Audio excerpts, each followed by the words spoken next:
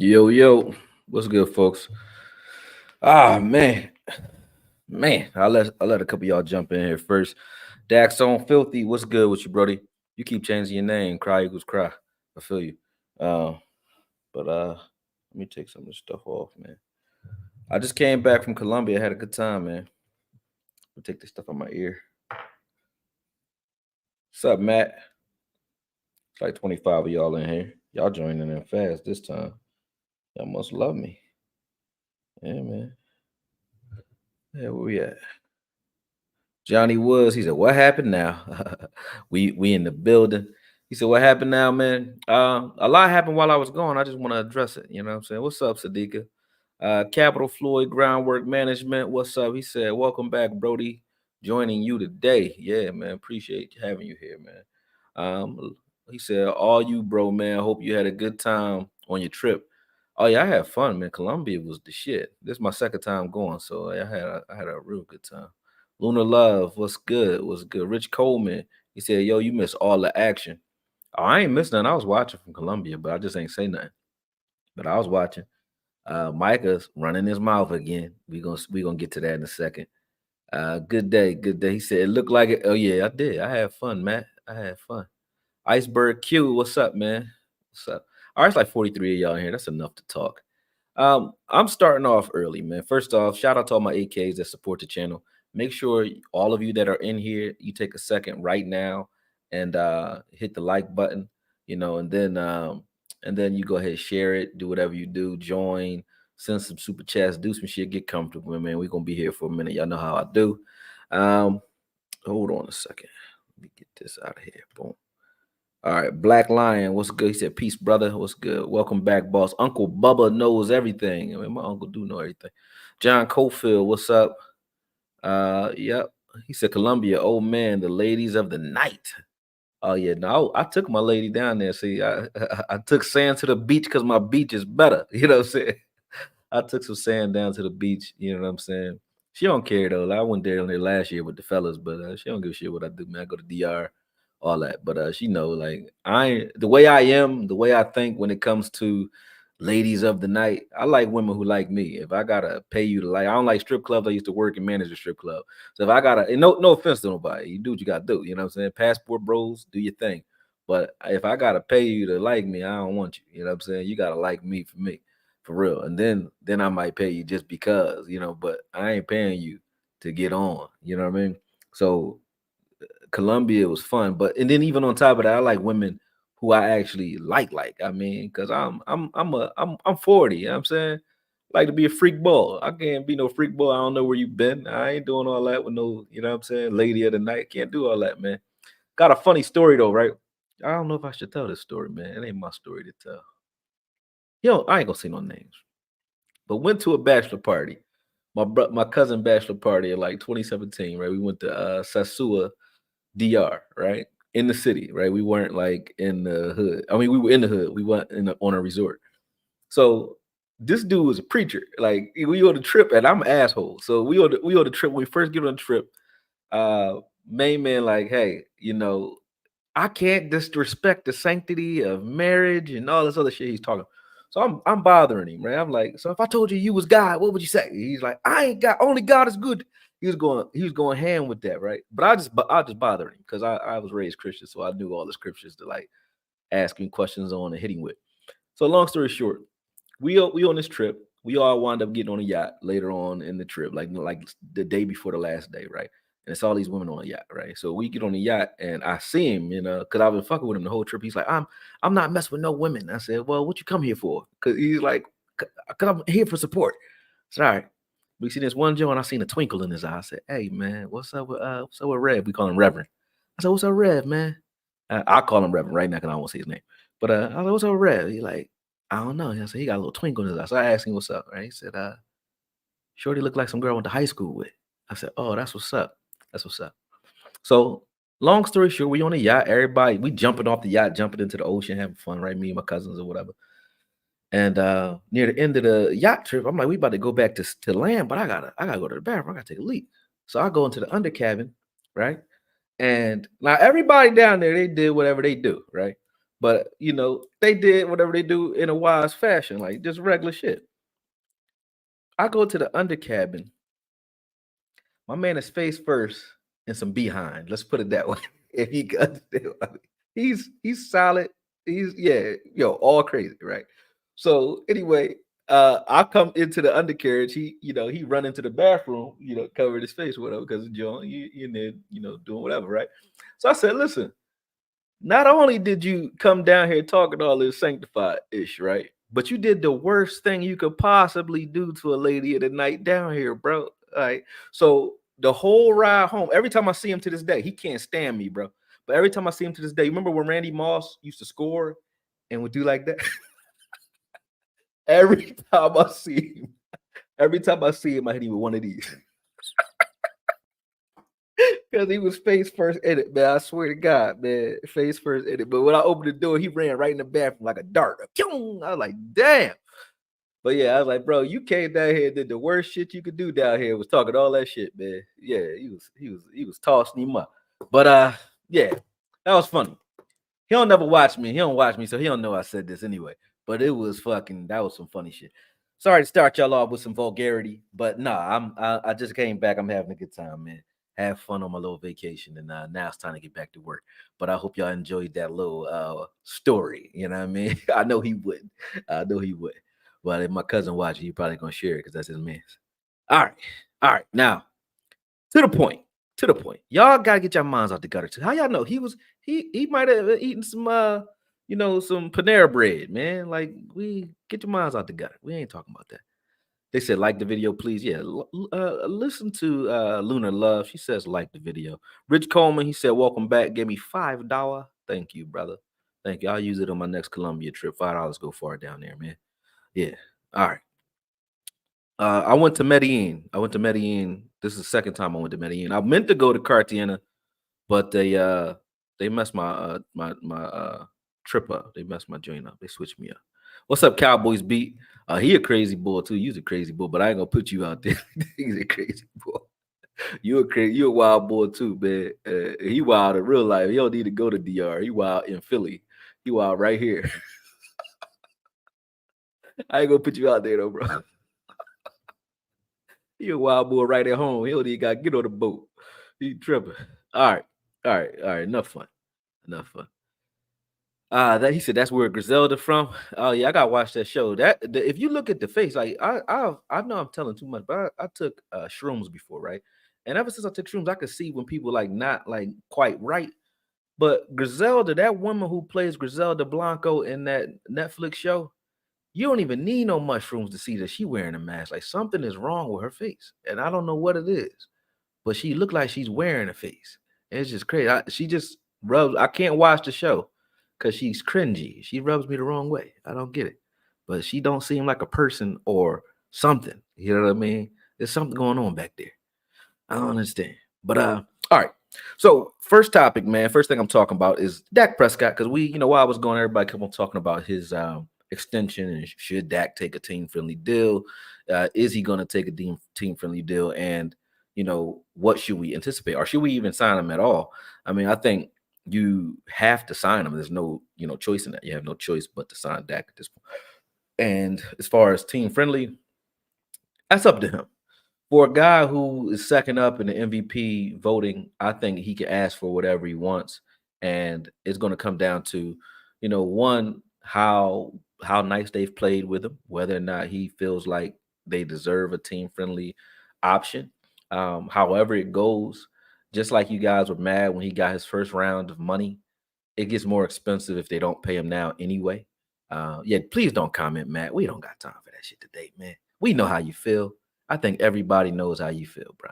Let's just not. I don't want to do it. Not today, Matt. Appreciate you, though. I thank you for your restraint because you take over the show when you do that shit. Please stop.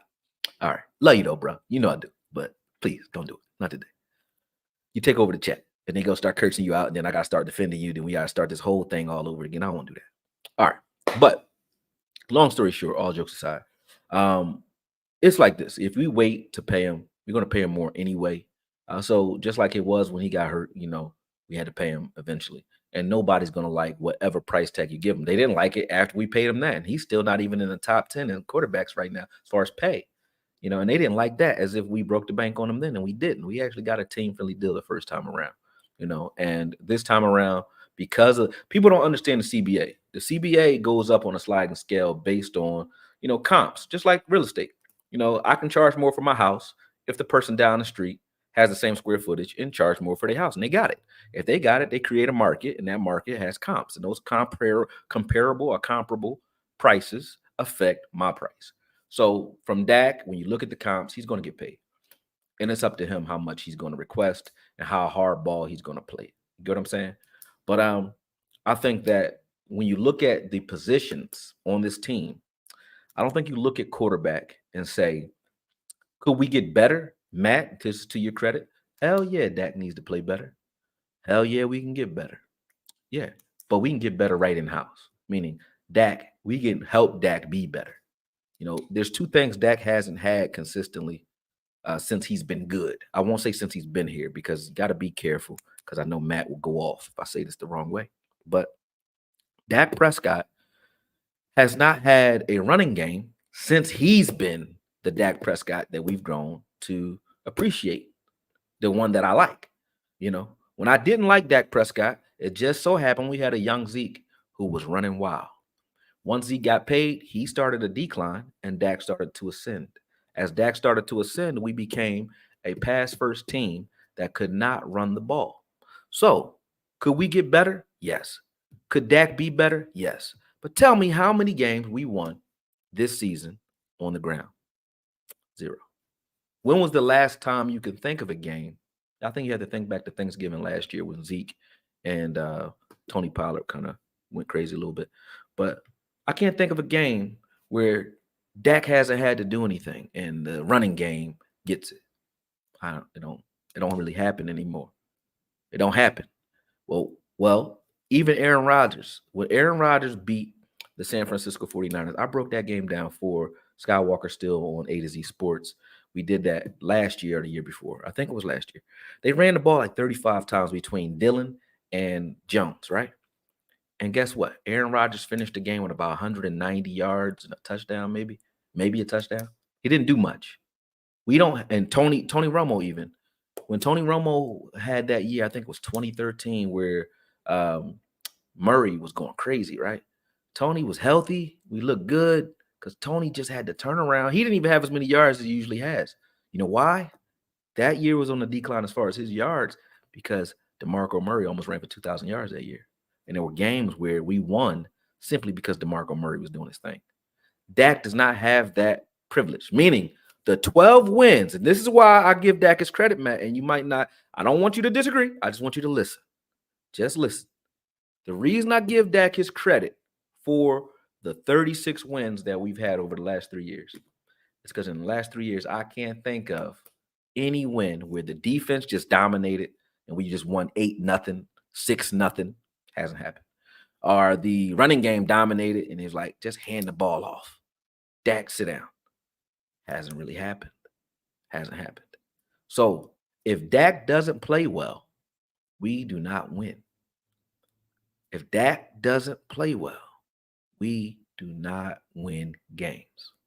That is the beginning and end, which makes it so that you are pissed off at Dak when we lose, because you know that he has to play well for you to win. So all the pressure goes to him when we lose, but none of the praise really goes to him when you think about the wins, because I see other teams. When you look at the Super Bowl, when you watch the Super Bowl, you could give Mahomes as many MVPs as you want. I don't give a fuck what you give him. You could give it to him. They should have defense as a whole MVP, because the defense is the reason Mahomes won that game. It has nothing to do with Mahomes. Mahomes was getting that ass beat. And so was Purdy. They both were getting destroyed. Those defenses both balled out. That was a defensive game in the Super Bowl. And most of the Super Bowls have been like that recently, like where defenses have to step up, because they say defense wins championships. Defenses do win championships.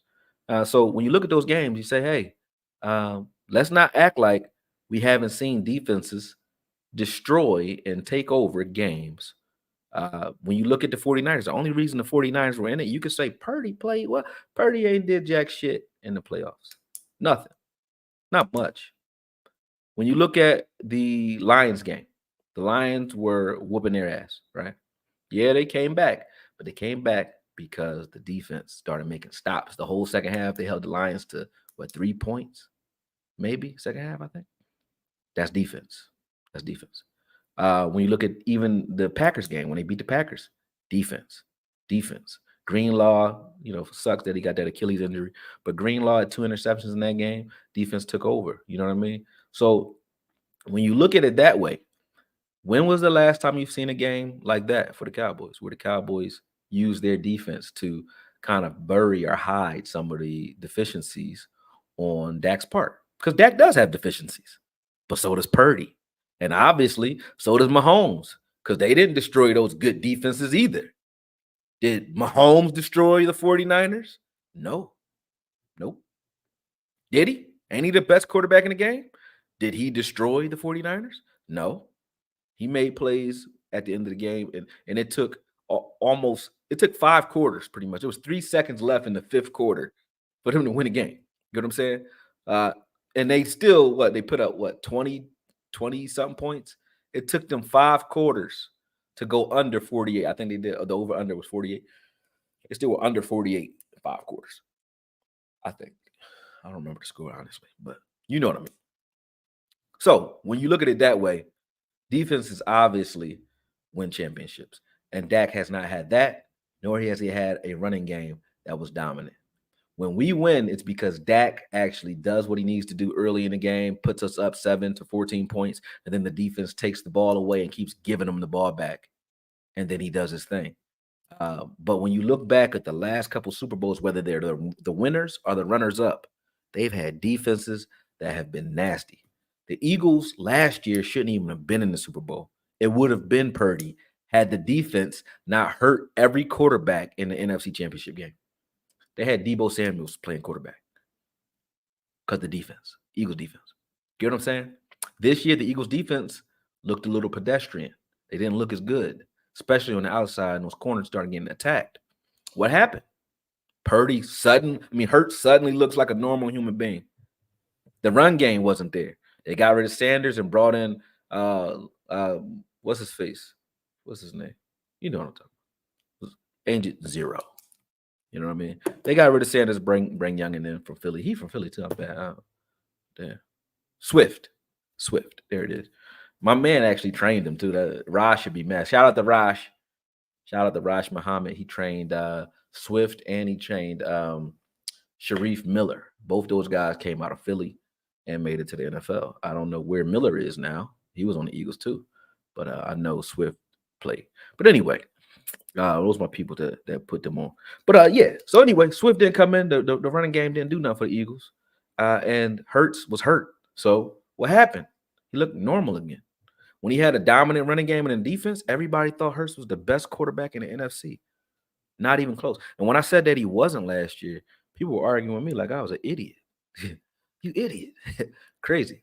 But, I'm usually right. You just got to wait a little while. You know what I mean? You'll catch up eventually. But when you look at it that way, I say that we can get better at quarterback from that position just by helping him out with a good running game so he can actually become a better play action quarterback.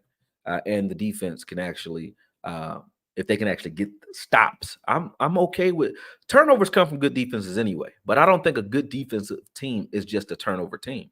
That's just a opportunistic defense or a bend but don't break defense. I want a don't break but don't break defense. I don't give a shit if you get turnovers. I mean, it's great if you get them, but a stop and a bunch of 3 and outs is just as good to me. So I want an efficient, stingy defense, meaning you get nothing.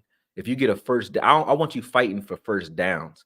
I don't want guys playing 5, 10, 15 yards off the ball in no man's land, giving up first downs when we have a pass rusher like Micah Parsons and had a pass rusher like Deontay Fowler and a Sam Williams all on the field at the same time. And D-Law. We had NASCAR packages and guys playing 15 yards off the ball. You got those 4 guys out on the field at the same time.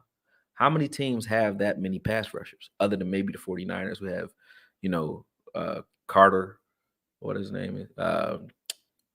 Bosa and Gregory. You know, they got these guys, right? So they're the only other team I can think of that have that many pass rushers. Maybe the Jets. You know what I mean? But why the hell are we playing 15 yards off the ball against the Eagles doing that, or against any team? We did it all year. So when you look at that and look at those things, we're not a stingy enough defense. We're going to get there eventually, but they're not there now. Now, that leads me to something, because we already talked about Dak's check. Dak's going to get what he wants. Dak definitely needs help. And I think if he's serious about getting to the next level as far as help goes, I think he'll take a team-friendlier deal, because we need other pieces. We need a running back, and we definitely need some linebackers on defense, along with some defensive tackles, right? Now, here's where it gets a little ugly. Micah Parsons was on Stephen A. Smith. Everybody knows. I think a lot of people watched.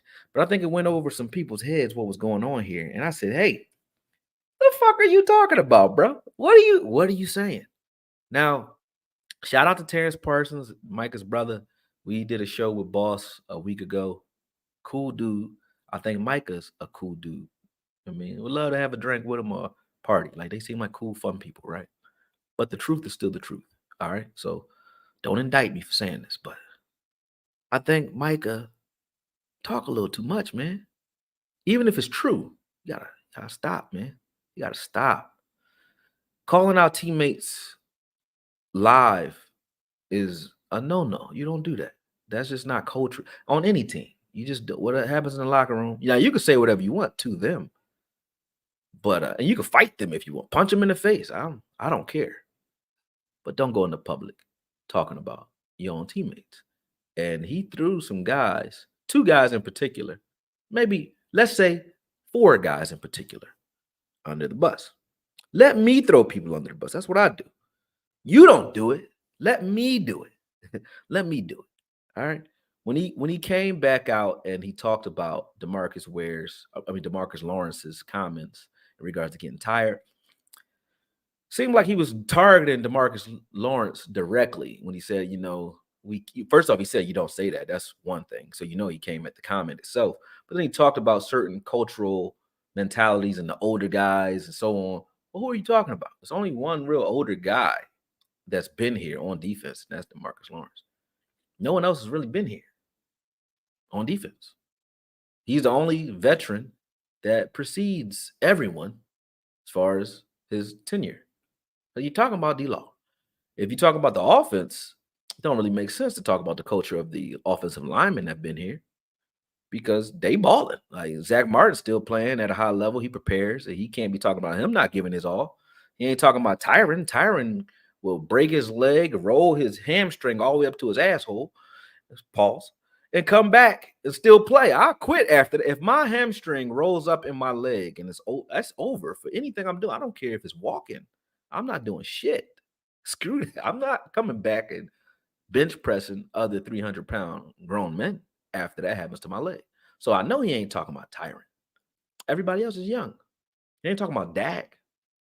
Everybody else is young. So when you talk about older guys, it's only one older guy. It's only one of them. That's D-Law. So you can disagree with the statement and say, hey, I think D-Law misquoted himself. I think they took him out of context. He ain't say that, though. He said it like it was exactly what D-Law meant. And he just came at him with everything he had. Yeah. I ain't going to say everything, but he came at him pretty rough. Because I like D-Law's game, but I damn sure ain't like what he said. LV is bussy. We're not going to talk about LV. He's bussy. Get him out of here. But what's up, Demetrius Adams? Why y'all keep calling me by my government name, man? Call me AKOYE, man. Stop saying Darius. I just want to let everybody know y'all know my name and shit. You know what I'm saying? My real John. Yeah, I mean, stop doing that to me, man. You know what I mean? Stop doing that. Saying, I don't care what you call me, man. I want to play with you.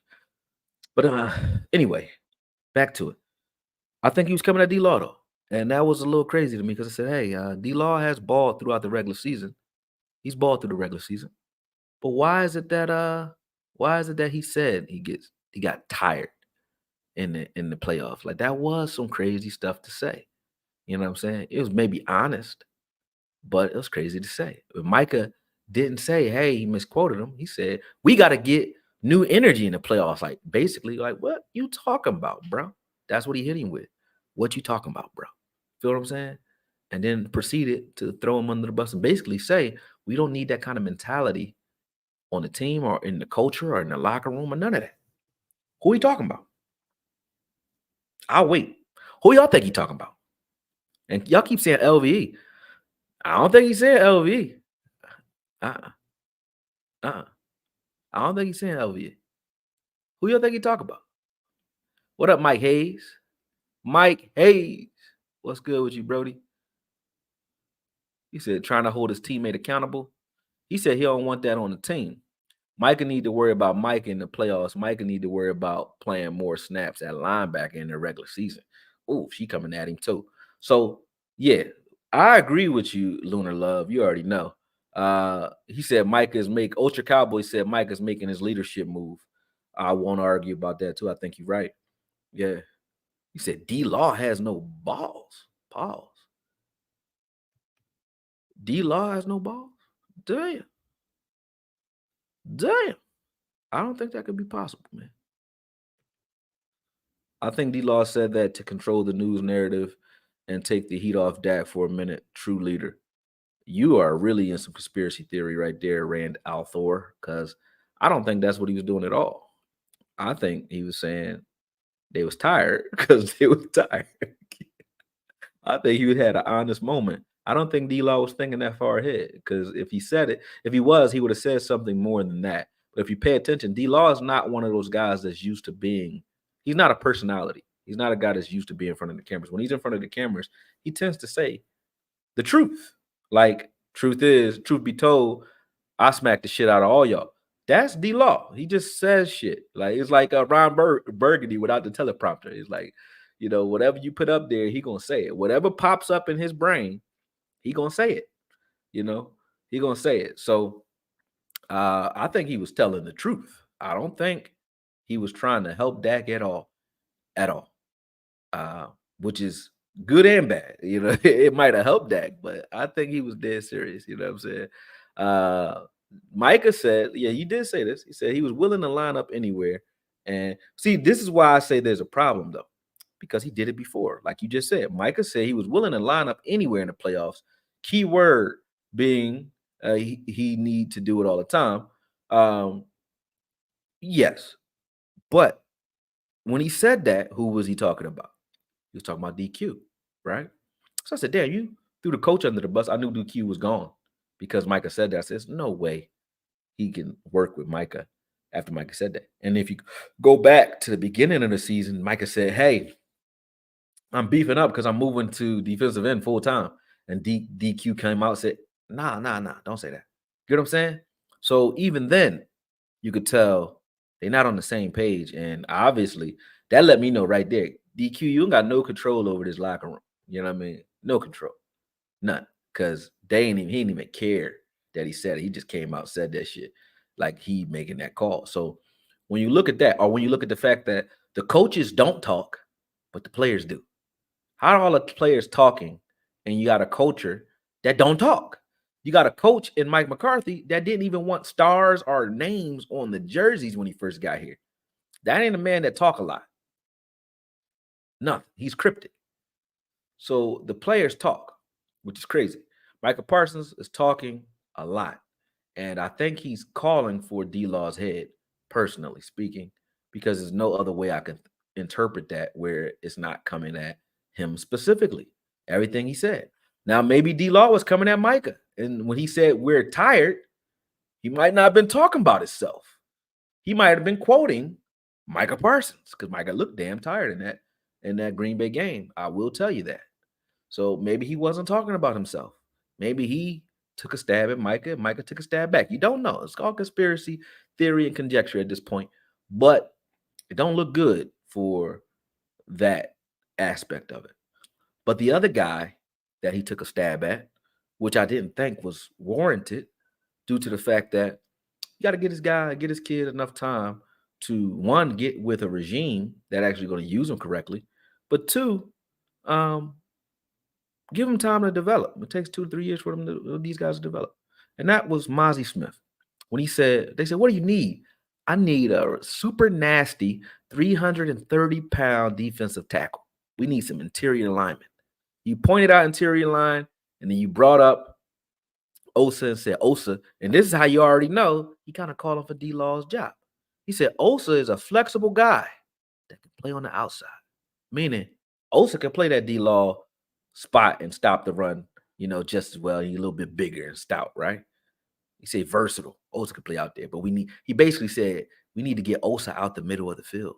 He said that and put Osa on the edge. That's what he said. And give us another 330-pound defensive tackle in there. So 2 number ones or 2 1-techs, and then some downhill linebackers. So he damn sure he said downhill full-size linebackers. So he said, hey, Bell, the fuck out of here. He said, hey, Clark. No. He said another. So maybe he was saying Bell goes and Clark stays because he said another. Or maybe the other would be him because he said we need another downhill linebacker, traditional linebacker. Who's he talking about? Who are you talking about? See, so I don't mind him saying it because I actually agree. Here's the crazy thing. I can agree with the things you say, but disagree with you at the same time. And here's how. I agree with everything Micah said. I do. But I don't agree with him being the one to say it because these are your teammates. And if you want to lead a team, you don't lead them by throwing or setting a precedence for having thrown a bunch of guys under the bus because that's what he did. There's no way around that. He threw a lot of men under the bus, starting with D-Law first. Maybe Overshawn was that other linebacker that he was talking about. You might be right.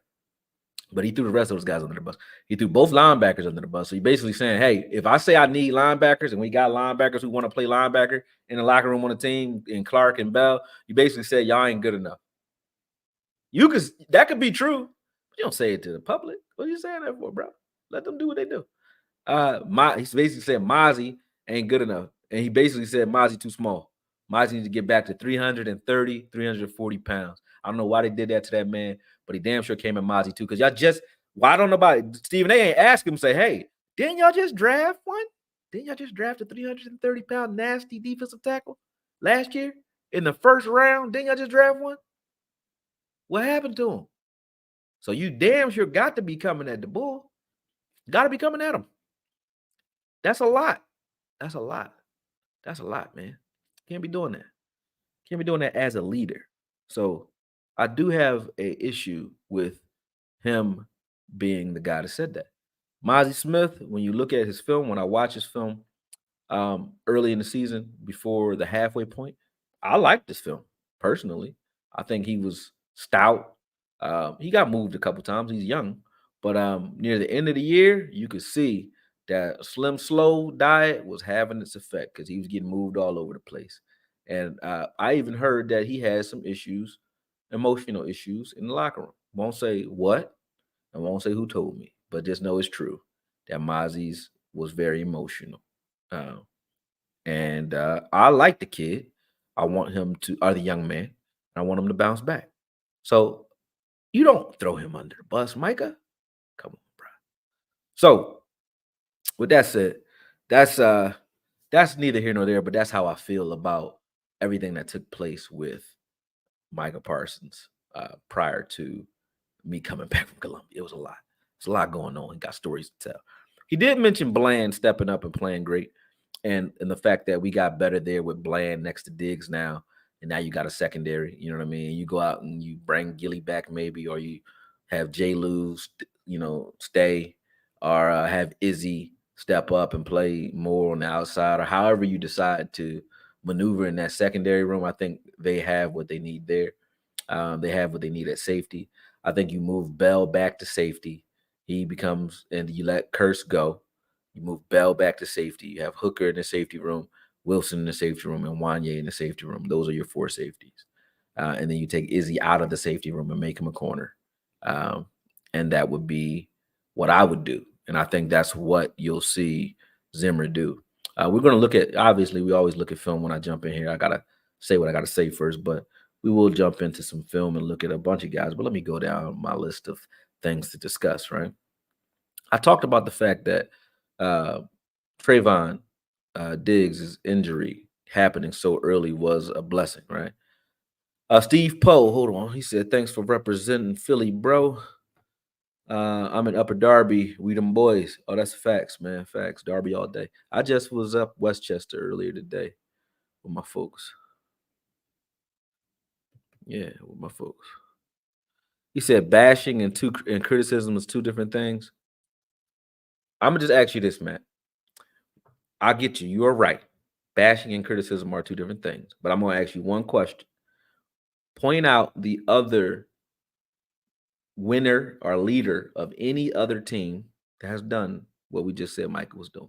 Point them out. What team does it? Who else does it? What other leader has done the critiquing that you're talking about? Where? Where does it happen? It hasn't happened. It doesn't happen. Yeah, it does not happen. So that's a problem. But while y'all doing that, while you trying to figure that out, let me pull up some film. Let me pull up some film real quick.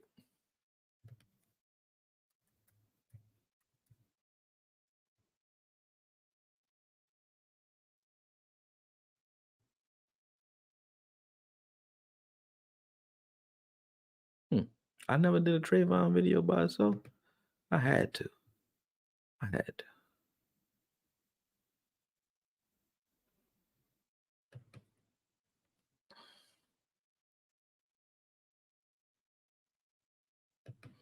Let me pull this one up.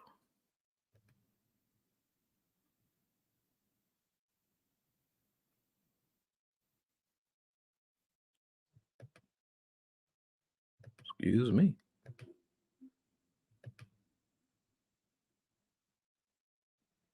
All right. Let's see.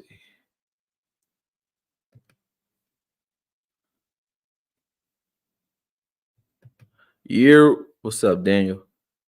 Let me share screen. And let's get to it. Trayvon Diggs. I'll pull his info in. Blow that up. It might be jumpy. It looks like it's jumpy. It looked jumpy already. Yeah, let me see. Was it jumpy because of me? Is it jumpy because of my internet? Or is it like this is just the way this video was? Oh, yeah, it looked like I was just freezing it. I don't like the jumpy shit, man. Let me see. Let me check.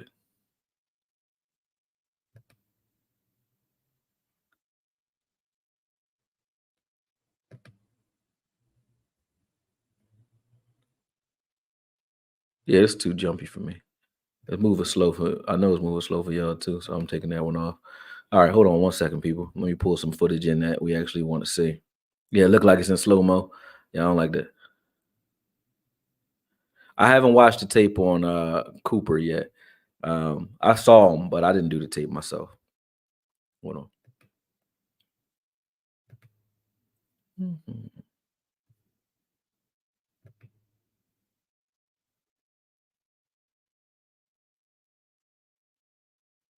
Mm-hmm.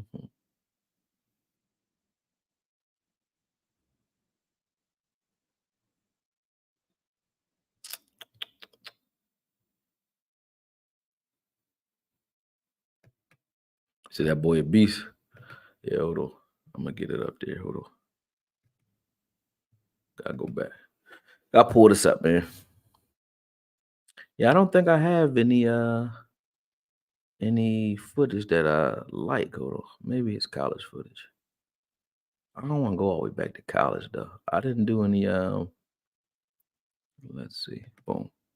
Here we go. Let me see if this one jumpy. All right, we're gonna look at Trayvon first. I'm just gonna have it playing while we talk about our secondary, number one. All right, yeah, this is good. All right, I'll share that. Yeah, that other one was jumping. It must have been like something wrong with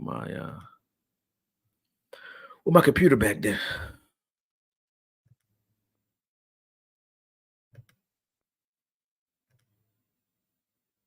Boom. All right. So when we get him back, obviously when we get Trayvon back, this is like just a flashback to I think this was his 11 interception season. But this is just letting it be known like what we have in Trayvon when he gets back. I think people kind of forget because he didn't really play this season. But when you put him next to a Bland, it's easy to see how this defense can instantly become one of the top defenses out there. And when you look at where Micah Parsons is lined up here, and you look at the things that he could do, right? He was there in the A gap there, right? Boom. Things he could do from the A gap. You see what happens immediately when Trayvon knows Micah is coming downhill. You can sit on routes because you know they're not going to have time. They're going to get that ball out, just like you saw right there. So with Micah getting in the backfield as fast as he was, and let me go back and just show that one more time so people can get that effect, because it really needs to be really harped on. But when you watch this, just watch the effect here. When you look at what Trayvon understands here, like you see where Micah's standing. Micah's going to get in the backfield so fast that obviously Trayvon knows like there's not going to be a route here. They got to go hot here, and that created that interception. So you have ball hawking corners and a guy like Micah that can force the ball out of hands very quick, and you're sitting on those routes, which we didn't do enough of this year with Quinn. And it's crazy because when you watch this footage, you see there's Michael off ball again, but you see Quinn was actually doing it this season. This was 2 years ago. He was actually playing a lot of press in this season, and I'm like, why didn't he do it enough this year? I don't know.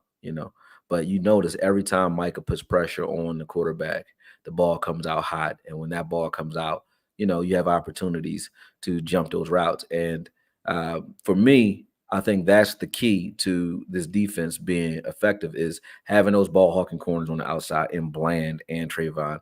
Maybe bringing Gilly back. I think bringing Gilly back would be great. But even if we don't, Trayvon getting hurt as early as he got hurt is actually a good thing because he should be running now. He's already running. He probably will be available for OTAs. And if he's available for OTAs, he definitely should be, at full speed as fast as he's gonna get anyway. He should be at his full speed anyway by the beginning of the season. So I think we might get Trayvon back to full speed or full power sooner than we think. So with that said, and this is that play I showed him lose on this deep route because you saw, Casey miss on that route due to the fact that he got in trouble earlier in the year for blowing that guy up. You see the press coverage here?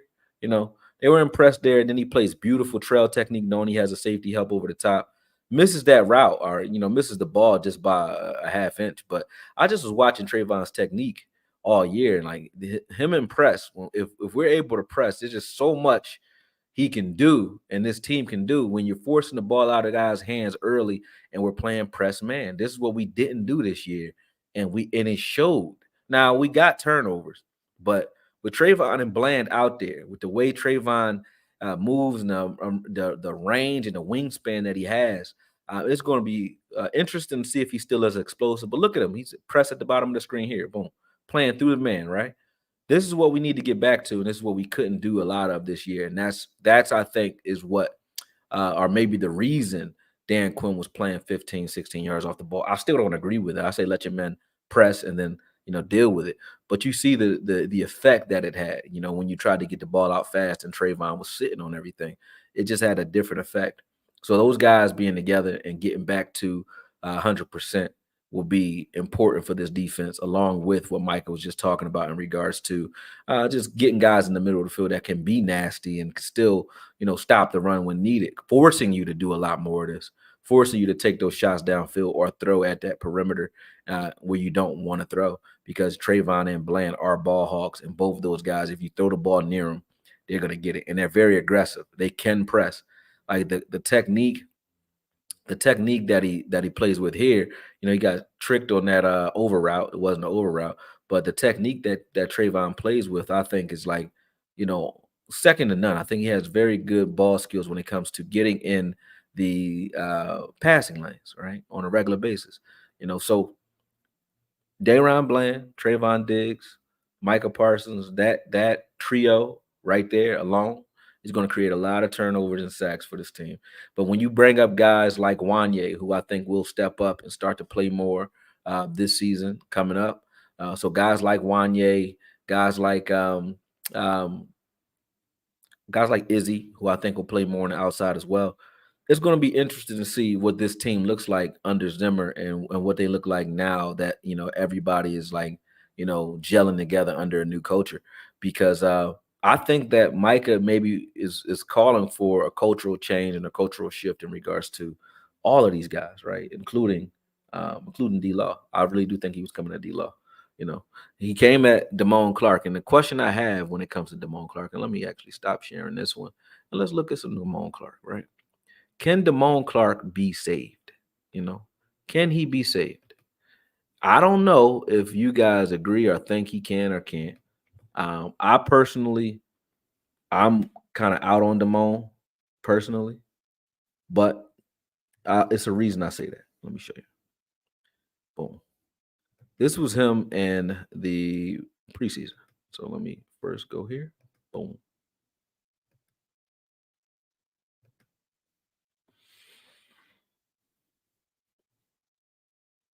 Hold on a second.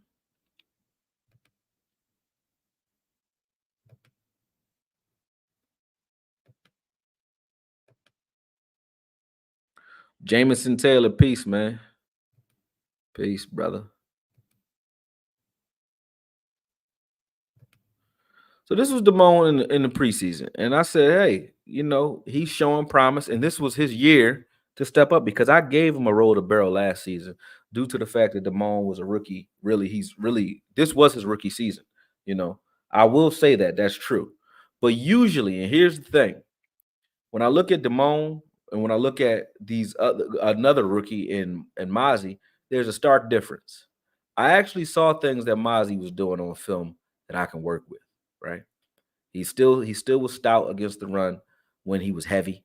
Wasn't his get off was bad, but to me, I never had a problem with the get off due to the fact that he's not a pass rusher. He doesn't need to be in order to be good. All he needs to be is what he is, a good run stuffer. Let him do what he does, right?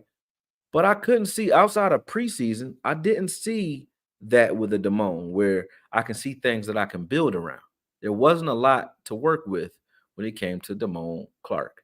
And that's a problem because even though Sam Williams has things, all these guys have things they need to grow with, both Wanye, all these guys, Bell. I saw things I could do with Bell, even though I hate Bell as a linebacker, right? I said Bell as a box safety, I like. I like him in the box as a safety. He's a big body safety if he's a safety.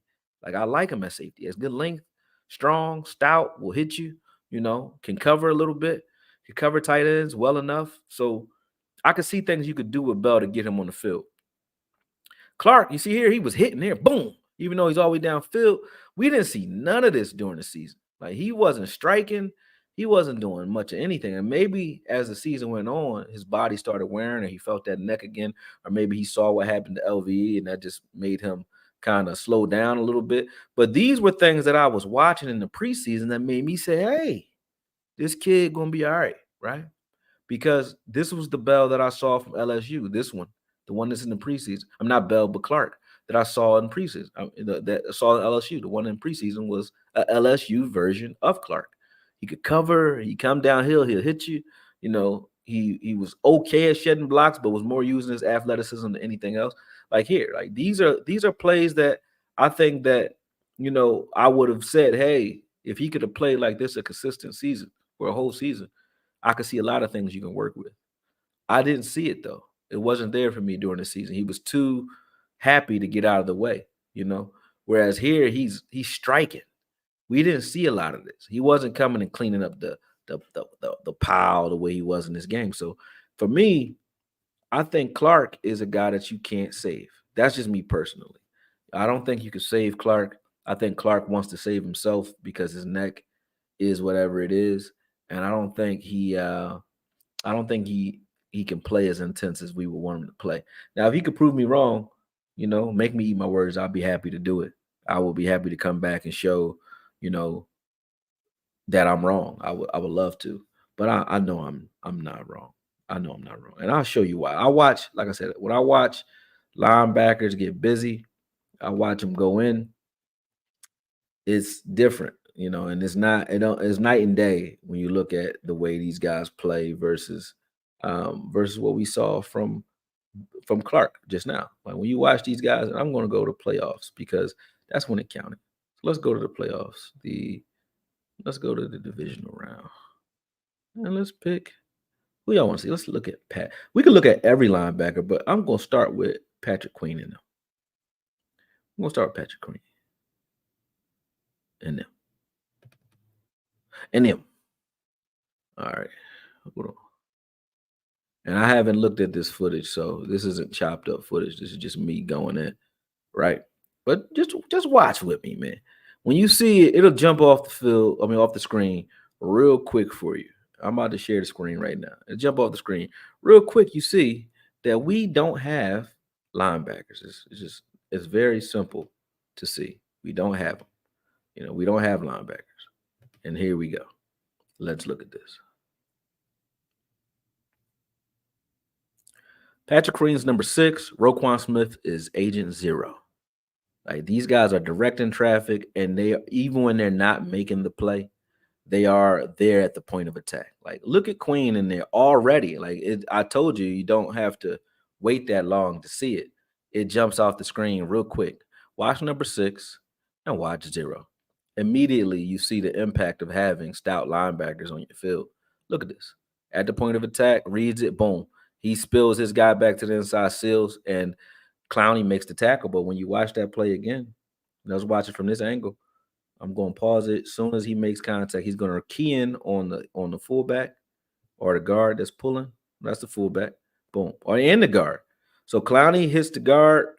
Queen seals the fullback, and they want to bounce this to the outside, right? Or create a wedge right there. Look, Queen is spilling outside. Roquan is flowing to the outside, which forces the cut back to the inside, right? Boop. Cut back inside. Easy tackle. Does Queen make the tackle? Nope. Queen's over here wrestling with 69 right there, right? But Clowney makes this tackle due to the fact that Queen was where he needed to be.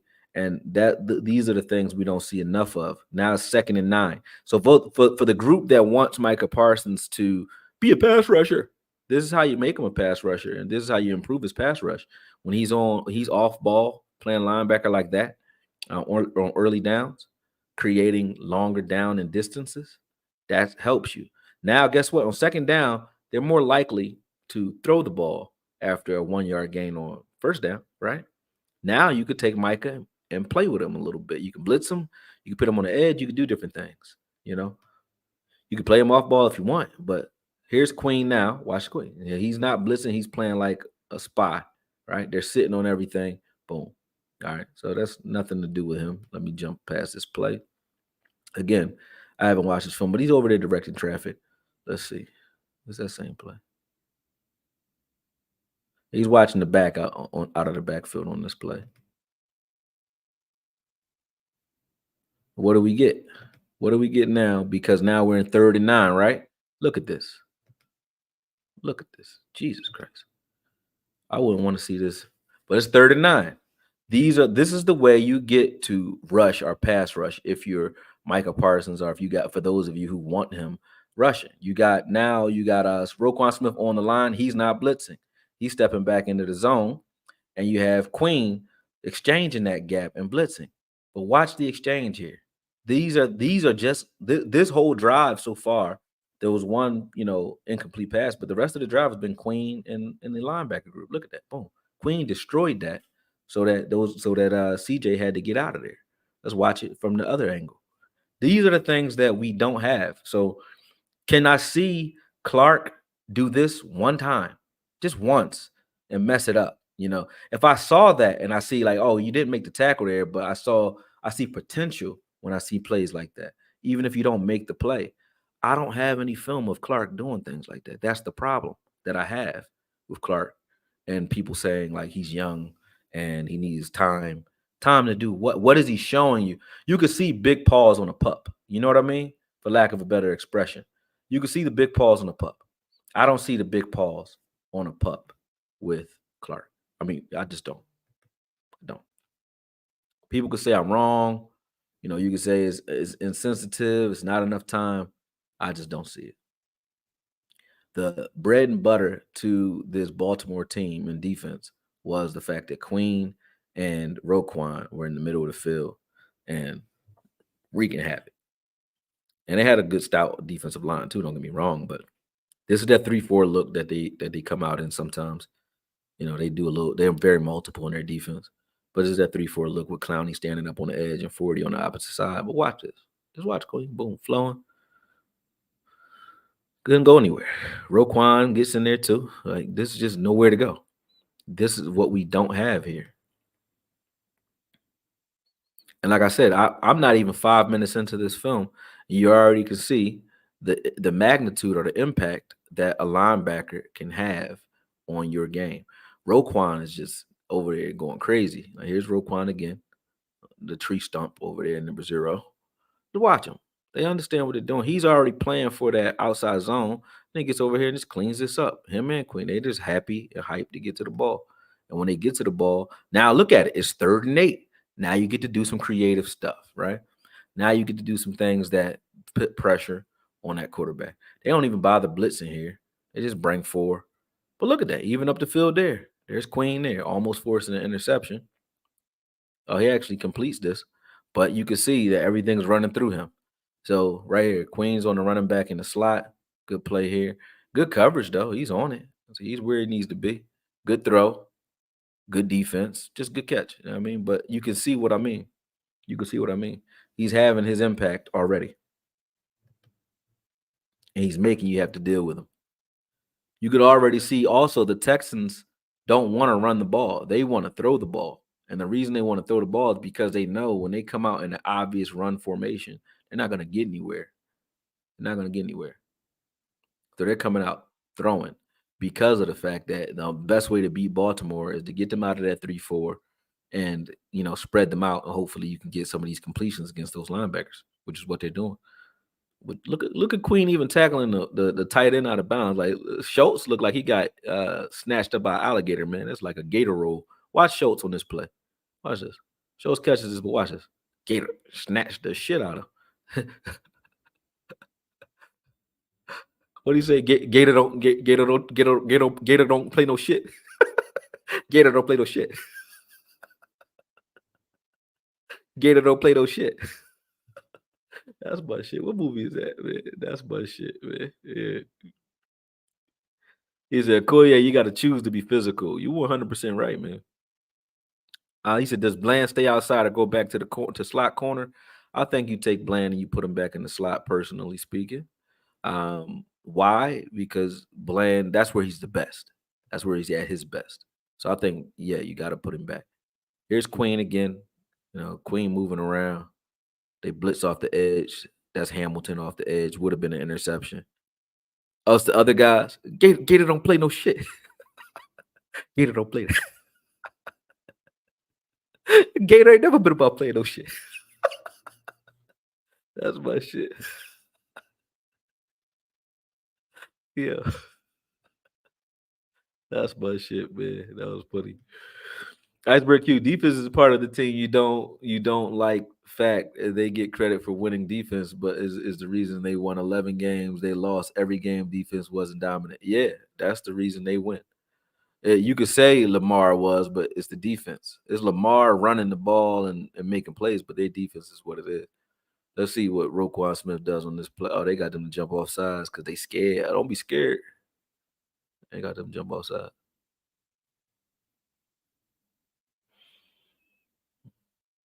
All right, let me get back to the screen.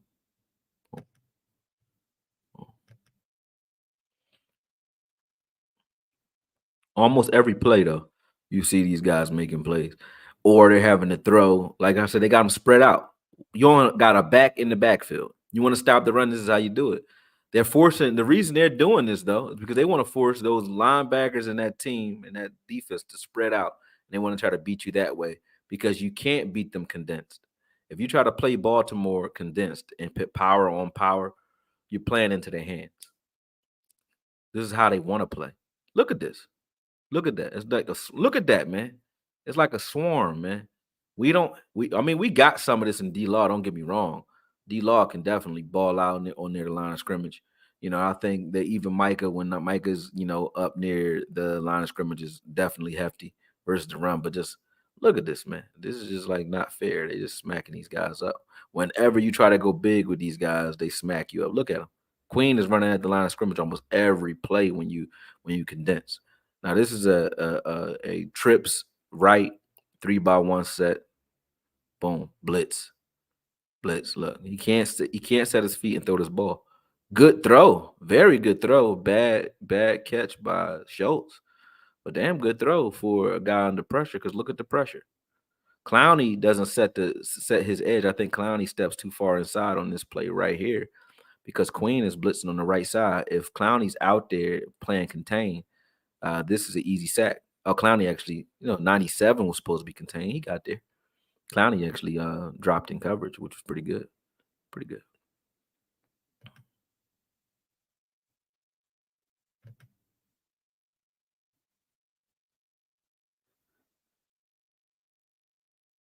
Yeah.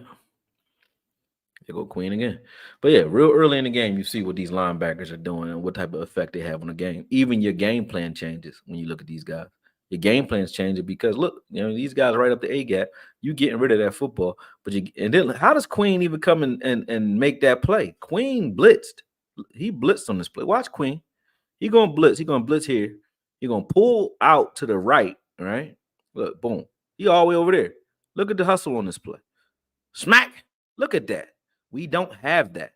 And I don't see that from any of our young guys.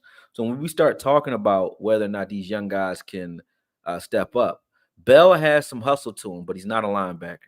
And you have Clark, who I don't see much of anything, that I want to work with. I just don't, So for me, it's a no. You know what I mean? I don't think that and let me come back to you guys. Oh, actually, matter of fact, let me pull something up real quick because I have some footage that I do want to show. I'm looking at this, right? And I just say, hey, hold on a second.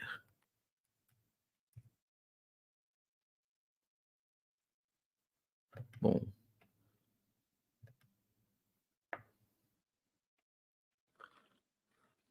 And I'll pull this in 1 second, then I'll come talk to y'all for a minute. Skip.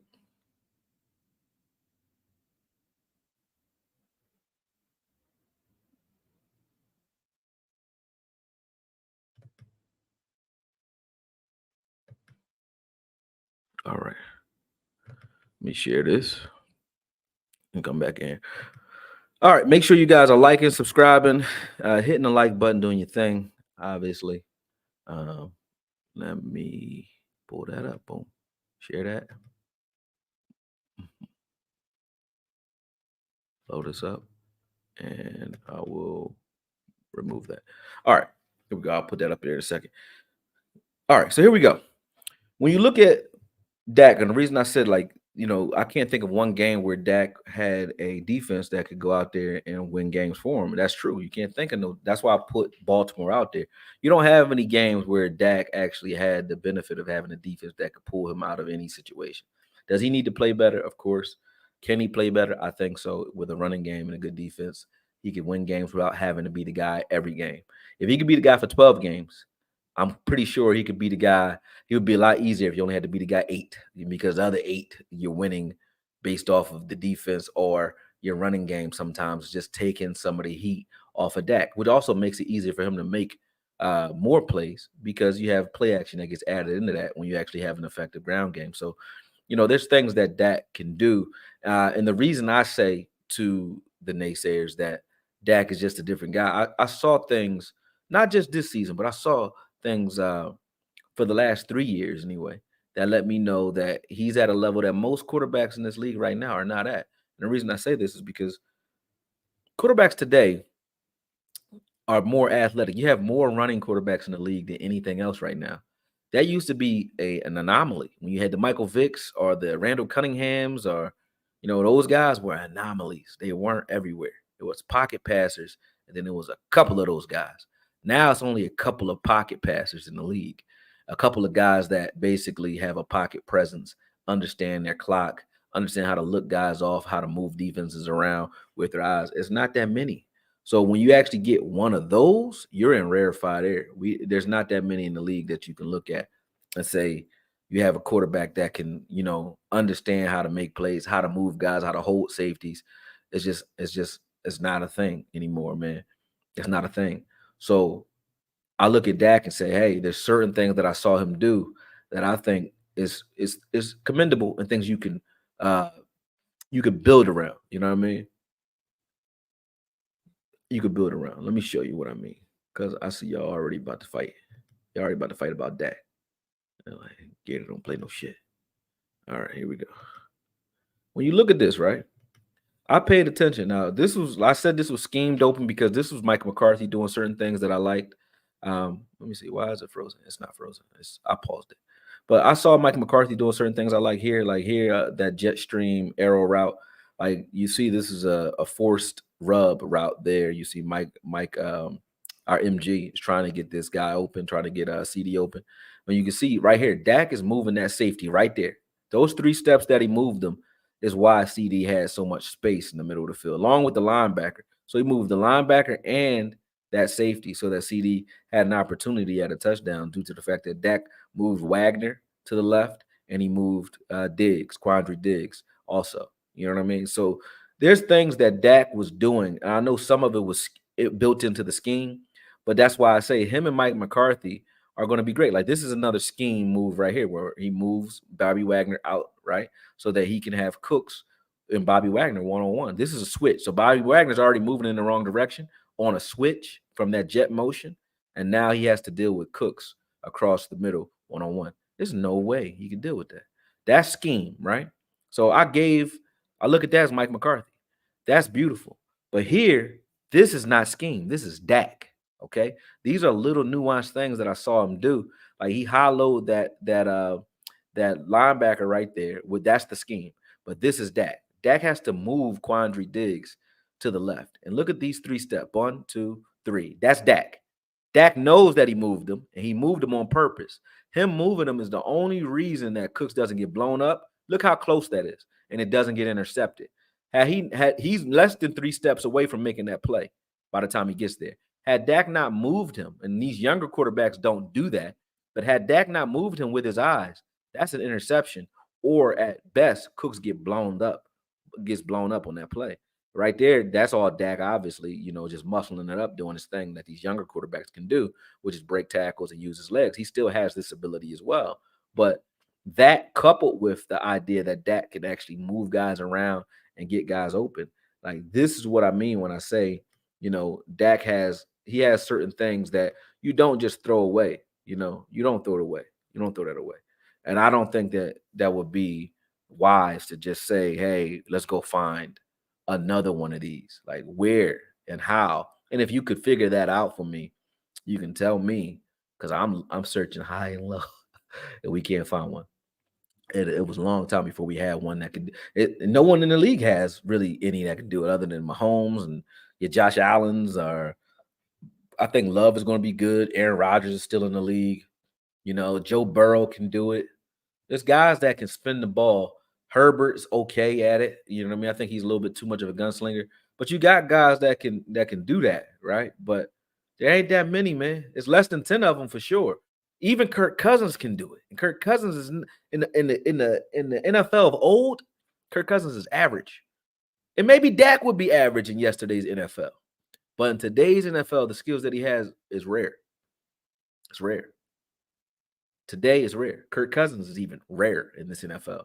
And you guys are going to miss these quarterbacks when they're all said and done and gone, because there ain't many of them. These guys that's coming up behind them are mostly athletes. And when you got these athletes, you put these defenses out there that are high IQ defenses that play old school physical ball, where you can't just run on them as a running quarterback, and you have to be able to outsmart them and maneuver and manipulate the scheme with your mind.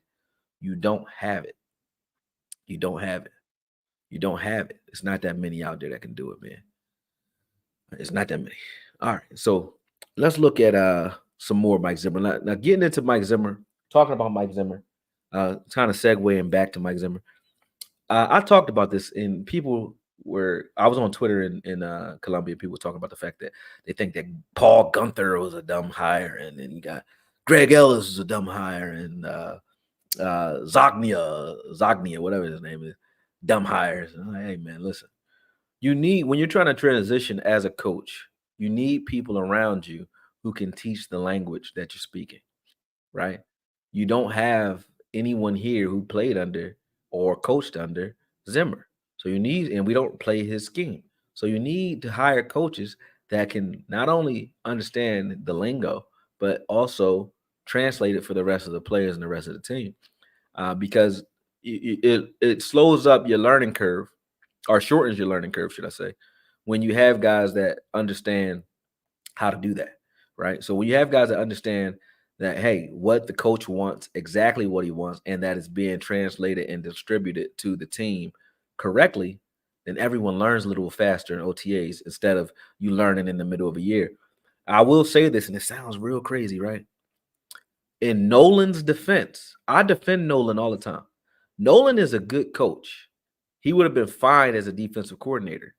The problem with Nolan is he came in during a year where COVID happened and he was switching to 3-4 at that. So you're switching to 3-4 and then the world stops. You can't plan for that. So you're trying to install a new defense, new language from a distance where you already have trouble getting these guys' attention in person, let alone, you know, being on a computer screen due to COVID. So it was no wonder to me why the Cowboys defense looks disheveled or, ignorant out there with Nolan. I don't think there's anything wrong with Nolan. I think they just didn't understand what they were doing and the communication was bad because they had no year to prepare. So imagine that's what extreme lack of communication and lack of uptick on the verbiage looks like. At a minute level, you will get some of that, and you're probably still going to get some of that due to the fact that we're switching up. But you're going to get less of it when you have coaches throughout the team that understand what Mike Zimmer wants. So that to me is what gives you some solace, in regards to um, Mike Zimmer. There are people that's out there though that's talking about not only Zimmer, but they're talking about Wilkes. They're saying go get Wilkes, and Wilkes needs to be here, and all these things, right? But I don't agree with the Wilkes move. Um, for one reason is Wilkes got himself fired due to the fact that I think because he lost the Super Bowl, they needed a scapegoat, and they used Wilkes as a scapegoat, which isn't fair. But to me, I think that Wilkes. And let me go to the Super Bowl. Let me go to the Super Bowl.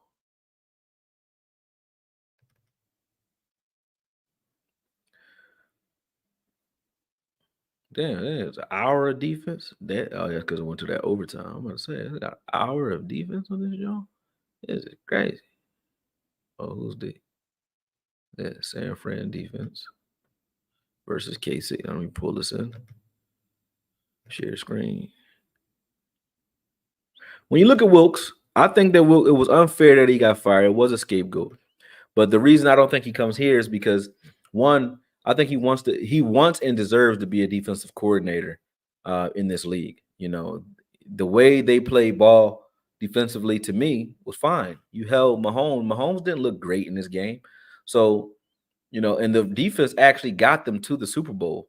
Shanahan can't fire himself, but Shanahan did not get them to the Super Bowl with offense.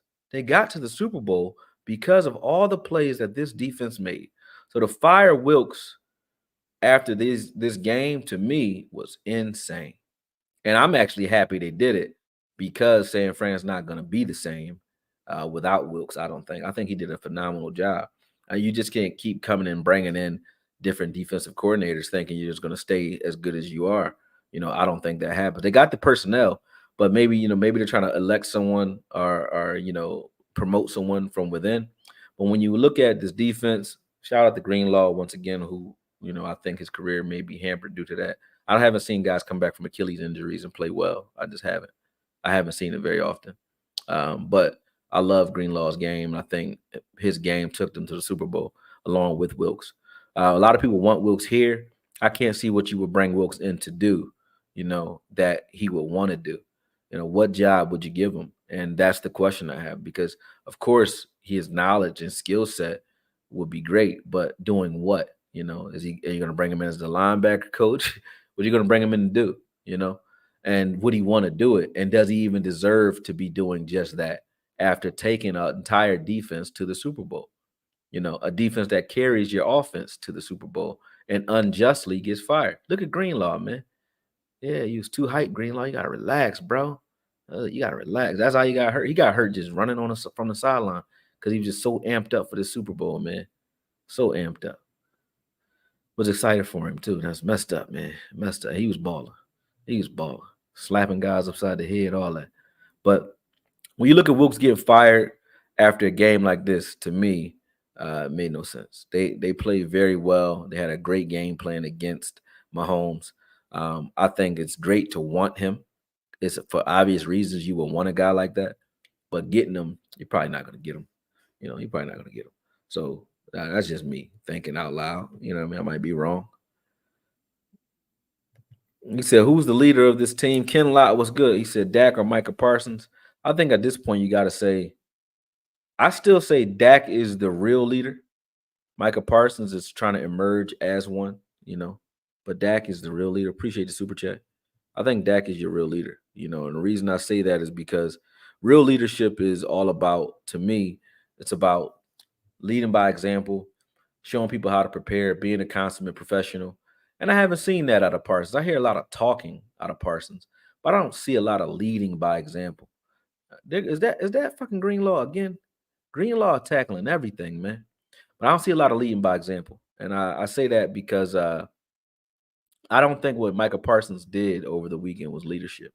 I think, it seems like it because you're talking that talk, but throwing so many of your teammates under the bus and just assuming as if you're just the guy, and then lying too, because you said, "Hey, anybody, I challenge anybody to look at my playoff footage and see and say I wasn't giving my all," and he wasn't giving his all. So, oh, that's Chase Young, not Carter. Well, the fuck I said Carter, but yeah, he wasn't giving his all though. So I don't get how you go and throw other guys under the bus when you haven't been giving your all either, man. And if you were, just give your all and say, you want your guys to step up. But you can say that to them. So I would have to say Dak is still the real leader on this team. Why would he take a pass game coordinator job when he was a defensive coordinator in the Super Bowl? Like, if anything, you would say he will probably deserve Zimmer's job if you're really talking about it. When you look at his level of success, recent success, why wouldn't he be fighting for that type of position? Why would he take that position? That doesn't make sense. Oh, people texting me. Yeah, that doesn't make sense.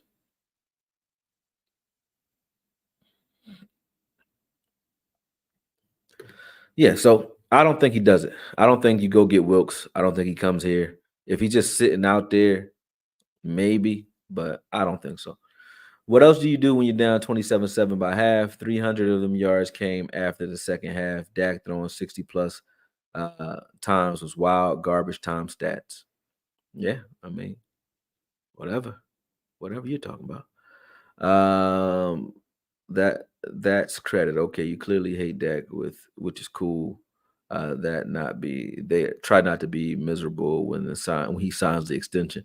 Oh yeah, that's facts. He gonna sign the extension. How do you fire this? How you fire a guy playing like this? This is man, they was balling. They was balling. Bitches Love Sports Podcast. Shout out to Jazz. What's good? What's good? How you doing? I ain't heard from you in a minute. Nigga, you ain't hit me up at nothing, man. No film, no nothing. What's up with you?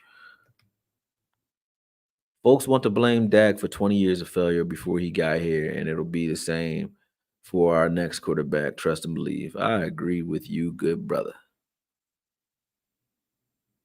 He said, "This is why the Cowboys should have waited a few days." I mean, you can make that argument, because if you want to say, "Hey, he should have been a guy that we argue with for Zimmer's job," maybe you can make that argument. But to ask him to come in and be the pass game coordinator for Zimmer, that would be disrespectful. I think I would rather sit out a year than do that. Because why would Wilkes take a step backwards when he went to a Super Bowl at his last time as a defensive coordinator?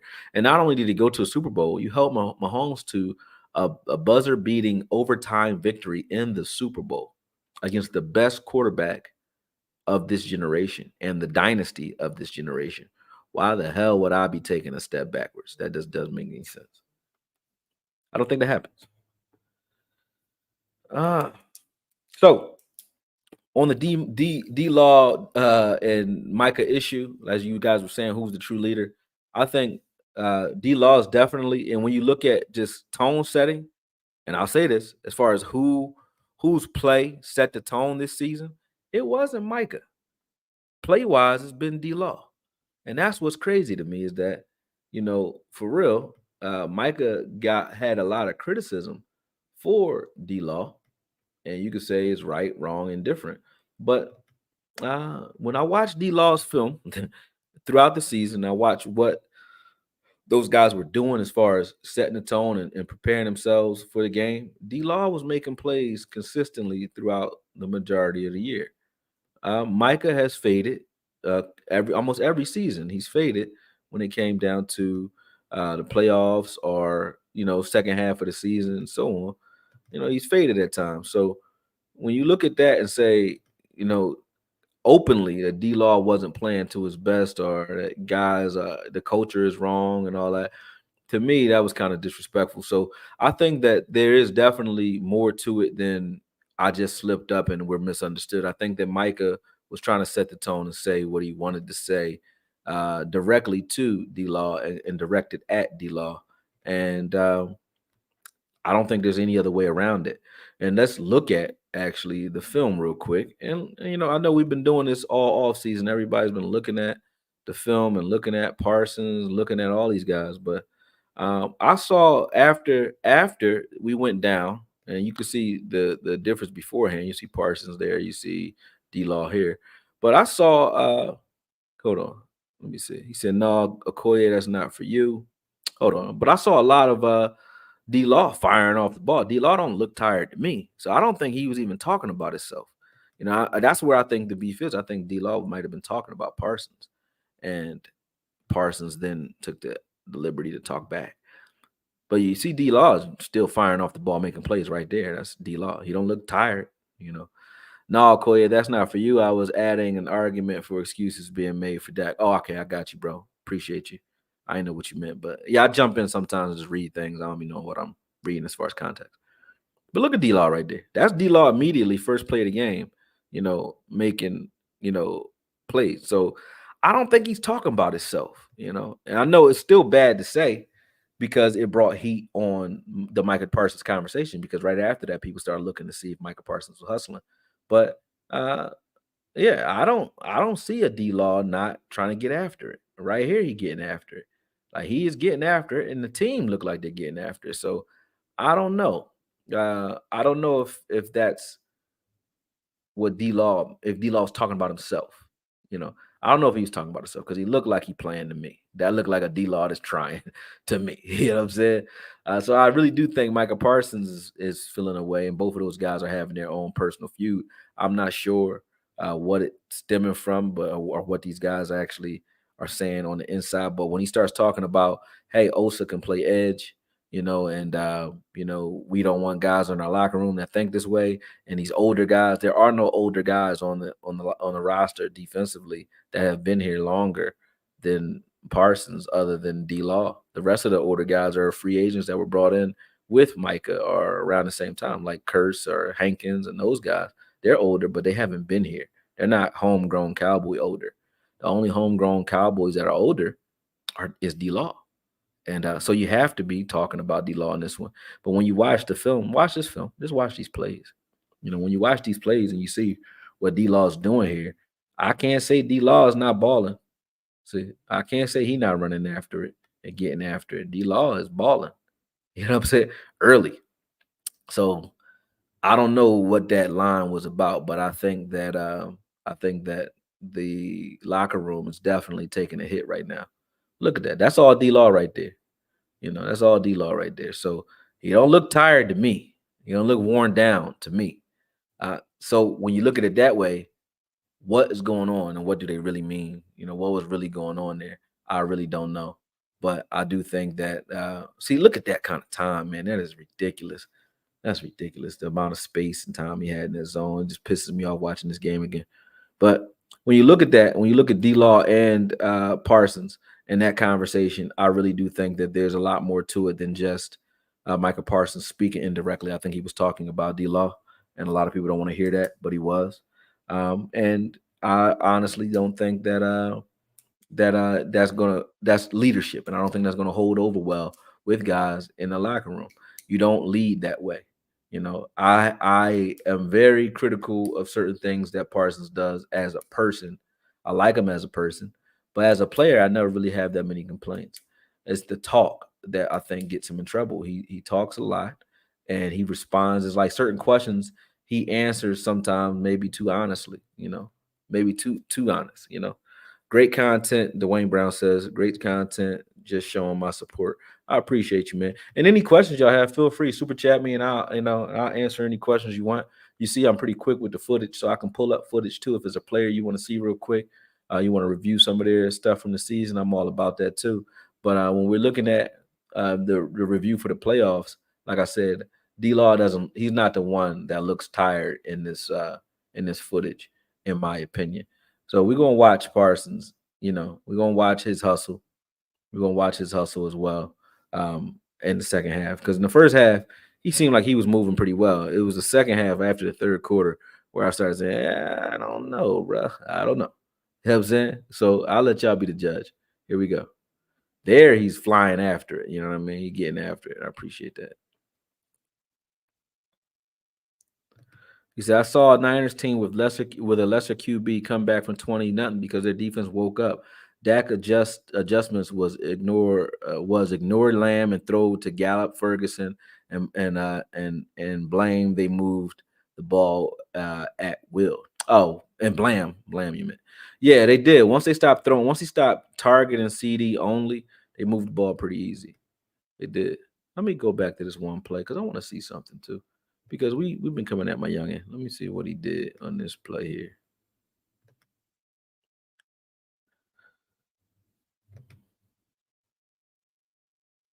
Man, that 290 don't move the same, man. That 290 do not move the same, man. That's messed up. Look at that Miles. Look at that Miles. Let's watch this. Look at 58 here. He looks skinny. He look little. And he still don't got no get off because he's not a get off guy. Even hangers don't got a get off, though. Why are we asking a one tech to have get off? Did Vince Woolfolk have get off? What are we talking about here?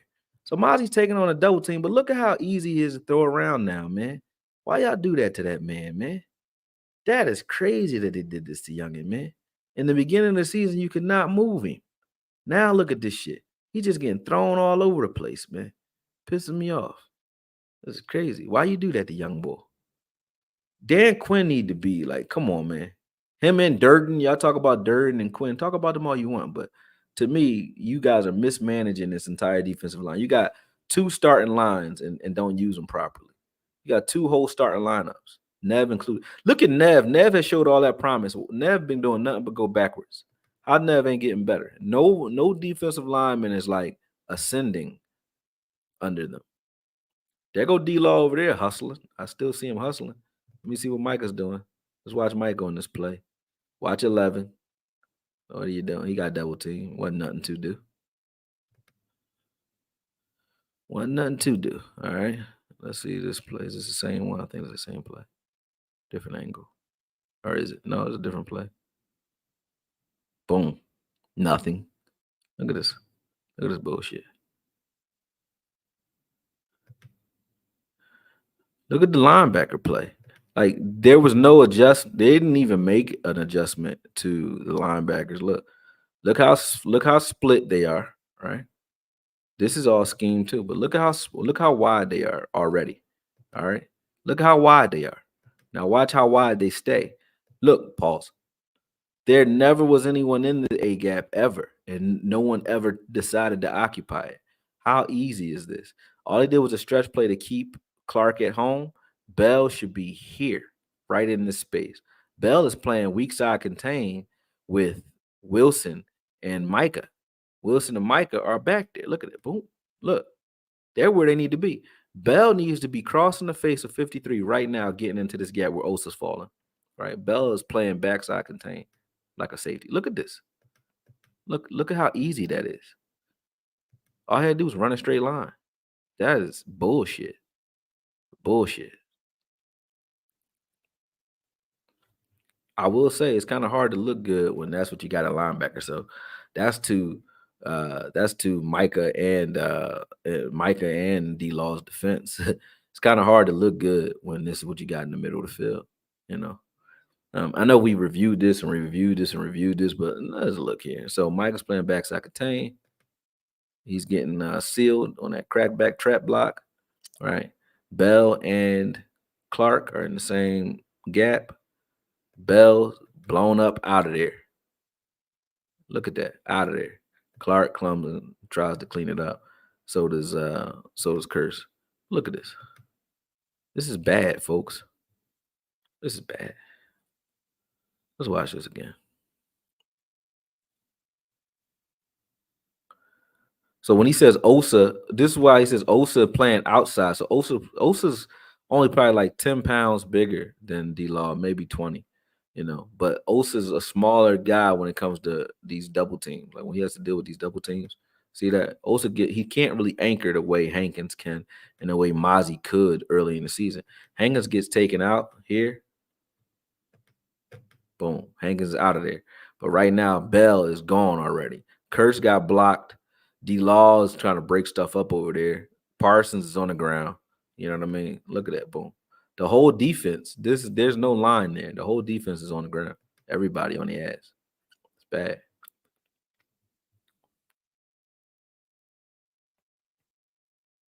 All right, now and then also, what they in? They in 12 personnel. What are we in? Nickel, big nickel.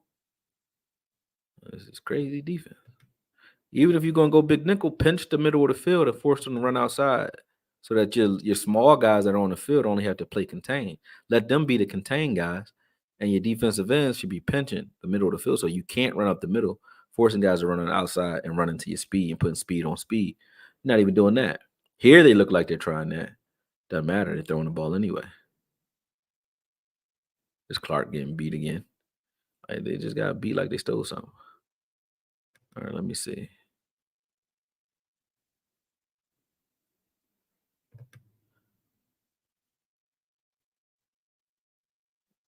Hmm.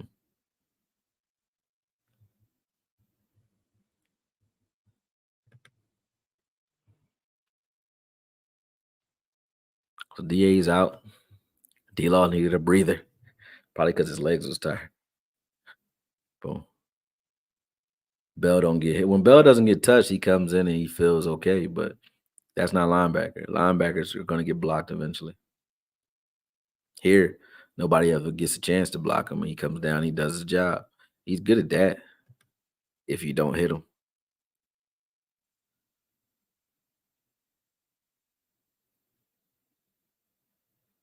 Here, let's see what we got.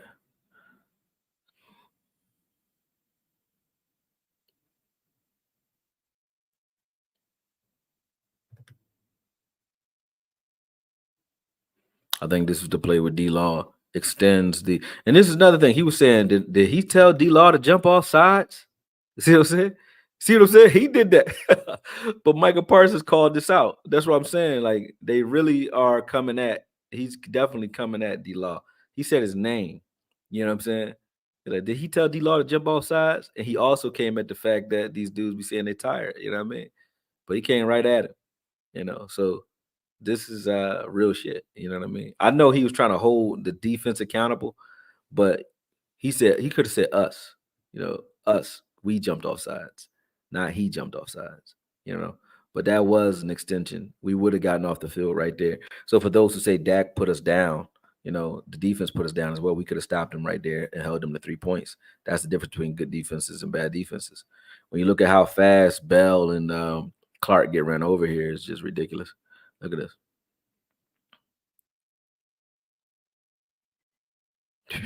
This was bad. Pat, pat. You let Aaron Jones run through you like he Dylan. He ran both of y'all over. All right, let's look at the second half real quick. I'm going to get over here just to see See, Parsons look like he's running right there. So he running. Let's see if he's running in the second half. This is still the first half. Uh-oh. Clark made a hit. I ain't even see that. Clark hit somebody. Let's see what the energy looking like from here. It's still the first half, though.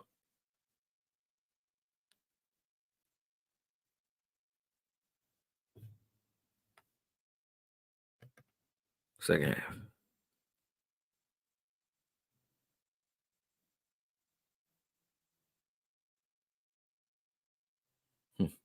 D-Law still look like he playing to me. Let's see. Is D-Law balling or not? He got his hands on his hips, though. He do look tired. Let's see. Boom. Boom. Well, he's still going to go get it, in my opinion. Who are we talking about? Touchdown. They left my man over there by himself. This bullshit ass blitz. This blitz was like BS, man. There was nothing intricate to it.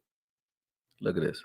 And then you showed it all early. He know, oh, we got guys on the outside, no help. Y'all showed the blitz early. So you supposed to switch out this play.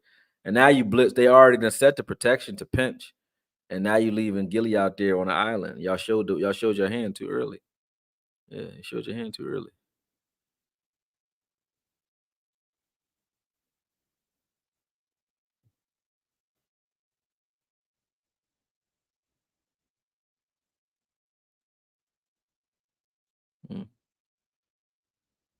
Let's see. Micah just setting the edge. Beautiful. That was a beautiful edge set by Micah Parsons, our best player. We got him just setting the edge. That's pretty smart. I love what Quinn did there.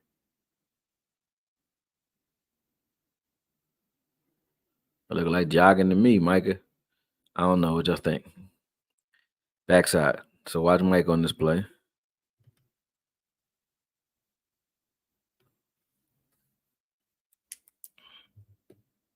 Yeah, he looked like he's jogging to me. You know what I mean? But I think they already know they lost.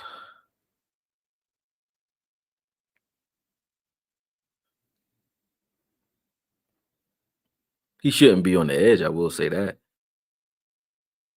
Oh, there you go. You got yourself in there. Shit. Oh my God. Everybody jogging. Look at this bullshit, man. This is bullshit. They come out in 3-4 to try to stop this run, which would have been good, right? Well, we ain't going to run. Now he's going to lob the ball in the air. He lobbed the ball in the air off his back foot and not one soul, nobody. Look at this. Watch the defense on this one. Let's watch what we're in. Boom. They look like they're in cover 3.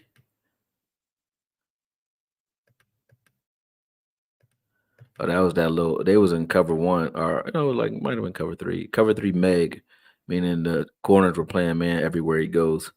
But that arrow right there, that was enough. He had enough time for that big double move, and that was time. Gilly got killed on that play. Killed Gilly.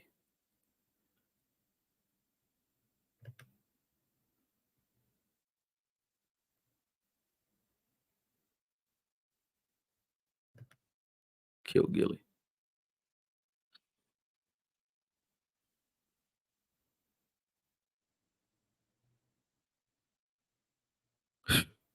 Oh my God.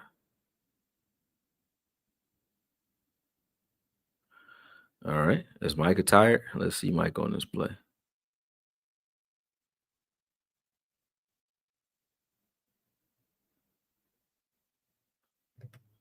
I don't know.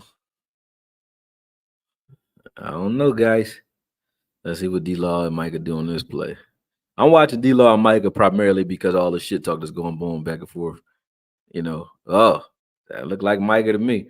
Like all the shit talk that's going on back and forth between those two guys. It's a little crazy to me that I think that Micah was definitely taking shots at D-Law in that last interview. I liked the interview. It was a great interview. But when you watch here, Yeah, I don't know if you're giving up. You could say you're giving up 100% effort, but you out of position, in my opinion, too. But if you're gonna be on the edge, as far as the run goes, you gotta play it correctly because this ain't how you play against the run on the backside. Like you gotta take on that block and win, and you didn't. But yeah, that's enough. I mean, I'll look at a couple more because I know y'all be wanting me to look at these plays, but I just don't see it. I don't see how you justify your look, Micah right here. Let me see. Let me see.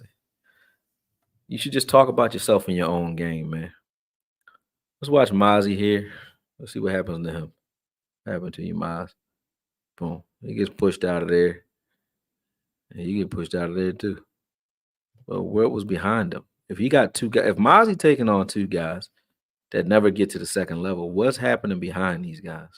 Oh, they're all the way over there. Why are y'all all the way over there? Bell and Clark are all the way outside the play right now. Look at this. And then now Wilson got himself crossed the face there. He got washed out. Parsons on backside. Yeah, Clark and Bell are way out of position. Way out of position. And then Curse was just easily blocked out of there too. Out of position. Micah mad as hell. Micah mad as hell. Why y'all over there? Jesus Christ. This is horrible.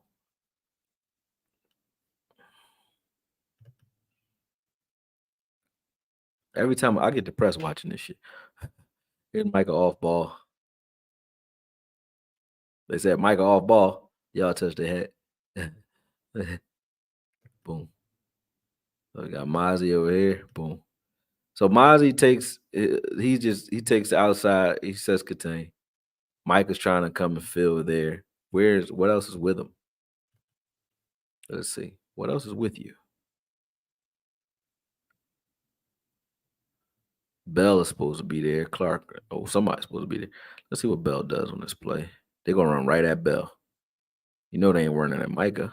Boom. Bell's still in the same. What are you doing? Bell jumped out of the gap to the right. Whoa. Man. Damn. This is horrible. Look at this. Watch this. All you gotta do is go straight. You just fill this whole play up. Watch this. They'll blow this up. Even if he just runs into a pile of smoke right here. Just run straight. Run straight. Run straight. You should be trying to get into this gap right between 71 and Mozzie, right? Boom. It would have came straight to you. If he'd have been in this gap where he was supposed to be, it came straight to him. He jumped right out of the gap. He jumped away from the contact. Wow. That is bullshit. That's bullshit. Sheesh. Ha. Oh, yeah. All right, this is the last play I'm watching because this is depressing. I can't watch this shit. Ha. All his passes were like jump ball passes that, wasn't nobody even out covering or doing nothing. Look at this. They're going to sneak this guy out. They snuck him across the line of scrimmage. And then you got Bell and Wilson. So Bell's supposed to follow there. Bell doesn't understand what's going on. Where's Bell going? There's nobody to cover. There's nothing to cover but grass. Boom. Jesus Christ. That was all Bell right there. That was all Bell. Now you can say Quinn sabotaged him, but I don't think so. I think his sabotage was Bell. Having Bell out there as a full-time linebacker was what you could say was the sabotage. Because right there, you see that? Bell doesn't know what the hell is going on here. I don't think Quinn said, hey, leave 85 wide open, Bell, and follow Wilson, who doesn't need any help. Like, everybody's just doing what they want to do. That was just horrible ball right there, man. Horrible ball. But yeah, I'm done. I can't watch no more of this shit. It actually pisses me off. Can't watch it. Yeah. I don't know. But that's wild, man. Wow. When a team scored more than 20 points this season, they were undefeated against the Chiefs. The Chiefs this year, and they won the Super Bowl. And morons think it's Mahomes. Laughing my ass off. Facts. AKOYE, what do you think about Micah and Love's interview? It was very telling because when you watch the interview, you realize that even a young quarterback understood that we didn't have linebackers and that they were just going to run at us. I think every team knew that already, that that's what they're going to try to do to us, and that's exactly what happened. Dwayne Brown, I appreciate you becoming a member, sir. I think I got everybody else's super chat. Yeah, I did. But yeah, that's what I thought of it. All right. He said Bell at Mike at the goal line is a travesty. Just imagine if this defense would have had to stop Mike Allstott. That would have been ridiculous. Yeah. All right, let's see. What did I miss? They just ran at Micah's gap. Yeah, definitely. He said he literally Bell literally just jumped like it was hopscotch. Facts.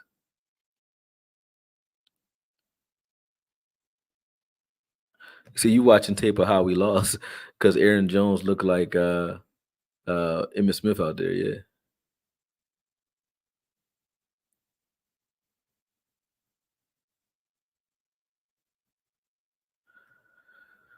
Should have kept Evans. I said this.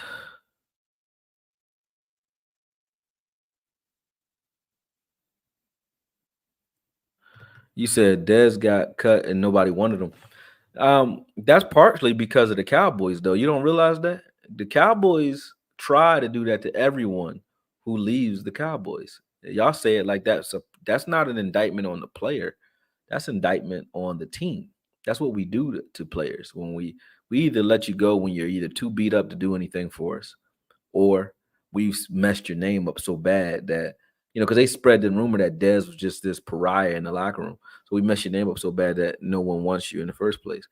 So I don't think Dez couldn't have easily been playing right now as like a what was it, Larry Fitzgerald type of player, still playing. That's not what it was, in my opinion. When you look at anybody that leaves the Cowboys after some shit talk, they try to make sure you're not doing well. Why do you think they sent Cooper to the Browns? You know what I mean? The Cowboys are not the nicest of teams when it comes to trying to let you go. Bell needs to move back to safety. It'll save his career. It damn sure will.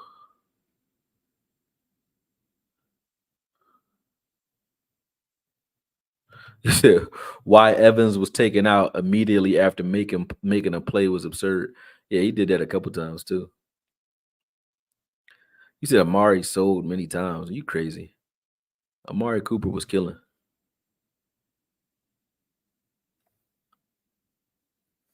He said Chris in 2021 they had Amari Cooper and Lamb.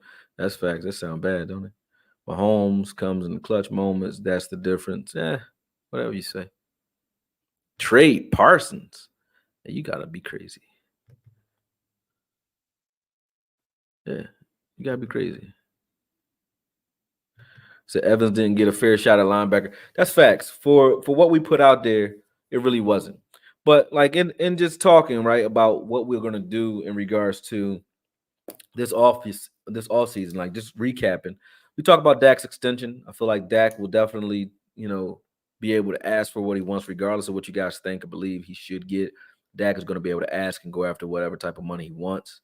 And I think that um, the the money will play on his side, but I think the likelihood of him taking a friendly deal, it's not there. You know what I mean? Maybe he does in the event that allows him to go get a Derrick Henry or somebody like that, but I don't think he does.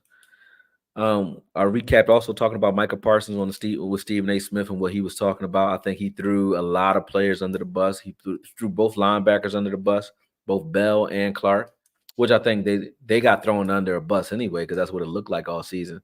They looked like they were getting run over by a bus all year. So I understood that. Talking about the defensive tackle, saying we need a nasty 330-pound DT, we drafted one. And to make him lose 40 pounds is insane. For Mozzie Smith to be 290 right now is insane. He's not a three tech.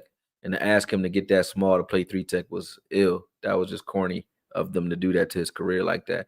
We still had Hankins. I think you bring Hankins back as a backup and you go after a big guy, and you also ask Mozzie to get that size back on. The good thing about Zimmer is Zimmer had he had Joseph, he had Tomlin, he had Williams at one point, but Zimmer has always had big, giant defensive tackles. He had Geno Atkins, who was pretty good, fucking great. But he's had guys who could ball in the middle of the field, and he likes stout defensive tackles. So I think he's going to get back to that, and he's going to act. He's going to sit down with Mozzie, look at the film. He's going to ask him to get his weight back up because he likes to play like literally two one-tech style defensive tackles, two run stuffing defensive tackles. He plays them at like the 1.5, or no zeros, just 1A, 1B type guys, right? Or that double A gap one techs. I think that will be the idea.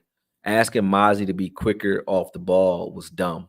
When you watch his film, no, you just put this up real quick.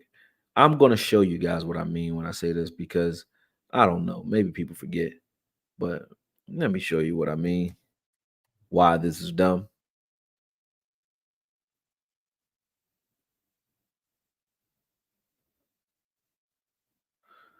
All right. Let me show all.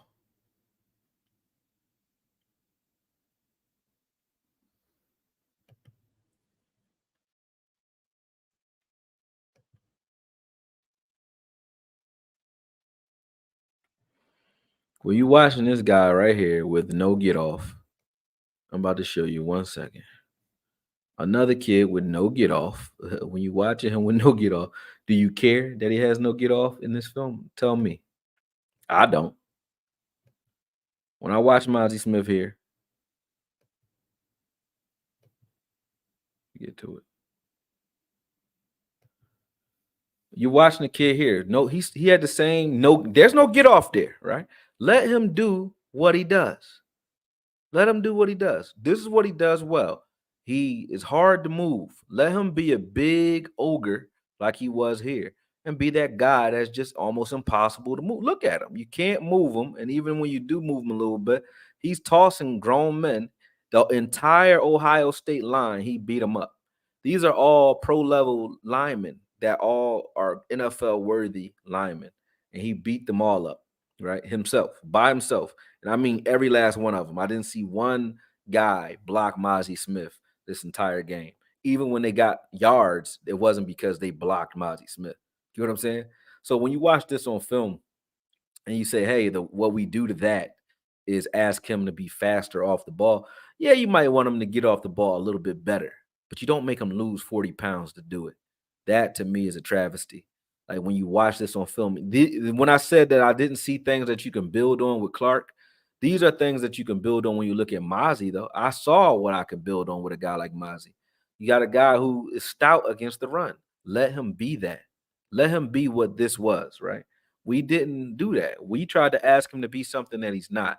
And I blame Durden for that, and I blame Quinn for that. Because you can already see what he's able to do if you just let him get out there and play like his hair is on fire. You see what he was able to do. Like this is Mozzie here. Like this is what his game is, man. A high motor, run stopping defensive tackle. And we now asked him to be more of a pass rusher. That changed his game. Look, that's a very slow get off. Very slow on the get off. So what? He is not a pass rusher and doesn't need to be. All I need Mozzie doing is being strong and being stout at the point of attack. And we didn't do that with him. Like, so we messed this kid up, man. And I hope he can get back to it because every time you just look, he's playing square. He's not even trying to get off. I don't care. Just let him be a big ass refrigerator and do this all day. We would have had a lot better chances against the run had you had him and Hankins next to each other, both playing like this. This is all I need Mozzie doing. I don't need him to be a guy that can get upfield. Who gives a shit? That's crazy. Like, be what you are, which is an ox. Look at that. Come on, man. You got rid of that and you made him what? What is he now? I don't know what he is, but they looked at the fact that he has a high motor and he's a hustler and said, oh, you could be faster. He is fast. He can run, but he doesn't have a get off. He doesn't have acceleration. He has top end speed, but no acceleration. But who gives a damn when he could do this? I don't care if he gets off the ball fast. He can run when he needs to. This is CJ Stroud. By no means should a 340-pound guy which he was at this time, run stride for stride with CJ Stroud. Look, he's 340 right here. Do he look slow to you? He's not. So right here too on a stunt. Like you have a big ass slow guy running stunts. You know what I'm saying? Look, he's slow right there. Slow get off. Slow get off. But he's still doing his thing. Like this was a guy that was hard to block. They made him so little and easy to block. It's just crazy, man. I don't like what they did to him. It's just like I said, it's a travesty what they did to this young man so far in his career. And I think that he definitely can have a pretty good career if he gets his size back and Zimmer uses him the way I think Zimmer will. I think Zimmer likes stout guys in the middle of the field. He doesn't care if your defensive tackles are pass rushers or not because his coverage gets coverage sacks. He just wants his defensive line to be able to collapse the pocket. And I think Mozzie can do that if used correctly. So I think they're going to have a long sit down and we're going to figure this thing out because seeing a guy like this who was your first round draft pick last year not perform, seeing Sam Williams not perform, I would say it's Mozzie if it wasn't for Sam Williams not performing, if it wasn't for Mozzie not performing, if it wasn't for Clark not performing. I can't say, if it wasn't for Bell, you know what I mean? If it wasn't for Wanye not getting on the field, Izzy not getting on the field. How many names I have to name before you get to a person where you realize, hey, why aren't you playing any of these young, talented guys? You know what I mean? None of these guys can play. You mean to tell me the draft room that's supposedly touted for being good as far as scouting players, they just keep drafting guys can't play? That's what you want me to believe? Mozzie just forgot how to play football when we got here. Micah, you just forgot how to use this guy when he was a beast with Penn State. You don't know how to use him. You know what I mean? I don't believe that. I think that the defensive coordinators and the defensive staff mismanaged the talent that we have. We had one of the most talented teams, most talented defenses, and they underachieved. And I think the games where they did look good, it was them just relying solely on talent, not on IQ and scheme. They're not being taught anything. They're just saying go out there and win against the guy in front of you. And I think that's how this defense was playing. I don't think they were teaching them anything because none of them are getting better. None of them have gotten better. None of them. It's bad. That's bad. But yeah, they disrespected this young man's career, man. Again, slow get off. But does it bother you in this film? He's been slow off every get off. So everybody keeps saying he has a slow get off. I don't care. What's happening with that though? When you see it, what is the result of his play? Is it good or bad? You know what I mean? So when I look at that, I don't know, man.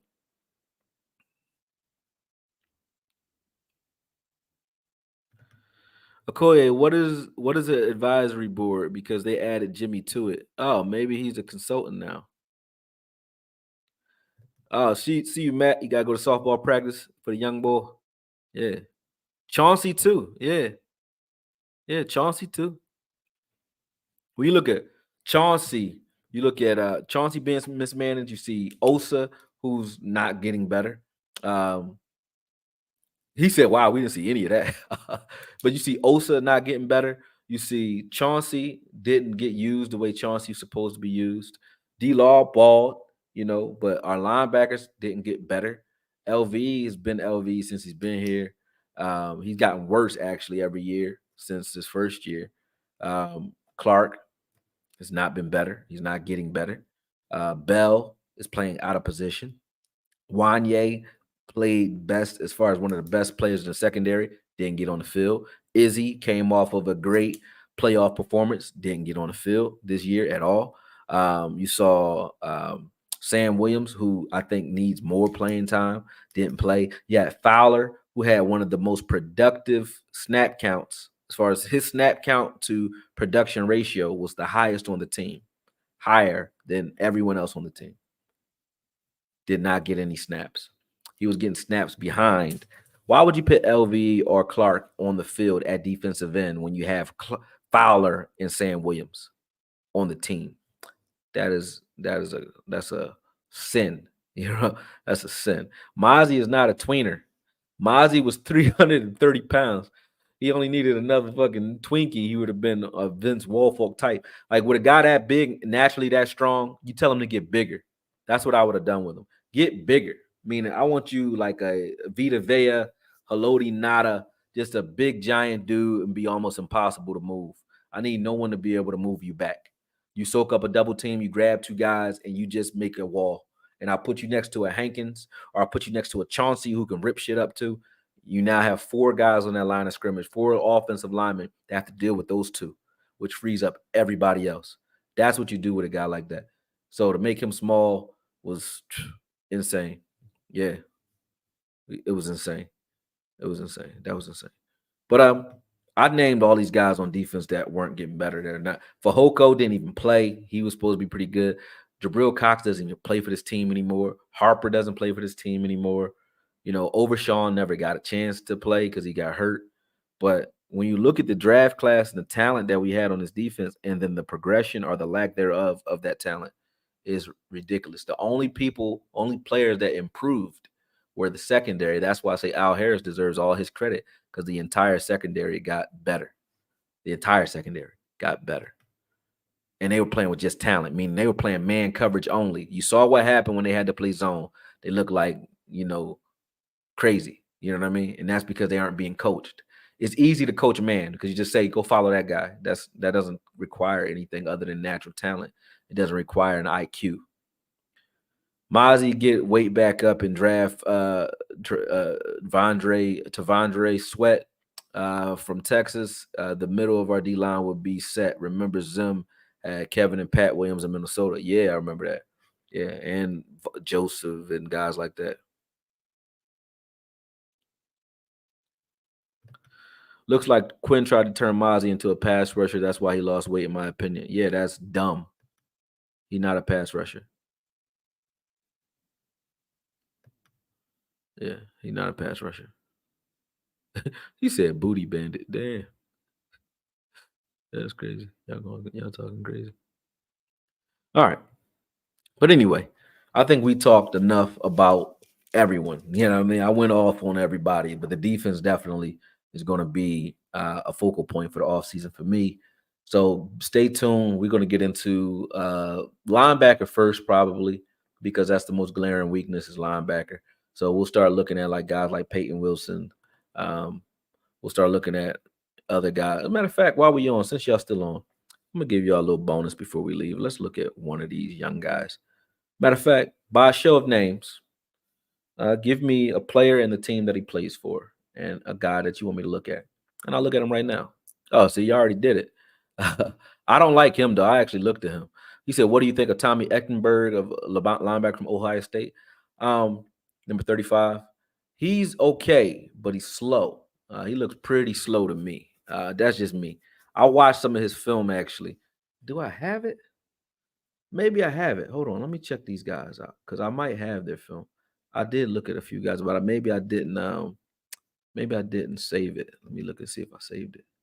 I don't think I saved their film, but I had their film.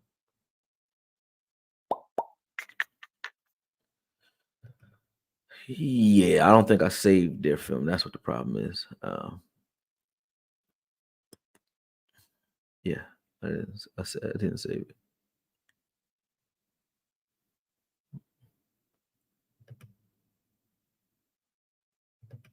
Let me see. What's this player's evaluations? Who was this? Oh, this was me watching Wanye Thomas. This is Wanye Thomas's film, number 1. He's number 1 in this footage. Let me see. That's number 1 over there. That's him right there making that tackle. I was looking at different players.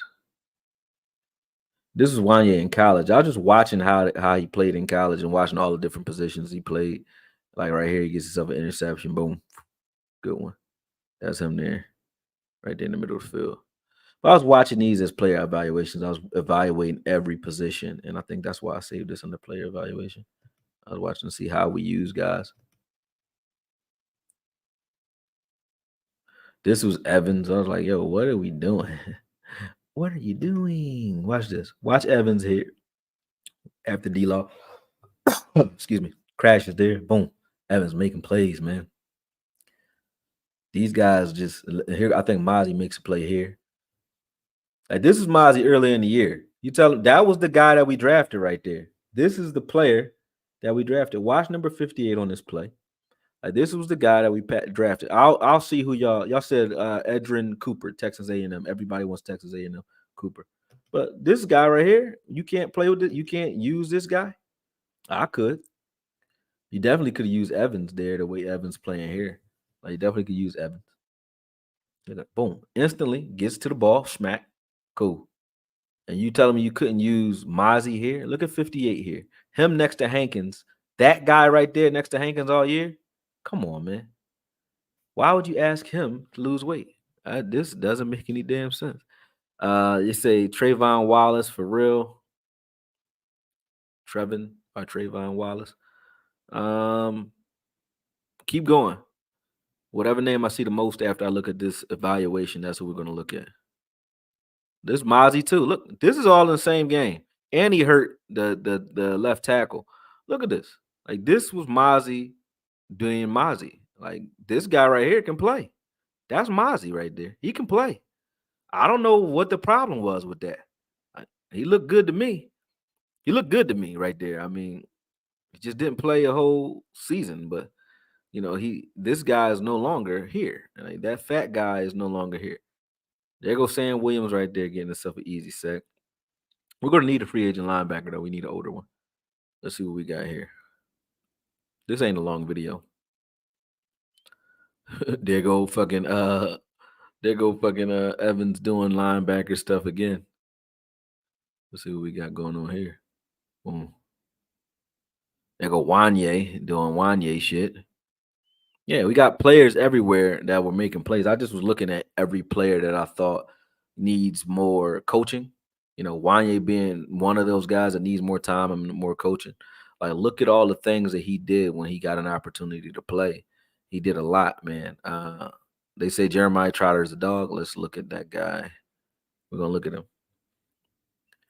There go Evans and Nev making plays right there. But yeah, we're gonna look at him. I'll look at Jeremiah Trotter in a second. That's the one y'all want to see, Trotter. There go Evans again. Trotter. I'm looking in the come on, let me see.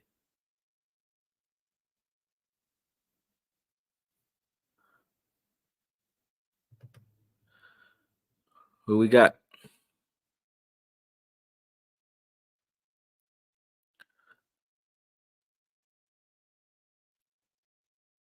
All right, I got Edrin Cooper, Trevin Wallace. Trevin Wallace.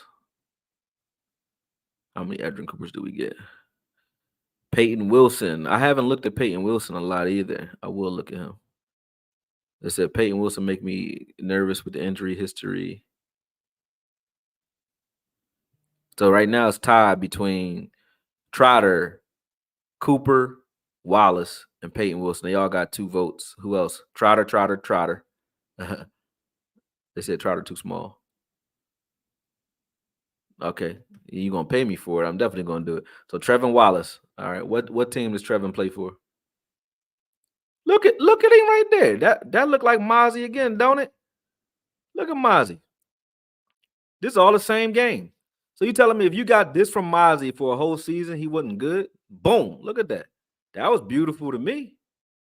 That was crazy what you did to him. Where does Trevin Wallace play? So I can pull up that team. Kentucky. Oh, you mean number 32? That's him? I don't like him. I did look at him. I watched this film. Yeah, I watched this film. I don't like him. He an athlete, but he don't shed blocks very well. And I'm like, I'm tired of that. I want a linebacker that like kills blocks. Like he blocks alive. Yo, this all the same game. Mozzie look good here to me. Look. That's Mozzie there. There's Mozzie there, forcing the cutback. Boom.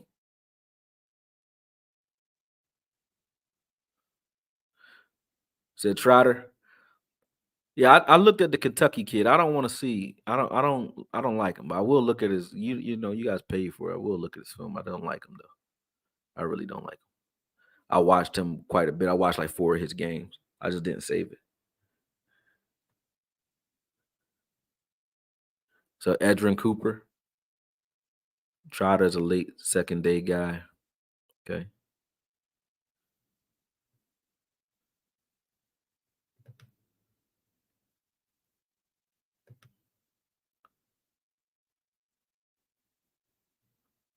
Let's see who we had.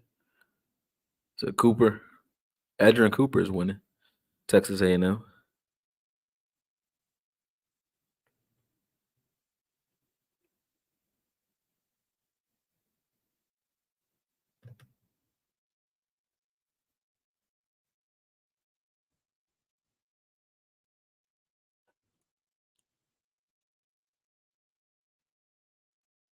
Gray. I do like Gray. All right.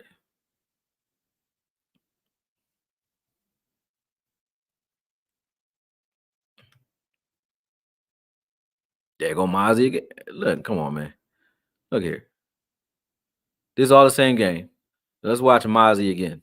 58. Same game. What's wrong with this level of play? I don't get why you ask this guy to lose weight. Look at that. We want to watch it again? I do. Why do you ask this guy to lose weight? This is all the same game. He had a great game this game. But this is probably his best game. Body slamming right on his head. Like, why would you ask that dude to lose weight? That don't make sense. Why ask this guy to lose weight? What's wrong with you? There go Izzy making a play. Look at Izzy on the outside. Izzy making a play. Boom. Look at that. Izzy didn't even get a chance to play. Watch when they attack. Watch when they attack motherfucking Nashawn Wright. And Nashawn Wright is the one that's supposed to be a corner. And Izzy's a safety. But watch when every time they attack Izzy, they're gonna keep attacking Izzy. Look at this. Every time they attacked Izzy, it was nothing. Like, don't bring that shit over here. They attack Nashawn, they're gonna get a touchdown. Look at Mozzie running right there. That is skinny Mozzie, huh? He moving though. God damn.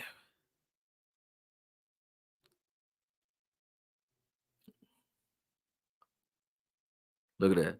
As soon as they attack, as soon as they attack Nashawn, it's wide open.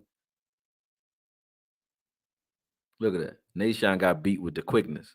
Easy. Easy money.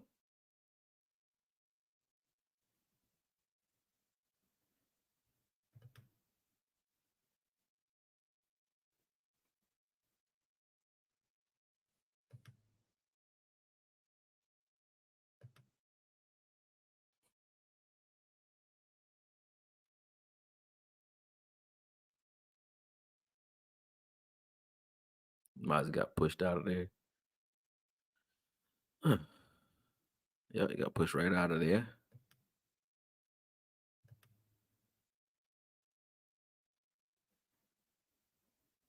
Yeah. That's Mozzie too. What are you talking about? Look at this shit. This Mozzie right here, right here. Smack, get out of here. I mean, I would take a whole season of that. Remember, I said you have guys who you can see what you can work with. I can work with this guy. You can work with him. I can work with Mozzie. Just gotta use him. I can work with Mozzie. Mozzie again. He got kind of washed out there by two guys. We took out two guys. Let's see.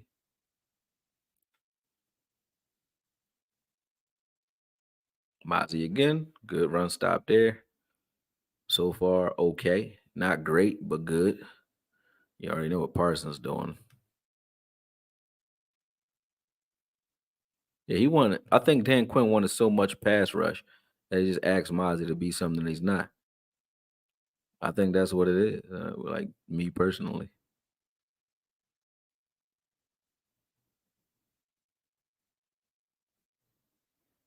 he stood up two guys there. This is all you could ask for. I mean, he didn't make the play here because it didn't come his side, but to double team from him and look, watch him and watch Hankins. Count 1, 2, 3, 4. 4 linemen are on those two, and then we add the lineman that's on DA right now. Parsons is free, Wilson is free, and Lewis is free. Let's see who makes the tackle.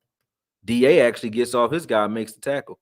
But that's all you really want your guys doing. Mozzie held a double team that almost that whole play. That was a good play. That's good. I can work with that.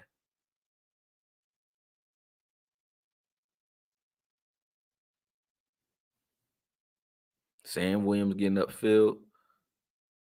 Damn, he ran right through y'all. Like Swiss cheese. See what Mozzie doing this play. Got washed out.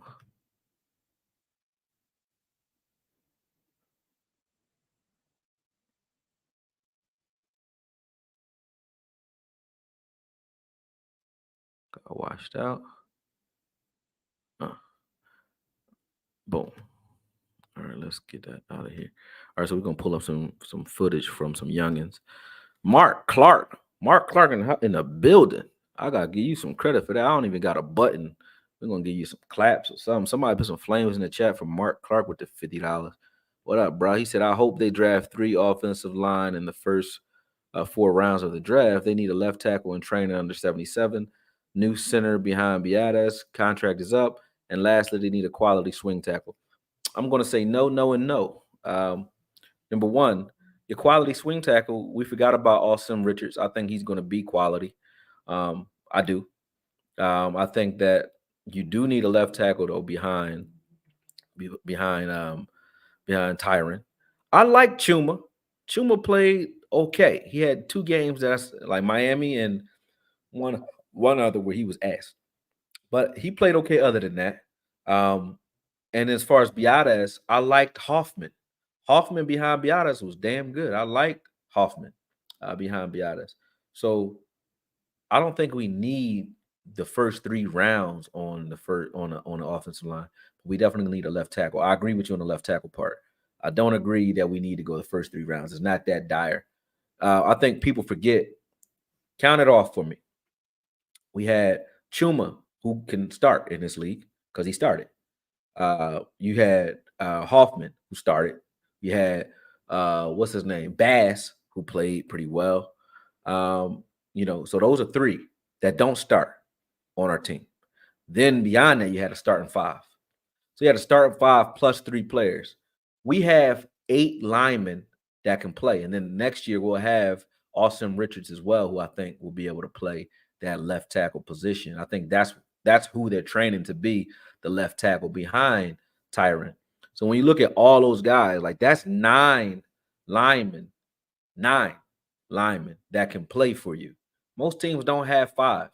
Most teams have 3 or 4, and then you're okay somewhere. You said Chuma was hot garbage? No, bruh. Chuma in that Arizona game played pretty good. Chuma had games where he had to come into play. He played okay. He had games where he played horrible. And most of the games where he played horrible, they weren't physical mistakes.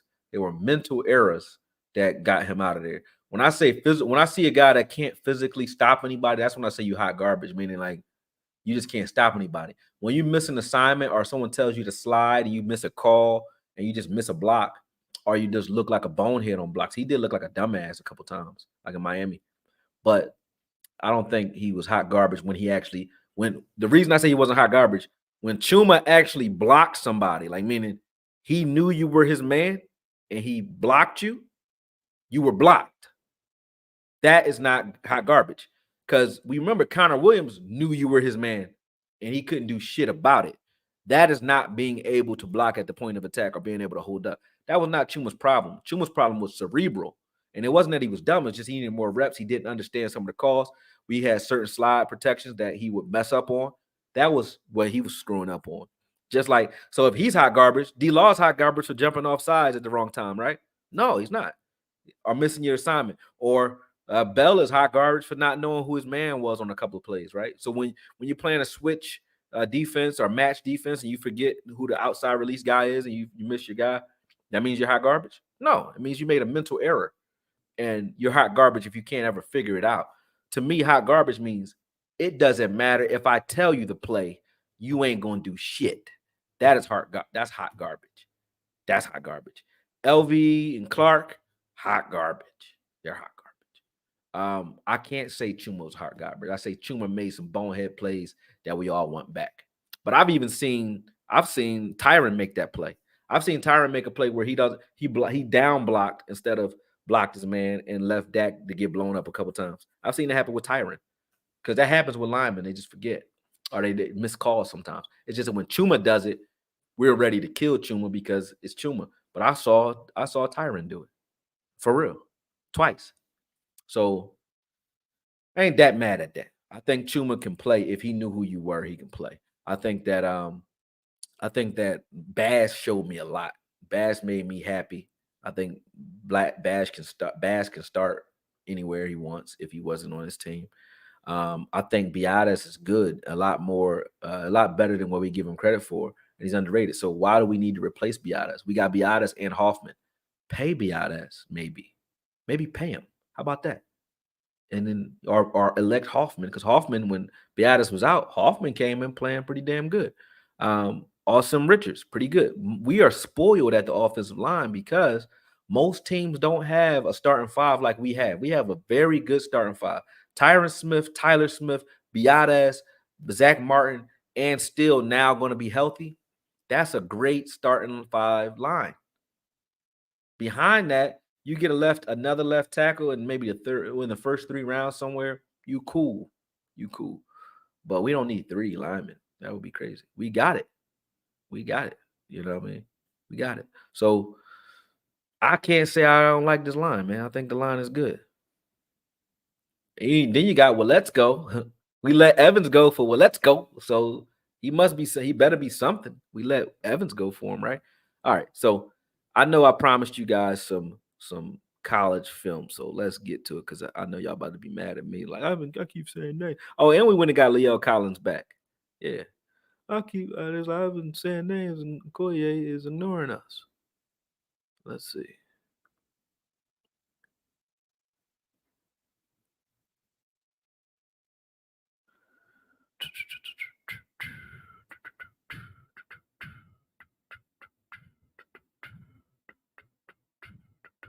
What's Zim gonna do with Wilson? I think he's gonna take Wilson and make Wilson a hitter. Zim like hitters, that guys that can go across the middle and knock guys out. He like those types of guys.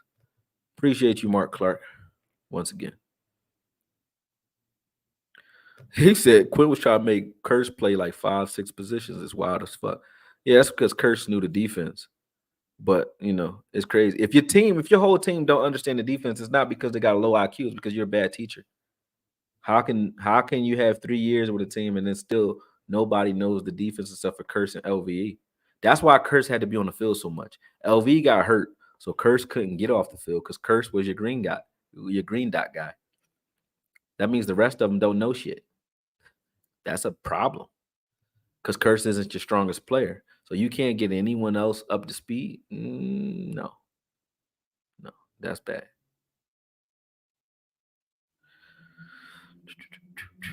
All right, who we got? All right. Tyron Hopper, Cedric Gray, Tyrese Knight. I need it. Oh, I don't need it. I can just go online and figure it out. Javon Solomon, Tommy Eggenberg. Eggenberg, I don't want to watch again. He's very boring to watch. I haven't watched Edrin Cooper. So let me watch Edrin Cooper. That's Texas A&M, right? Cooper. We're going to do Cooper first. Texas A&M is Cooper, right, people? Correct? Let me know. And yep. Facts. Are y'all saying facts to me? I guess. Okay, yeah, y'all talking to me. All right, so we're going to pull that up. All right, let me go over here real quick. Give me a second. Let me set this up for y'all. Appreciate that. I said I was going to get off earlier. Sorry for everybody who jumped off and they're like, why the hell is AKOYE still on? I lied. Number one, I'm a liar sometimes. You know what I mean? I think my girl will tell you that. We all lie. We all fall short of the glory, don't we? Beyond that, I've been going for so long that it's like, why not just oh, matter of fact, who gave me that? Maybe somebody gave me that film. I think I got Peyton Wilson. Somebody just cut up Peyton Wilson. Shout out to Cowboy Beat. Chris, man. We're going to get Peyton Wilson first. Then we're going to go to Cooper. That's because Peyton Wilson, I got film from my guy, Chris from the Cowboys Beat. He gave me this film, and I never finished watching it. I started it, but I didn't break it down. So let's watch this first. We're going to watch some Peyton Wilson. I like Peyton Wilson, personally speaking. Marcus Williams said they can probably get Jabril Cox back now that Quinn is in Washington. Maybe he uses Jabril over there, but I would definitely go get Jabril back, man. I would. Yeah, I would go get Jabril back. You know what I mean? But hey, maybe they won't. Jabril would be the perfect Kendricks type because he can cover and he can blitz. He can do a little bit of everything. He got good size, good speed, good range. He's a striker. I like Jabril. To me, was a young Patrick Queen. He was physical, but he can cover. He can run. It was just. I know people think I'm dumb for saying that, but it was just dumb that they did that to my young boy. But let me pull this film in. Present. Share screen. And roll that beautiful bean footage. Boom. All right. Blow this up. All right. So go back. Follow the arrow. We're going to watch Peyton Wilson. And this is me watching him for the first time. His get off is crazy. Good speed. Good change of direction. Oh, man. This motherfucker's a bullet. I like that. I like motor guys. And he's a motor guy and a white guy who can fly. I don't know if is he white? I don't know. He's light skinned. But he look white. Maybe a mix. I don't know. But I like how he move. He can move. I'm not being racist, am I? I'm not. White guys can run. Julian Edelman can run. Wes Welker can run. Cole Beasley can run. I think they're about to get a white corner this year, too. There's a white corner that's coming out, I think.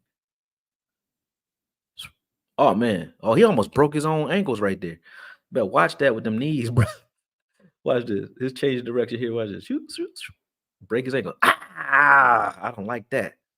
That look bad, bro. Yeah, because especially with your injuries, you got to be careful, Cannon. He's like me, though. Like, I used to get hurt a lot because I would play wild.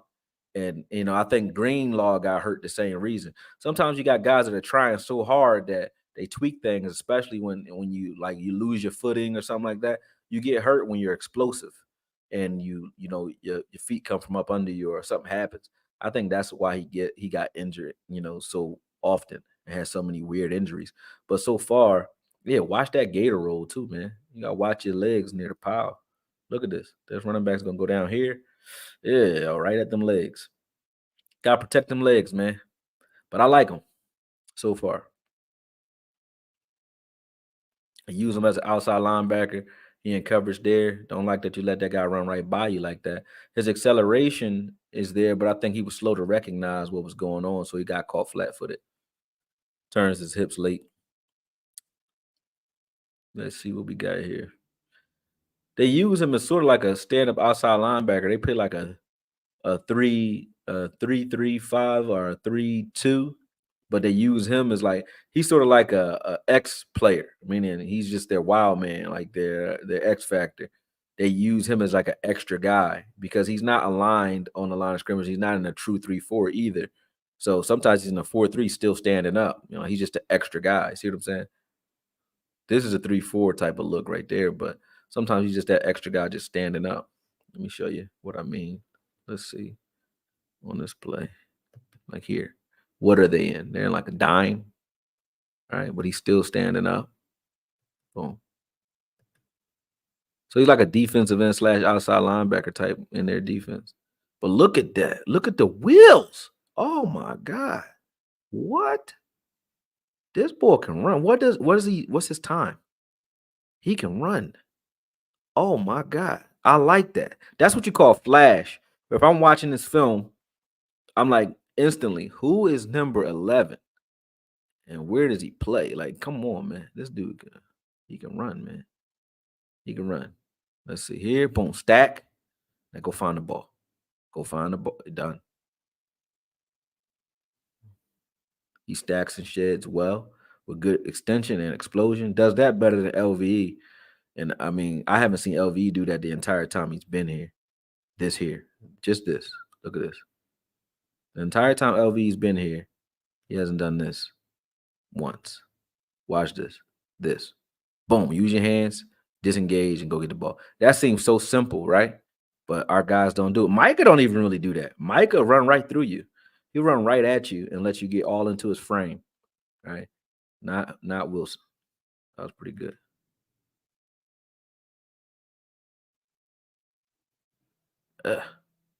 He finishes too. He gonna come get you. All right, so he blitzes here. Boom. Misses. Go finish. Kind of jogging here, but like, all right, man, go down. Stop playing with me. Oh, look, you don't got no pads on your legs. That's why your legs hurt. He playing like it's practice. Got a belly shirt on and no knee pads, bruh. You need knee braces. You need 2 knee braces like a lime. Look at this dude. What's wrong with? He a caveman. This boy crazy. He is crazy. He is crazy. Damn. Look at him. Look at him. He ain't got no knee pads on.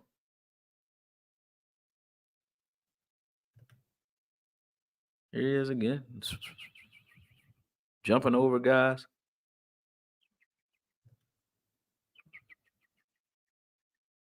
Let's see what we got. There he is again. Yeah. He fired. He looked like he fired out of a cannon though when he get up the field. Let's see.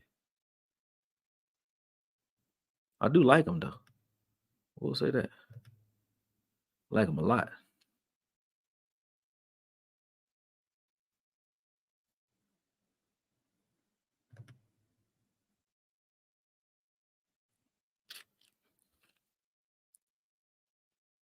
Boom. Not much happening. Blitz is here. Change the direction. Gets in the throwing lane. He got good change of direction. Very high motor. Smart player. Explosive. Sometimes takes himself out of the play, by guessing incorrectly. That's going to happen to any player and every player because when you got to, that's the sign of an instinctive player versus a cerebral player is an instinctive player guesses, and they're good guessers. A cerebral player doesn't guess very much at all, but they're always in position to make a play. A instinctive player will guess wrong a couple of times a game and give up a play or two. But when they guess correctly, they blow shit up. All right. He's one of those guys. Now, if you could teach him to be the best of both worlds, you got yourself one.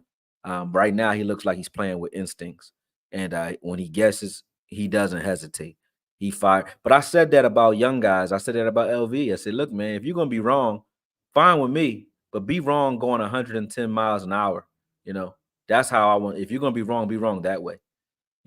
I like the fact that he's even in on this play. Look at this. This play is 20 yards downfield. Look at the right after the tackle. Look at that. Boom. There he is right there jumping over the pile. He's always running. His cardio is there. I don't even this is the first time I watched this film. So when I'm watching their film, I'm giving you their scouting report based off of what I'm looking at. I don't care about what nobody else said about him. I haven't watched anything on him.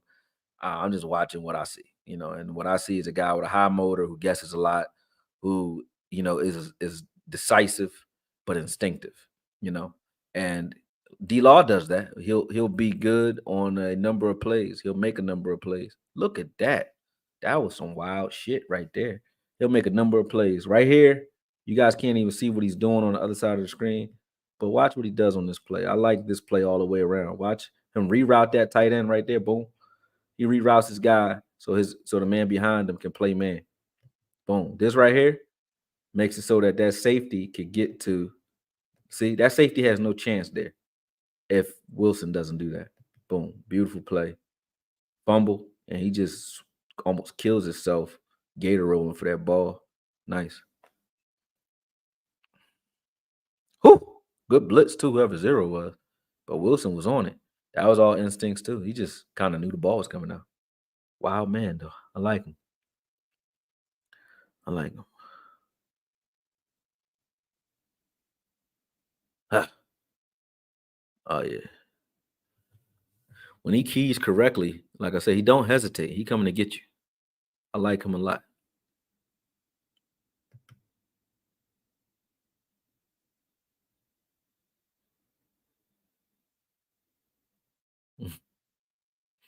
I'm tackling everybody. This dude tackled he hit the running back. Diversey over here, boom. Hit the running back. Then hit the quarterback. See, I was gonna say he guessing. He ain't know what was going on. He's just using his instincts. He didn't like read the play. He just went and got everything. And like kill everybody.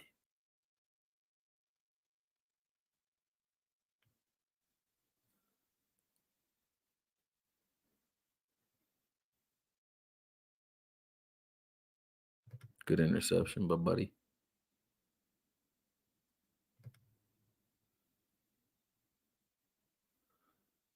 There he is, blitzing.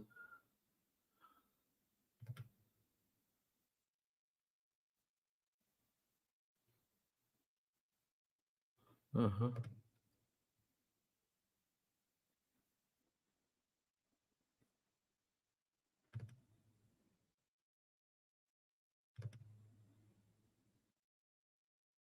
All right, here he is, blitzing. Free runner. Yeah, I ain't gonna give you too much credit for that. Good blitz though. Let me make sure y'all can hear me. All right, my mic's still on.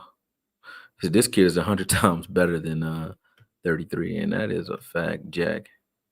Looks like a good special teamer. Looks like a good special teamer. That's true. He'll come in playing special team early and play well. Dan Quinn might be the worst talent evaluator in the league. Well, I know he didn't do nothing with this talent. That's for damn sure. He's a 4'6" guy. You don't look it. He can run.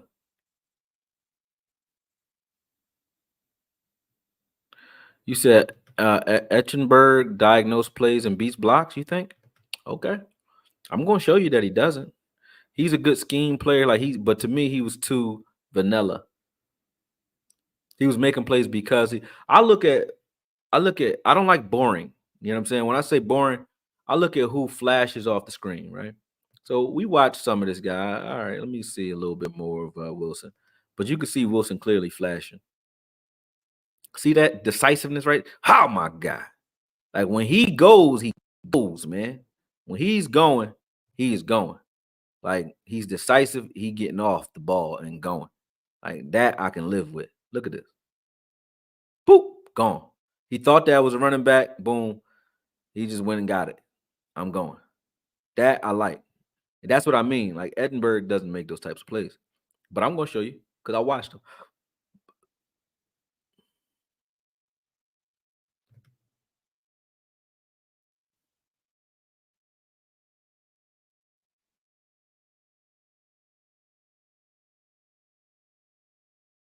Do y'all see this? Did y'all see this play? This is what I mean. Edinburgh is not this. Look at this. He don't do this. Look at this play. Watch this play. Watch where he is. He's blitzing. He's blitzing. Watch the ball travel. Boom. Now pause. He's 10 yards, 15 yards behind the ball right now. Even further. Even further. Now look at this. Look at this play.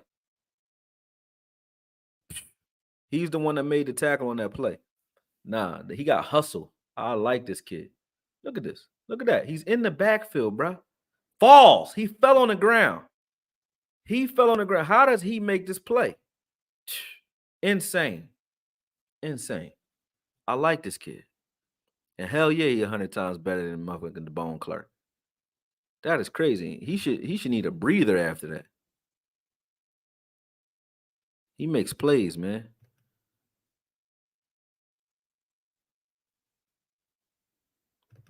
Let me see. I love his film. This kid makes some plays.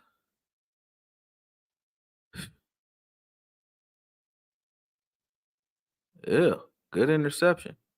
Pass incomplete. There's another one. Damn. Hold up. You got a tight end blocking him. He got that tight end out of here. Yeah, I like this kid. I like this kid. He can blitz.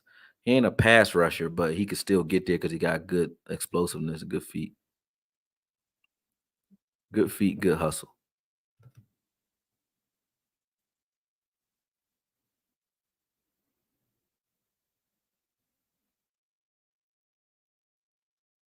All right, throw a screen the opposite side. Boom. Boom. Good. Look how he takes on the block. Smacks that running back out of there.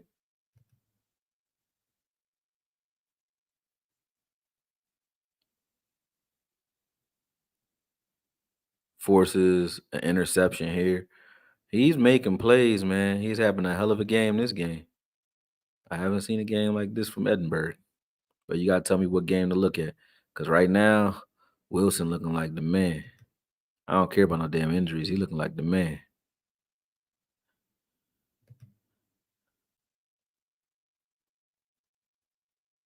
Where he at? All right.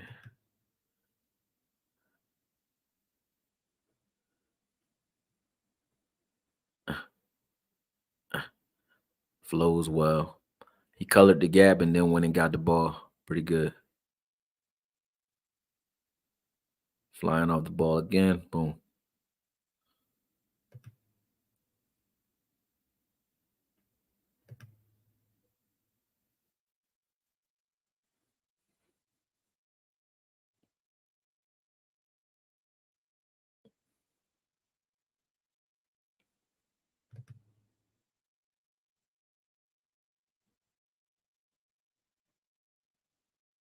Yeah. Good throw.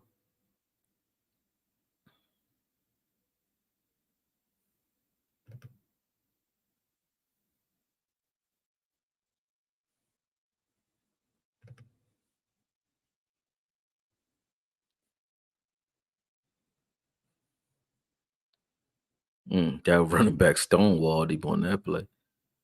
You got Stonewall right here. Ooh, that 25 smack. That's because you left your feet. Don't leave your feet, pimp.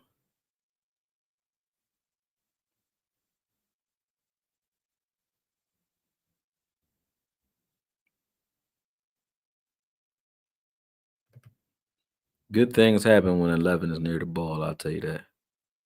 All right. That's enough of him. Then we got one more play to watch. Let's see what he does here.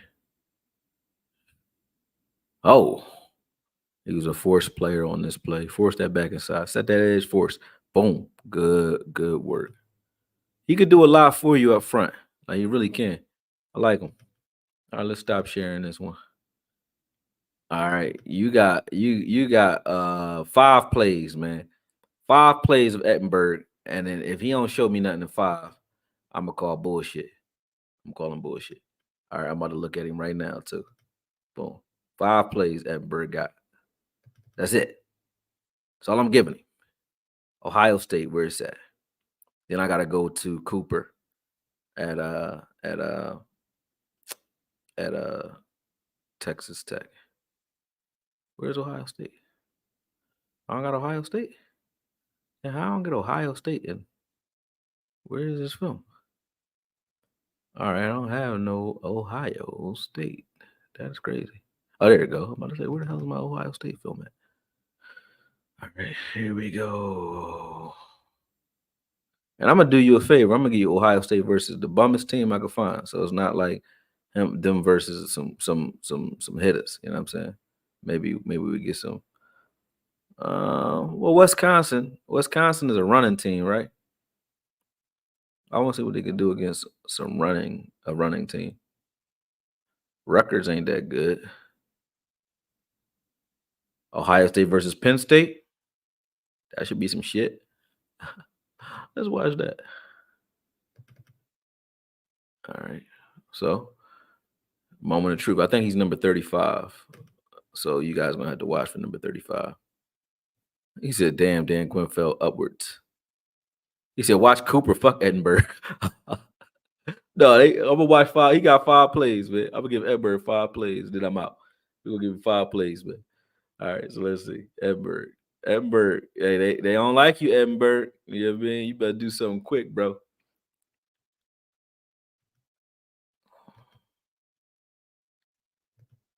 All right, Edinburgh. That's coming his way yet. I'll watch more film of him, but so far, ain't no good. All right, now we gotta get to Cooper. Y'all gotta tell me what number Cooper is too, because I don't. All right. But yeah, Edinburgh ain't it, fellas and lady. We got Texas Tech. Or is it Texas A&M?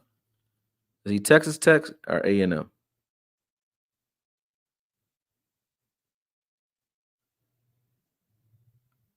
Cooper. Texas A&M. Number 4. A&M. Okay, I got it. I went to Tech. Let me go to A&M. Texas A&M.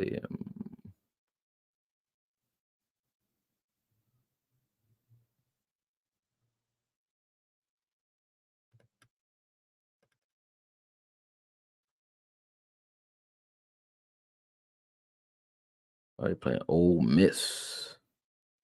Let's see. I mean, I don't think we're gonna get no better than Alabama. So we're gonna watch them versus Alabama. That's the best competition we're gonna get. It's at number 45. He's number 45.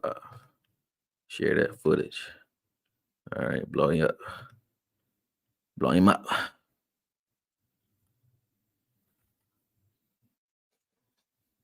All right, he looked hyped like the boy from the program so far. Looks a little ornery.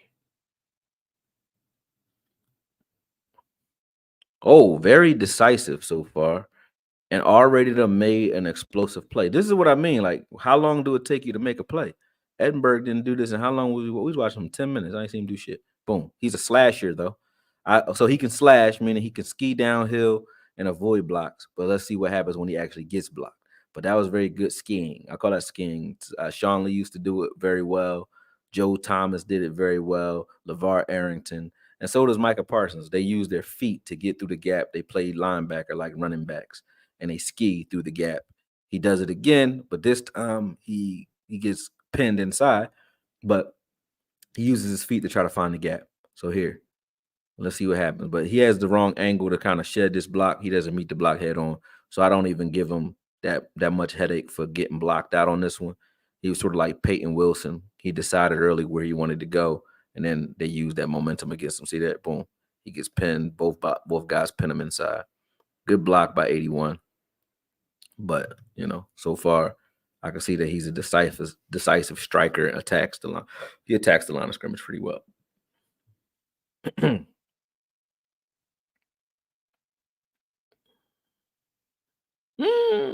Who is that? Is that him? That better not have been him. Where is he? Where is he? I don't see him. Is this him on the edge here?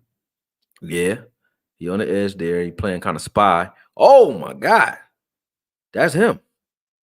Oh, he's a bullet. I like him. He a bullet. I like him already.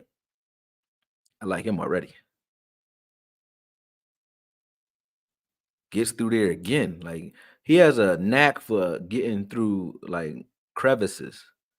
Like, he's a big guy, but he knows how to find the gap without like, look at that. Like, he gets through there. He plays linebacker like a running back. He gets through the gap and he finds the gap very fast. His run fits but he's still a feast or famine type of guy because damn, that's a good hit. The reason I say he's feast or famine is because if he guesses wrong, he's a lot like Peyton Wilson. He once he learns the scheme and uses his natural ability, he's going and learns when not to do certain things, and he's going to be a beast. I like him. He's going to be good wherever he plays, as long as he stays healthy. I can see that already because you can see clear things you could do with him already. He has a natural knack of stopping and run, natural knack of finding the ball. He's a great blitzer. He already has affected almost every play on this film in this drive so far. He's been in on almost every play. He makes you deal with him. That's him off the edge right there, stopping the ball and forcing, slowing it up so his guy can come clean that up. Every play so far, he's made a difference. So he's a difference maker.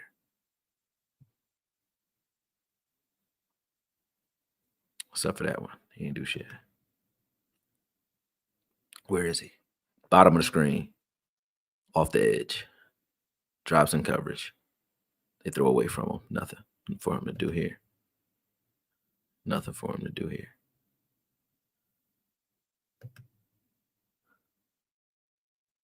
Where is he? Middle of the field. Misdiagnosed the run and comes and cleans it up well, though. He evil. Because he ain't jogging on this. Like, he misses this, boom. Flows over the top. Come get him. He coming to get you, though. I like this kid.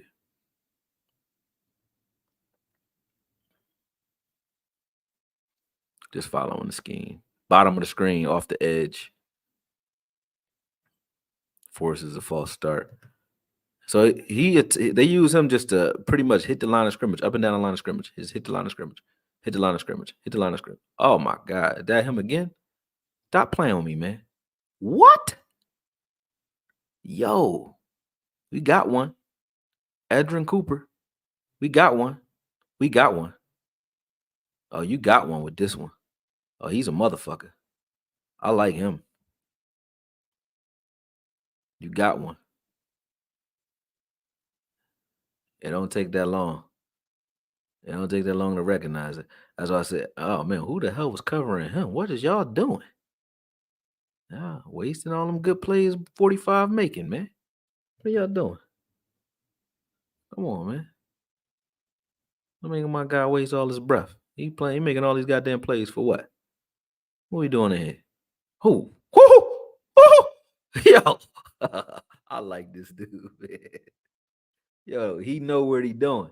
Yeah, he know where he want to be too. Like he gets straight to it. Watch how he read this play. He read right here. Watch this. All right here. Whoop. He already peeped. He peeped him already. So he keying in on the guard. I mean on the fullback or tight end, whoever's pulling. He sees this. He trusts his guys because he knows 5 and those and 21. They got backside. I'm not hanging out back there. So then he breaks down again.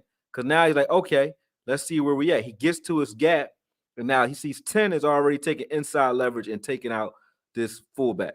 So he knows inside I got help, and 21 is inside as well. I got help. He could fill this gap to his right. So right now he kind of forces the running back to cut into that gap by coloring. They call this coloring in the gap, meaning stand in the gap that you want him to cut out of and force the cut. And now watch once he forces the cut, boop, boom. He right there waiting for it. Beautiful linebacker play. That's beautiful. All footwork too. Footwork and eyes. He ain't did shit with his hands yet. Haven't seen it. But he don't have to because he's so quick to diagnose. Sean Lee didn't have to use his hands either because he was smart. A smart player gonna get there before you get there. So he ain't got to shed no blocks. Because by the time you get to him, he already where you want to be. It's like you missed out. He beat you to the spot. I ain't got to shed blocks when I beat you to the spot. That's beautiful. Bottom of the screen right now, stand up. Boom. They scared of them. Texas A&M with some blitzing asses. Like I said, I don't watch TV, so I don't know what none of these guys do. I don't watch I watch the Cowboys broadcast only because y'all watch it and I'm a fan. But other than that, I really don't watch TV like that. I really don't. So when I watch the film, I'm really excited when I see something because I'm really legit watching film. Let's see Cooper right here. He's stunting on this play. He could play some 3-4 outside linebacker. Boom. Good at the point of attack there, but, gets blocked. 4 got beat up on that one, though. I tell you. So the top of the screen, off-ball linebacker here. Boom. Nothing happening. Nothing happened. Whenever the ball's near him or he knows what's going on, if you near him, he coming. He going to get you. Don't run the ball at him. That's for damn sure. Oh, my God. They held him on that play. They got to call holding. Did they call it? They better hold him. Look at this. Look at this blitz. Covers ground fast. Hold.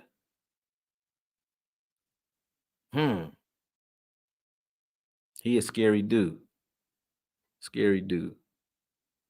Bottom of the screen, off the edge, stand up outside linebacker or 4-3 over. Yo, every time he line up there, every time almost, they've jumped off sides. They are scared of him off the edge, man. Every time he's lined up there, there's been a jump.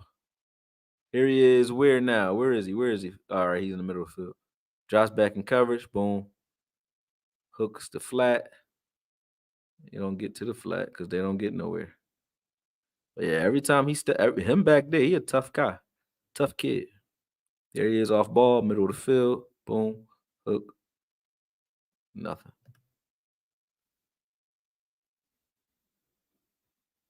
Bottom of the screen. Stand up. Boom. Blitzing. Ha! Killed the running back. Not really killed him, but good hit. Good hit. He ain't really kill him. Good hit. This is him over here. Watch, he's gonna swim inside. Running back gonna meet him in the gap. Mac, good block. Good block. I thought he killed him. He actually got a good initial impact, but the running back recovered well. Top of the screen, off ball. Where we at?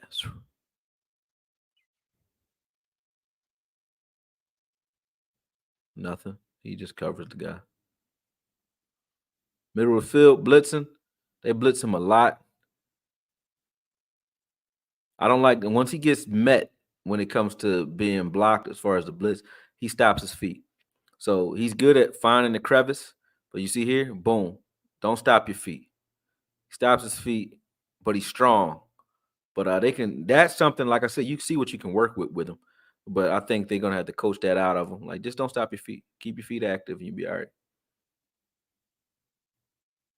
Look at that. Another one. Every time he's lined up outside, look, false start. Every time, look.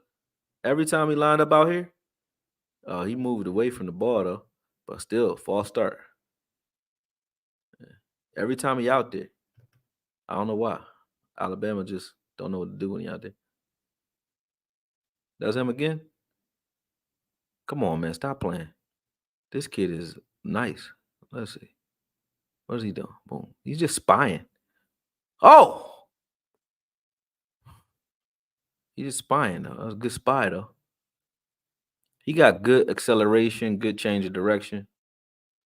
Comes downhill, blitzes very well. He's the type of linebacker you want here, a guy that's going to attack the line of scrimmage. Yep, he's coming forward and attacking the line of scrimmage. That's what he does. He's the type of linebacker we would need. Good run stuffer. Yep, attacks the line of scrimmage very well. Good coming forward. I don't really need to watch no more of him. I already like what I see. There he is at the bottom of the screen. Got, like I said, when he actually gets blocked, though, he does. This is, like I said, this is the knock. His knock is he stops his feet at the point of attack. Don't do that. If he starts to run through his blocks, he's gonna be even better. He don't keep those feet churning. He need to get on the sled and just push that sled a lot more than he's been doing. Meet and drive with the sled, push straight through it. It'll be a problem. Him in the middle of the screen here. Boom, fakes the run. They don't even bother running. They not running at this ball. They ain't throwing. They don't even bother running. Look, there he is off the edge. Go! God damn. This is why they jump off sides every time he out there. Look at this kid. Oh, man, I like him. Huh. That hurt. That hurt. That hurt a lot. That hurt me. Look at this. Boy ain't even moving. Look at him. He like a dead body. Y'all want to see a dead body? Watch how everybody just crawl over forehead. Like smack, hit the ground, no movement, no movement, no movement, no movement, no movement. Still ain't moved. Still ain't moved. He knocked out. They knocked him out cold. He was knocked out. Boy ain't moved. Look at his body. Look at him. He not moving.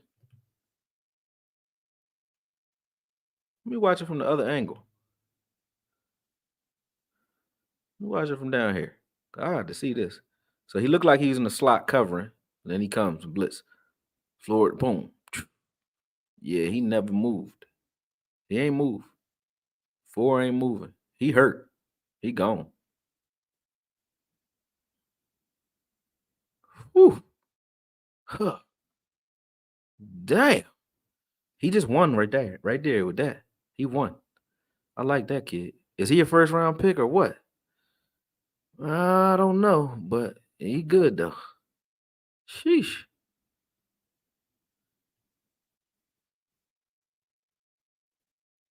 A 4 back in there? He got heart. I like 4. He got back in there. Huh? You got height. Ew, nice range by the safety. Oh, he got cut out of his shoes on that one. Let me see what happened to you. Yes. Got cut right out of his shoes. Gonna happen to you. But it ain't because he's scared of contact. He just missed. He just missed. Widens out on that. That running back set him up and beat him. I ain't got a problem with that. He missed. But he was coming. Leave him alone. He lines up about 4 yards off the ball when he's off ball too. He not a guy that likes to line up 7 yards off the ball. So for a Zimmer, a guy who likes to, there he goes backing up to that 5 yard mark. But for Zimmer, a guy that likes to play in that with that double A gap pressure, you got a guy who likes to be in the A gap or like to be around the line of scrimmage anyway. Watch this. Even though he stops his feet, he's stout at the point of attack because this dude don't move him out of here. He don't go nowhere. Man, who said Edrin Cooper? This boy right here. Boom. EC. I like him. He's my favorite linebacker so far that I've watched out of college. Favorite one. I like Peyton Wilson, but if you said him versus Peyton Wilson, he wins. He's more physical than Wilson. Maybe not as fast. I think Wilson has a little more hustle into him than he does, but I don't know what his injury background is, but I can say the things I like in Wilson I see in Cooper, and Cooper is a little more physical. Wilson has a little more hustle, but Cooper is definitely a little more physical. I think Wilson may be a better pass rusher. He doesn't stop his feet. He has better hands at the point of attack so far. I wouldn't be mad at either one of these guys. I like Cooper the best by a little, not by a lot, but he is exciting. I'll tell you that. And the strength and competition here is crazy for him to be beating the shit out of Alabama like this is impressive. He's in space there.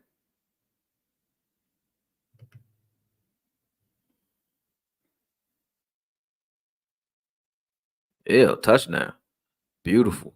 Is that number 4? Yeah, 4 in there making plays. Let's watch him at the right. Let's see what he does here. He stunts. See, he stops those feet. I don't like that. Stop stopping your feet, bro. Don't stop your feet. He a good blitzer, but if he don't get there, if you just can stand in front of him, he gonna stop his feet. I want to see him beating blocks. That's the only downside to him so far. Beat these blocks up. Stop stopping your feet.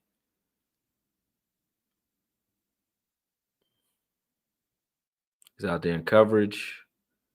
He covered pretty well on that play. Damn. Stops the run again. All right, let's see what he does here versus the run. Let's see his keys here. Boom.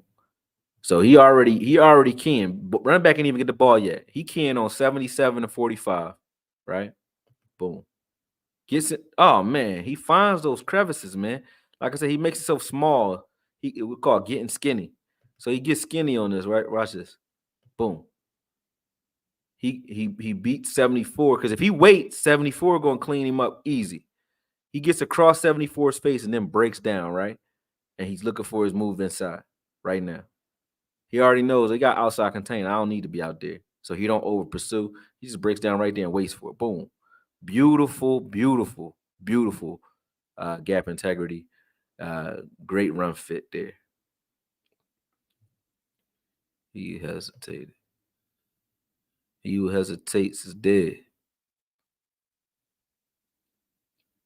Damn, it's almost 9 o'clock. 9 o'clock. All alone. Ooh. Right through the gap. Man. We got one, folks. If he's a second rounder, a third rounder, we gotta get him, man. Cooper need to be a Cowboy. I like him already. I gotta get his measurables and all that. I don't know how big he is or nothing, but I like this kid already. Best linebacker that I looked at so far. Because even when you run at him, that's the worst thing you could do is run at him. And then when you're not running at him, he's running at you. Brilliant.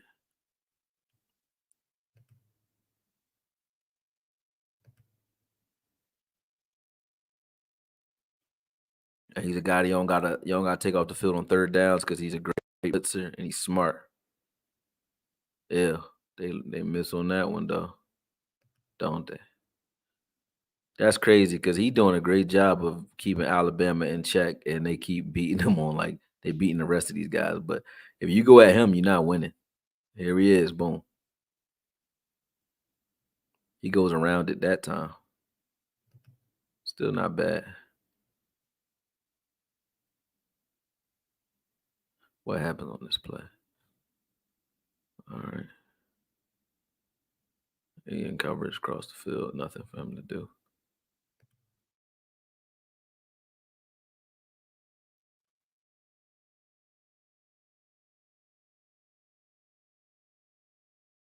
Was he blitzing?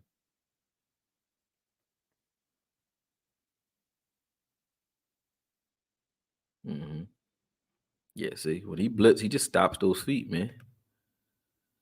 Whenever he get blocked, he stops them feet. I don't like that part. That's his knock. He stops his feet, and sometimes he lets his instincts get in the way. He guesses wrong, but not too bad. Yeah, all them false starts from Alabama was crazy.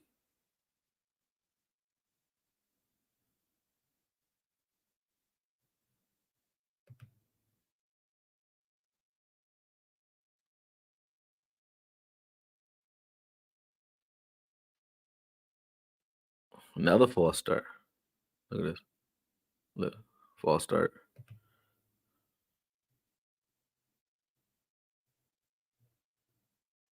Another one. Look, false start. Yo, all these false starts is crazy. Look,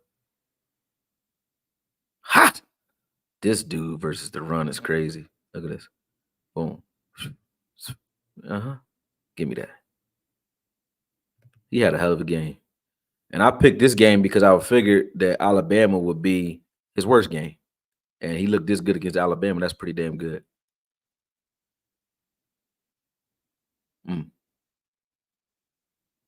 Like I said, that's his only knock. His block shedding is not there. But he doesn't need to shed blocks as much because he beats his guys to the spot that much.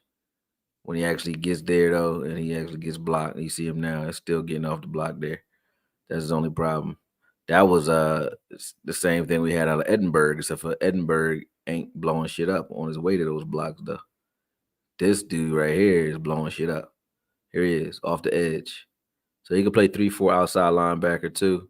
Look at this. He's spying. Go get him. Boom! Oh! When he decided to go get you, you got. Like, once he put his foot in the ground, he coming to get you. You got. In space at that. Look at that shit. God damn. Look at this. They about to mess my monetization of all this curse. Look at that. Spook. Look at that. That's beautiful. I love this kid. Can we have him? Look at this.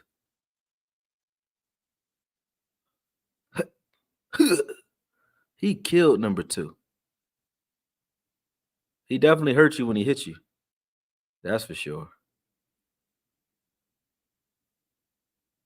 He out. Sideline. Oh, my God.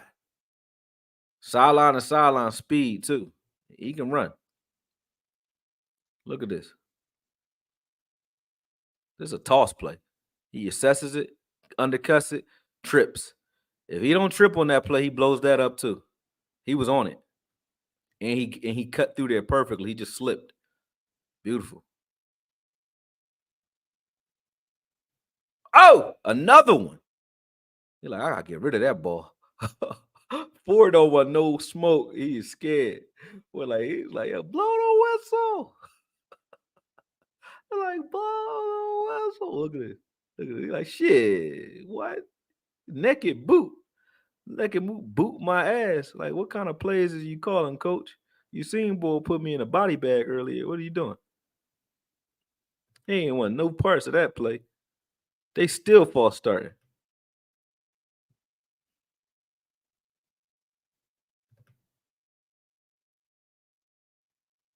Look at this kid, man. What? Look at this.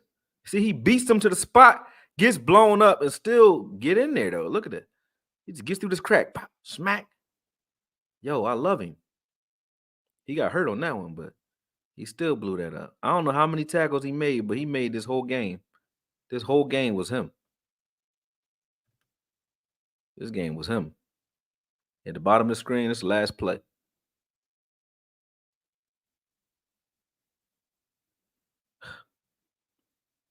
Yeah.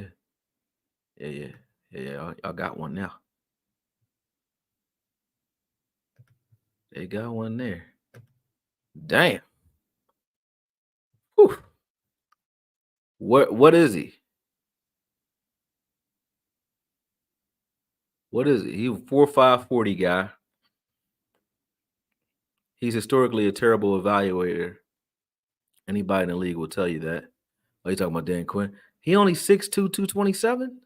That's crazy. He gonna gain maybe 10 more pounds and give me to like 238, 235.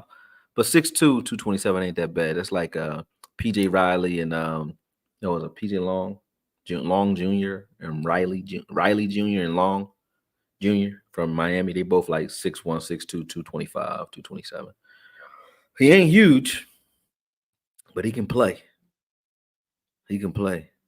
You said, did I already watch Trotter? Yeah, I watched some Trotter. I like Trotter too. You said he's a first rounder, AKOYE? Yeah. If he falls to you in the first round, you got to take him. But I think there's other guys that you can get away with if they drop. But shit, I like this kid though.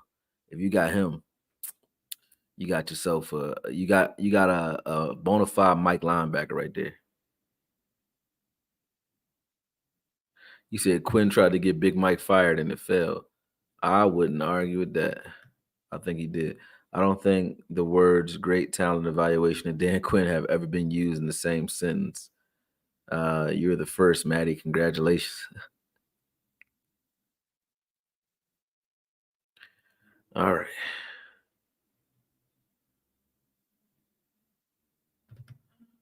You said you haven't lost faith in Damone Clark. A linebacker that don't want no action is no linebacker of mine. None.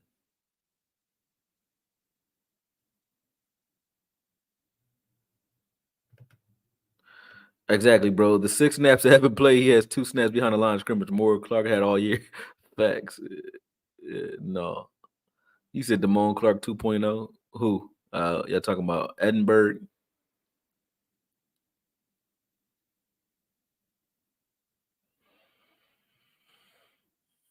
Oh man. All right.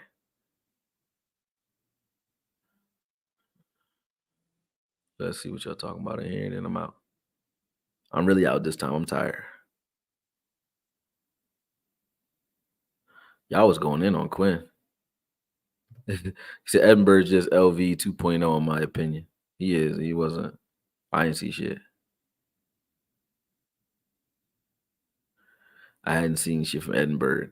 I don't know. Whoever said Edinburgh, I don't know why you like. Maybe you're an Ohio State fan, so you watch so much of them. You see him make some plays, but it's a difference between making a tackle because the play came to you and you make the tackle because you're there versus making the play. I saw a lot of plays made by Cooper. I saw a lot of plays made and missed by Peyton. Peyton made less plays and missed more plays than Cooper because he's all instinct. Cooper he's reading and reacting. Peyton is just saying, I know where I'm going before this play starts, and I'm a guess. And when he's wrong, he has the hustle to fix it, which I do like. But I don't care. If you're wrong, that's up to the coach to teach you where you need to be. Be wrong going, 110 miles an hour with your hair on fire. I'm okay with that. You said, what do I think of Trotter? I like Trotter from what I saw. I think Trotter can be had in coverage, but I don't care if my linebacker can cover. I just want you to be able to do what you need to do. I think that, Peyton Wilson, I would go after. And I think I would go after definitely Cooper. Since we talking about it and I'm still sitting here, I'm going to do Trotter and then I'm going to leave. But I didn't expect to go through 30 minutes of Cooper. He just was exciting.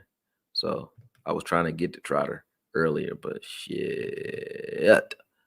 That boy right there, man. Sheesh. I already know who I want, though. I could tell you I want Cooper on my team. I do. I would like Peyton Wilson at some point, maybe, but I definitely would be happy if I got a Cooper on my team.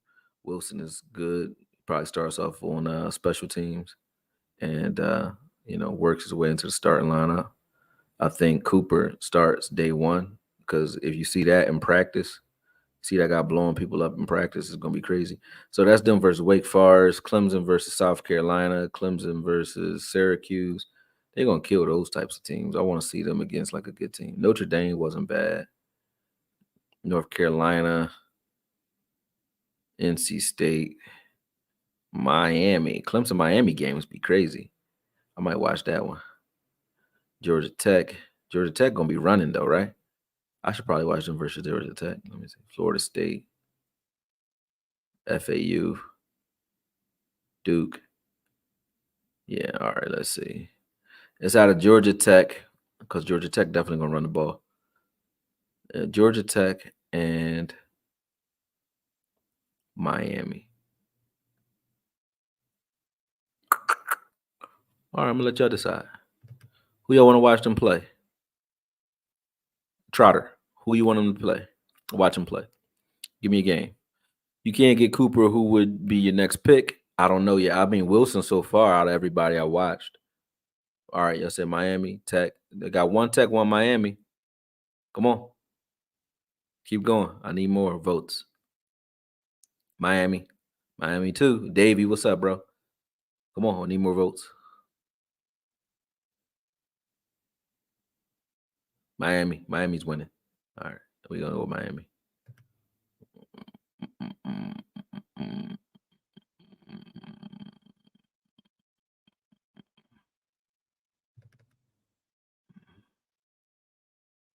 All right, we're in Miami. Let's go get it. Let's go get it.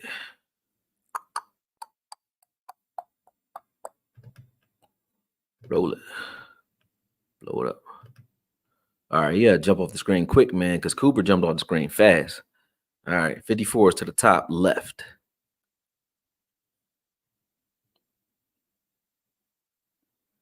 All right, got blown up so far. Not too bad, though. He was off balance. I ain't mad at you for this one. Let's see what are you looking at. It's a toss. Is he reading? No, it's a little bubble screen. You just kind of blocked from the side. That wasn't like getting pancake for real. Wasn't mad at that.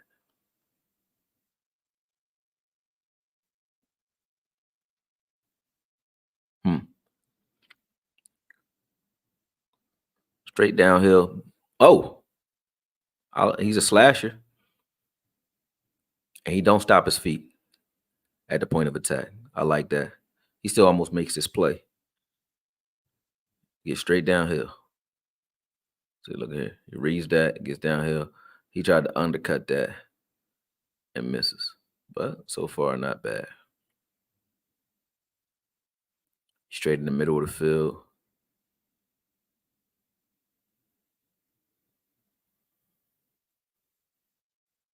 Okay, so he seems like he's guessing so far. He's missing reads.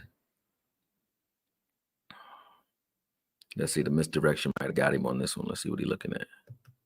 Oh, no, he's keying in on both the pulling guards and that running back. That's not the backside contain ain't his. So he does what he's supposed to do on that play. That was on 0 to make that play. 0 break got contained broken. So that wasn't on Trotter at all. So far, so good.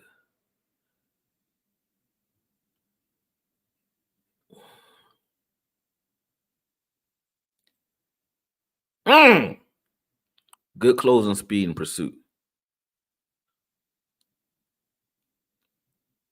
Sheesh. He can hit too. Here, boom. Good closing speed and smack. Very good. He can hit. So he's a striker.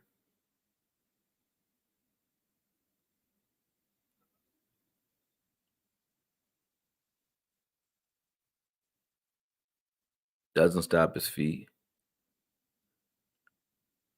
But also not like, I don't know. He look a little undersized too. I don't know how big he is. Well, he like 6 foot. He don't look too big. He remind me of Kendricks. Fast, little quick guy. But sturdy.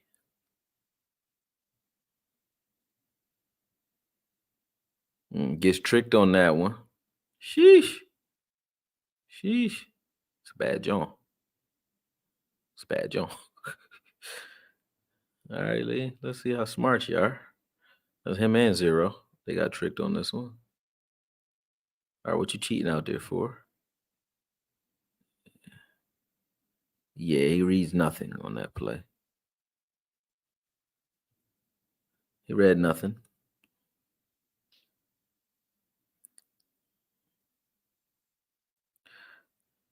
So far, I see a guy as an athlete, but I don't see a reader.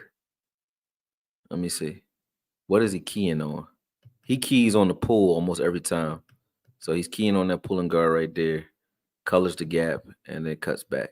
That wasn't bad. I mean, he's following. He's probably his coach probably taught him to follow the guard or whoever's pulling to the ball, which is linebacker 101. So that's what he's doing, and they're countering off of that very well. So it makes him look bad. Boom, there he is slashing to the backfield. But he's a good athlete.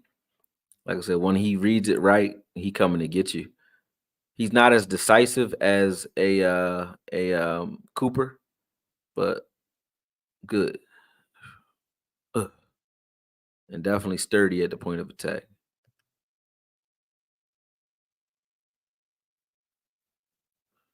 Let's see what happens on this play. All right, there he is in the A gap standing up. What's he doing? He's just spying. He ain't doing nothing.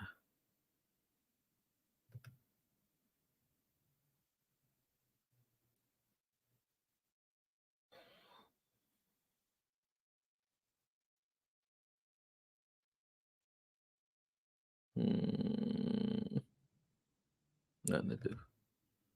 I want to see what happens when you run right at him. So far, he coming to get him. He's slashing. He's attacking the line of scrimmage, but I haven't seen them attack him. They've been tricking him, but I haven't seen anybody try to attack him yet. That's what I want to see. Or maybe they're not attacking him because you can't. Who knows? Maybe they know better than I know. See, when he's good, he's a good slasher though, meaning he can blitz real well. He can find the gap like Cooper. I don't think he's as like instinctive when it comes to, just kind of skiing in there like Cooper is, because I've seen him guess wrong a couple times. But he is a good athlete, and he is sturdy when he actually gets there to hit some. All right, they like he's Mike, boom. Gap exchange, boom. Ew, he ain't that short. He ain't that short. He said, "Hey man, I got ups. Here we go. Boom. Good stunt."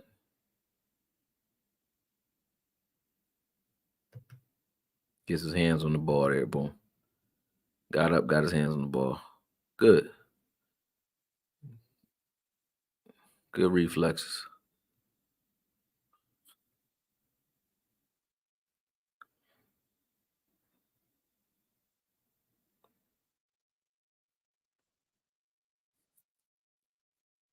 Yeah, I haven't seen him try to attack him yet. Maybe you can't.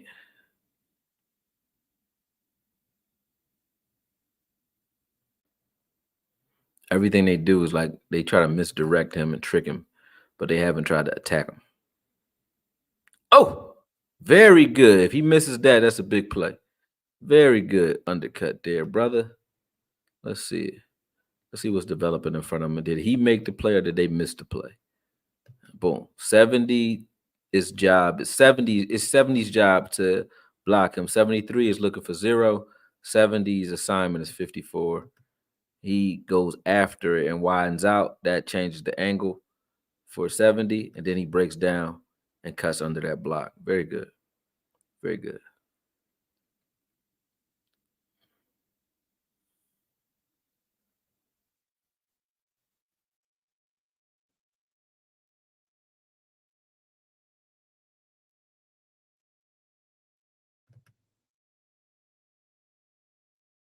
He'll get beat in the play action quite a bit from the way he does his run fist. Like he reacts to the run immediately. Like he gone. Almost every time there's a misdirection, he gets caught with it. Almost every time, because he's aggressive against the run. Here, I don't know. He wasn't aggressive enough there. He kind of waited. Didn't like that one as much. If he's like a second or third round guy, I don't know what he's projected at, but that's where I would like him because he's okay. Like he's good. I think he could be a great player, but I don't see it yet. I don't see like, gotta have him. He's not first rounder. I know that. And that's only cerebral, I think. I think it's because he just doesn't quite get what's going on. He keeps getting tricked. I've seen him tricked too many times in this game. See, he's waiting, trying to figure it out. See what I'm saying? Like that right there, he would have made that play had he known what was going on. he kind of gets stuck in the mud right here. Look at this. And why is that? Let's see what happens. No misdirection. He colored the gap and just couldn't get back over the top of it fast enough.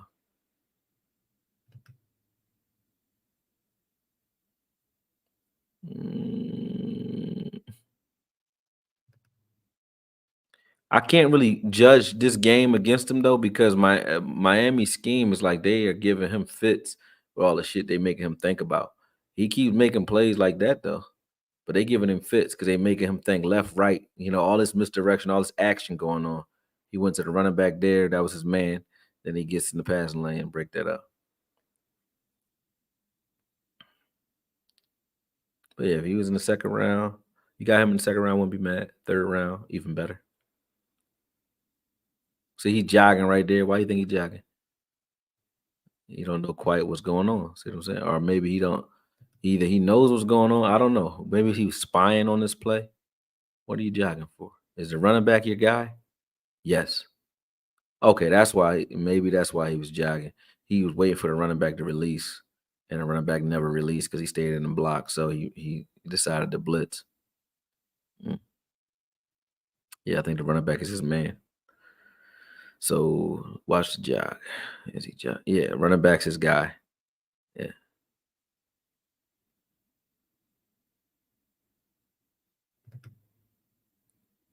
Still got an interception.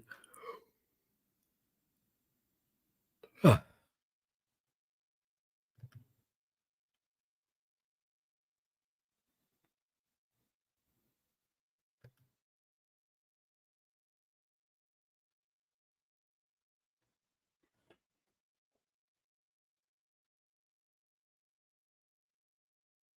Still like Edrin Cooper the best.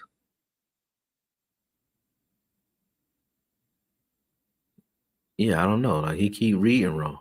I don't know what he's reading. Like he's misdiagnosing these plays. Once he's coached up though, he's gonna be fine. What's he reading back here? Yeah, where you going?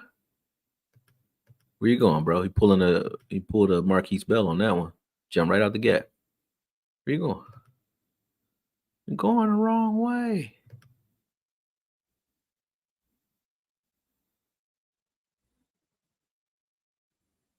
All right, here he is on the edge. Let's see what he does here. He blitzing for sure.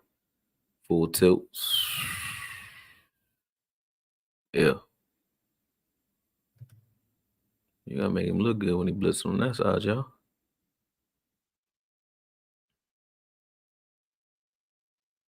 His name gonna get him drafted though. He gonna get drafted. I ain't in love with him though, but he good. Let me see another one.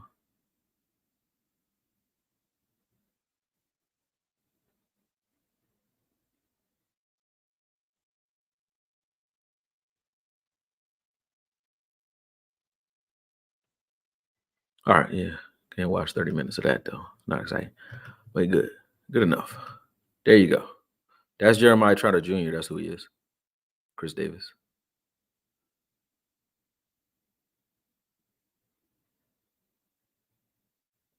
All right. He's a late third, fourth round guy to you, yeah. Yep, Hitchens type of guy would be probably a good way to look at it. Pat, what's good?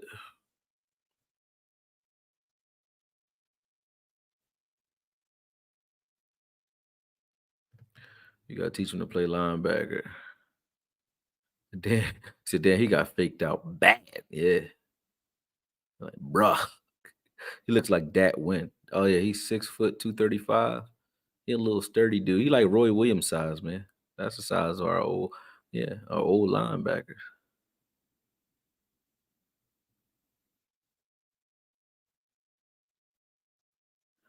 Yeah, I agree with you. He said, one thing about our linebackers, they don't crash the hole hard enough to ever get fooled by any play action. They're gonna sit back regardless. Facts. They saw. Oh yeah, good to see you too, Pat. I'm here. So Gallus, hey fam, at work just dropping in. What up though? Even if the Morons just had to start LV, why couldn't they find one backup last offseason?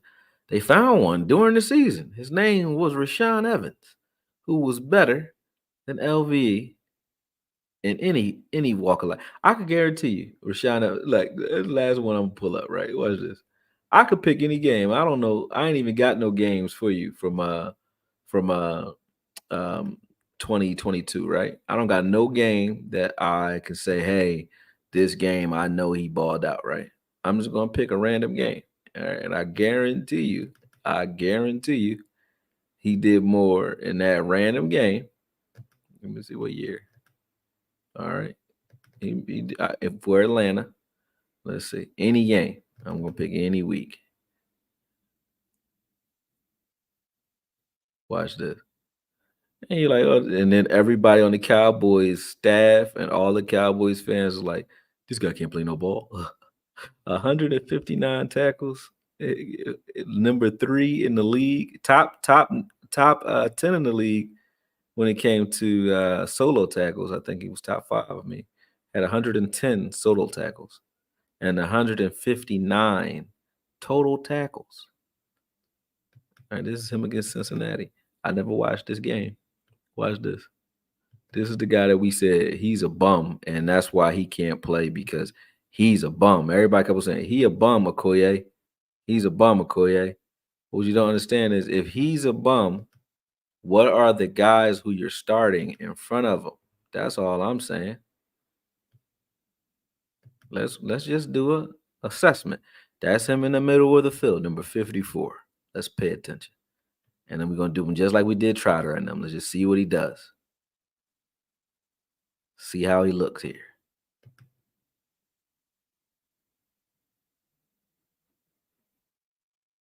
Oh, making a tackle already. Let's see what happens.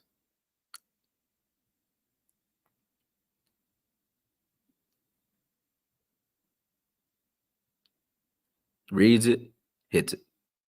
Good.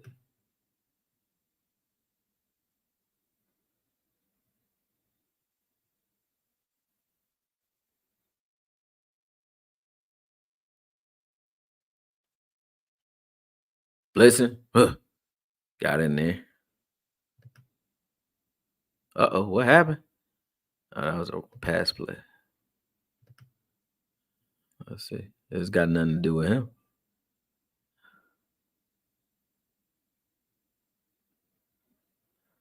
Nothing to do with him.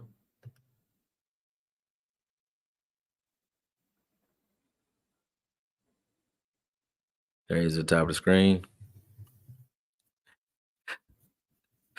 Right. Rashad Evans is a bum.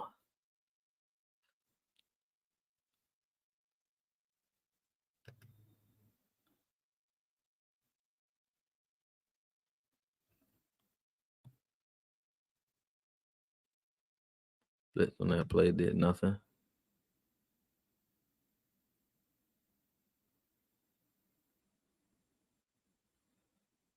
Doesn't get pushed off. Just didn't. He ain't move. He ain't had to move. Let's see how he found the ball here. Playing Will sort of on this one. Boom. Find the ball. Stop the ball.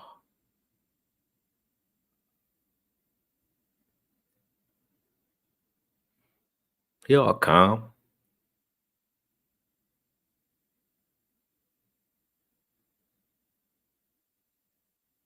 Let's see.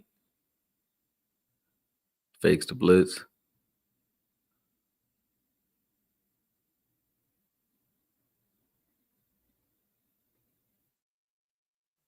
Got beat by Joe Mixon on this one. Mixon's outside. He fakes his blitz and then he chases Mix. Boom. He just catches his leg. It wasn't his man though. He just sees it. He ain't slow.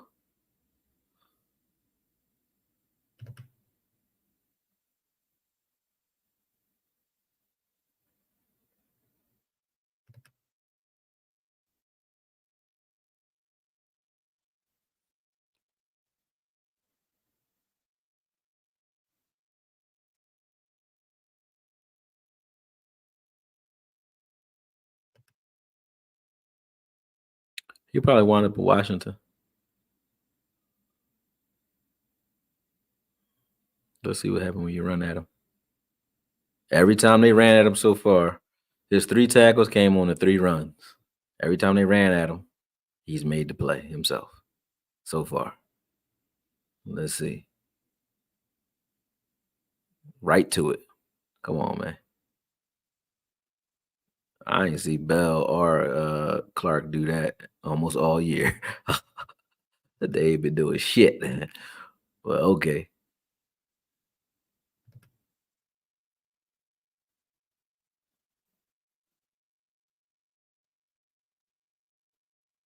All right, they spreading them out. Let's see if they want to run or throw.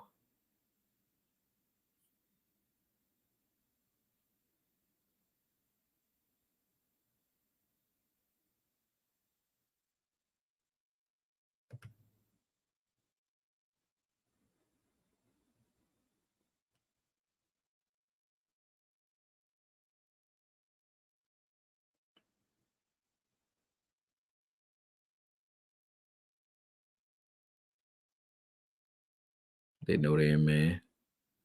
So go ahead. Joe Burrow got a man beating players. Must be a pass. No, they still hand the ball off. Boom. And he right there.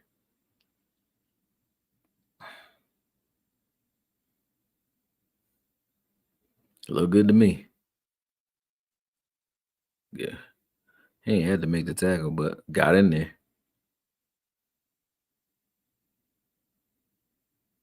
Third and 1.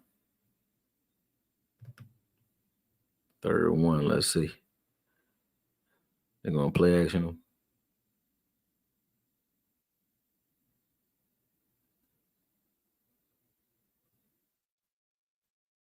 He got there this time.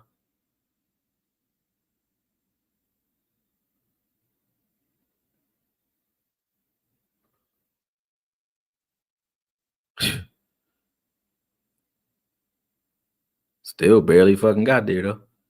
They got there. I ain't mad at that. I want to see the bum, though. Where's the bum that we keep talking about?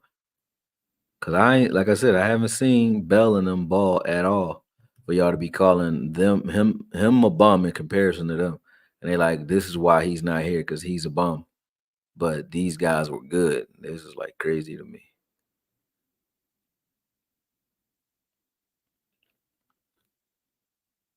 Got killed on that blitz.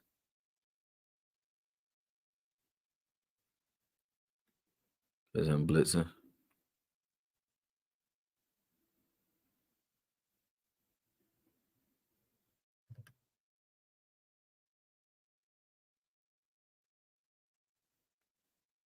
think he got hurt that play.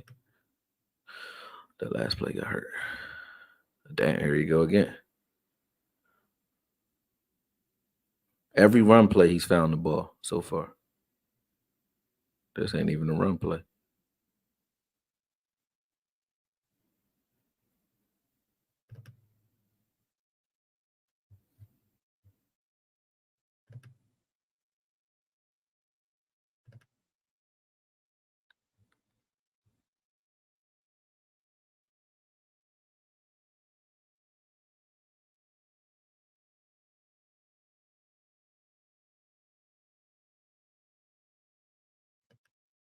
Great catch.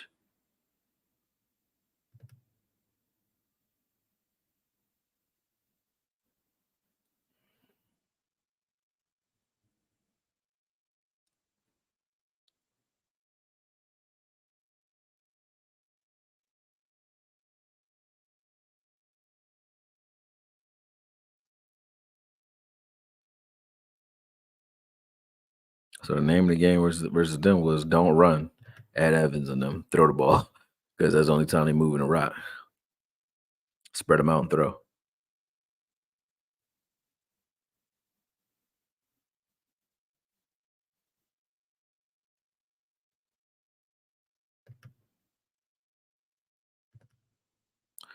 Yeah, like I said, I ain't gonna watch this whole game, but so far, I see a stout linebacker doing his thing. I ain't mad at him.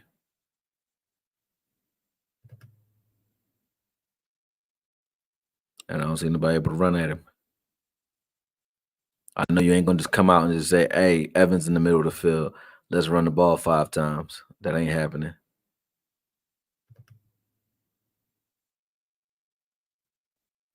All right, it's 3rd and 2. Let's see. They still don't go big.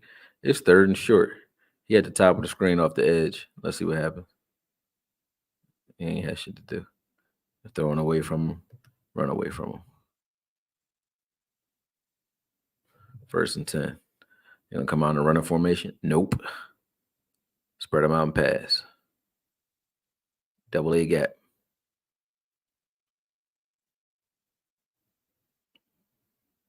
He gonna drop back. I know it. Ew! Good blitz. Killed him.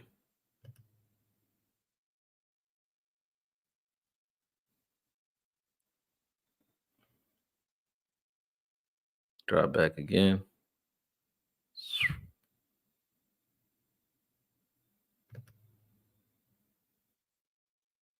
In coverage again.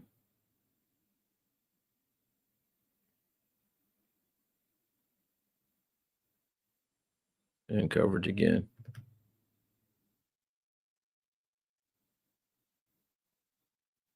In coverage again.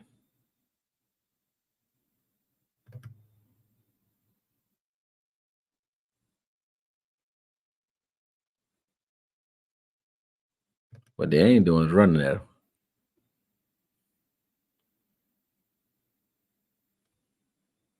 Even when they up, they still ain't running.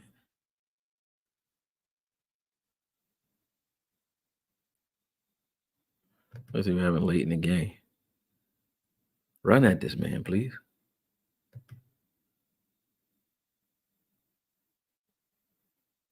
Maybe they try it here. Come on. This look like a run formation. Let's go. What happens? He got blown up too. But still, he making it like when you run at it, every time they ran at it, look at what he do, man. Soon as you run at, boom, right there in the gap. Mac. Come on, man. Come on, man. And that's why they don't run. You couldn't run at this bull. Look at 4th and 1. Look at what they do. Why you think they doing this on 4th and 1? Why would you be spreading them out empty wide on 4th and 1? An empty backfield. Why you think that is? Because they could stop the run. Crazy.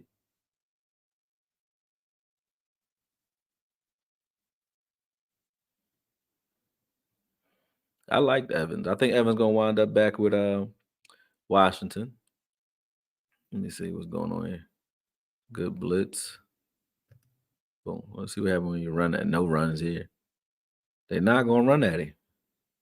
They're not gonna. Damn. They're not gonna do it. Look at what he do to Chase. Come on, Chase. Get out of there. Slam. Don't you leave your feet again, bro. I know that hurt. He feeling that. He got up slow. What is this?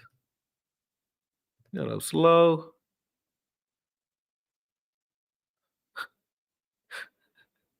They're like, Evans a bum. All right, please. If this is a bum, I'll take it. I'll take him back right now. Like an abusive pops.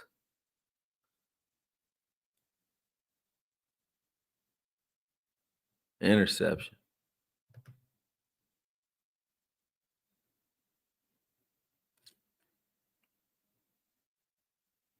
They up 28-17 and still will not run the ball. Why you still throwing the ball? Look at him. He coming too. I was coming to get you.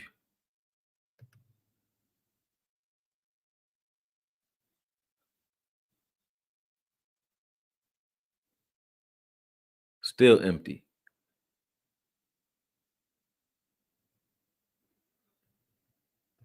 I ain't never seen nothing like it. Why would you still be passing the ball right now?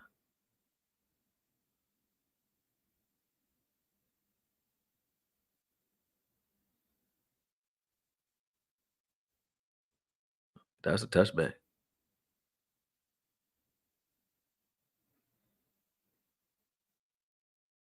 That's a touchback. Smack. Touchback. Oh, they still gave him that ball. That's crazy. Let's see. Do they run now?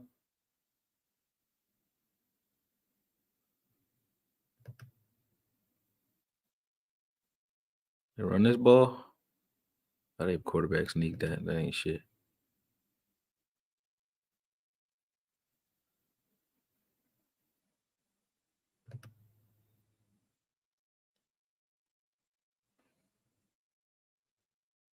Why you think that is? Yo, y'all peeped that every running play so far, yo. Every running play that went up the A or B gap so far, look who's there every time. You can't say that for none of our linebackers. Look at that. His ability to find the rock is ridiculous.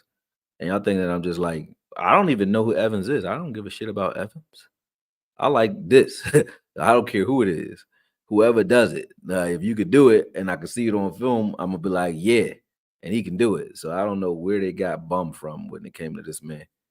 This was the season before he came to us. How does this equate to bum or trash or a guy that can't find his way to the field when you got the bums we have in front of him? Makes no sense. Makes no sense. He got like 6 tackles this game so far, something like that.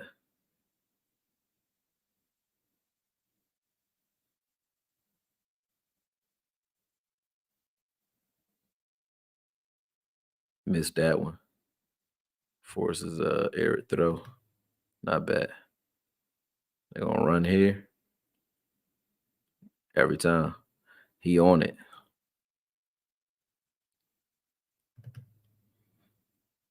His keys and he calm. He don't over pursue. Doesn't look calm.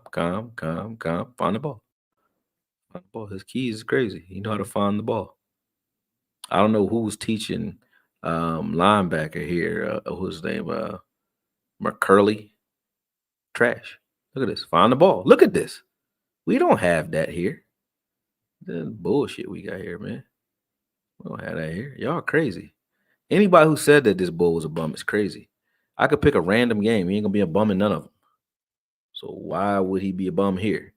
That don't y'all get it? If he's a bum when he gets here, who's the problem?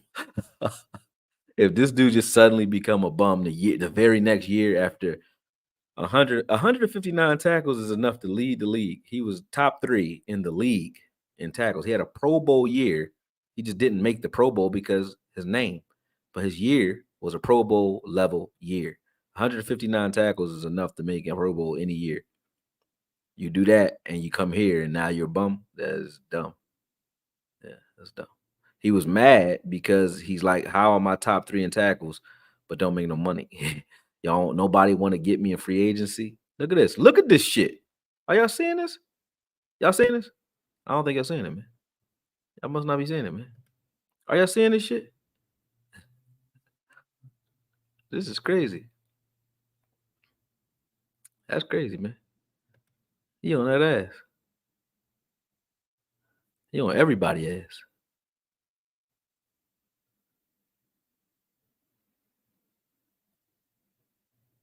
Man, I don't care. Y'all crazy. He said Evans really let it go to the second level. Shit. Shit. Evans hit everything moving, man. Shit. Watch this. Let me see. In there again. Boom. He got blocked out of there that time.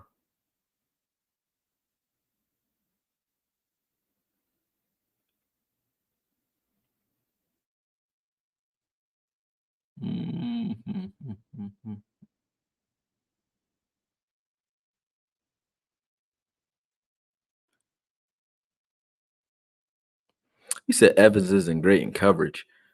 Name me a linebacker that's known for his coverage only, other than Fred Warner. Name one. And name me a linebacker that you want. If I want a linebacker that only can cover, I would go get a safety. Oop, that's what we got, ain't it? I don't give a shit about that. Can you play linebacker? Can you play linebacker though, or do I want a safety? You know what I'm saying? No. Uh-uh.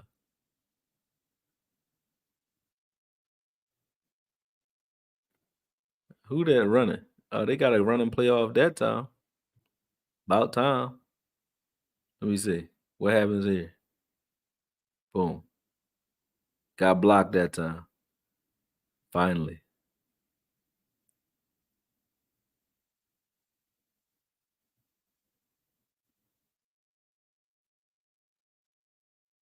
Isaiah Land probably gonna end up there. Yeah, you're probably right. They probably gonna have all of the throwaways from Dallas over there in Washington. They probably will. Yeah, I was reading what y'all was saying. Let me see what else Evans got. I think it's almost over. So he should be running more now because they up. So let's see. Do they run now? Yep. He waited for that one. He ain't had to do shit. He just reading. They probably running that inside zone right at Evans right now this time. Nope. They throwing it still. These motherfuckers crazy. Ew. He could have blew him up. Damn. He would have knocked his head off if he'd hit him. He probably would have got fined though.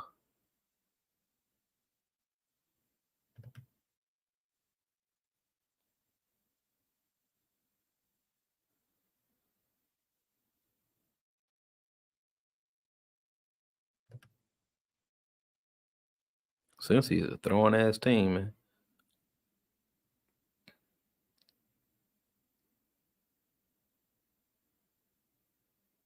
Smack. Evans got himself like 9-10 tackles this game. There's another one. They're like, he's trash. Every time they ran the ball, he is the one that stopped the ball probably almost like 80% of the time so far. When you run the ball, he coming to get your ass. Unless you get him before he get there like that. Other than that, he coming to get your ass. That's your ass, Mr. Postman. Let's see this. And I'm talking about every time. Look at him.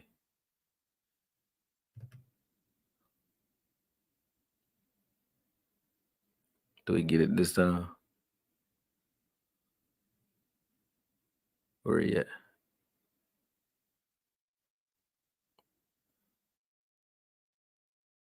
Damn. Again. God damn. And he fucked him up this time too. Y'all crazy. Y'all wouldn't take this guy? You wouldn't take this guy, but you would take Clark or Bell over that? Y'all crazy. You crazy, man. You crazy. I'll take him back all day. He could start for me all day. Y'all sick in your head. Sick. That's a linebacker, folks.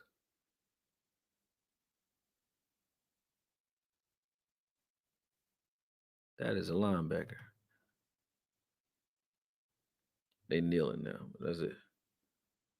Yeah, like 10 tackles that game. And that was a random game. Yeah, that's a linebacker. Y'all tripping.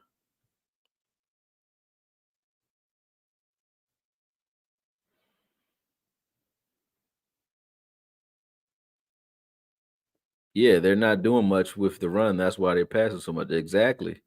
Yeah, they're not passing at him. When I say a linebacker's not good in coverage, you got to be passing at him. They're not passing at him. Heavy Chevy, what's good? Chris Smith, that's what I mean. Like you said, he wasn't good in coverage. I don't give a shit. But they not passing at him. If they passing at him and throwing the ball at him every time they want to throw the ball, then you could say he's not good in coverage. They haven't passed to him all game. Yeah.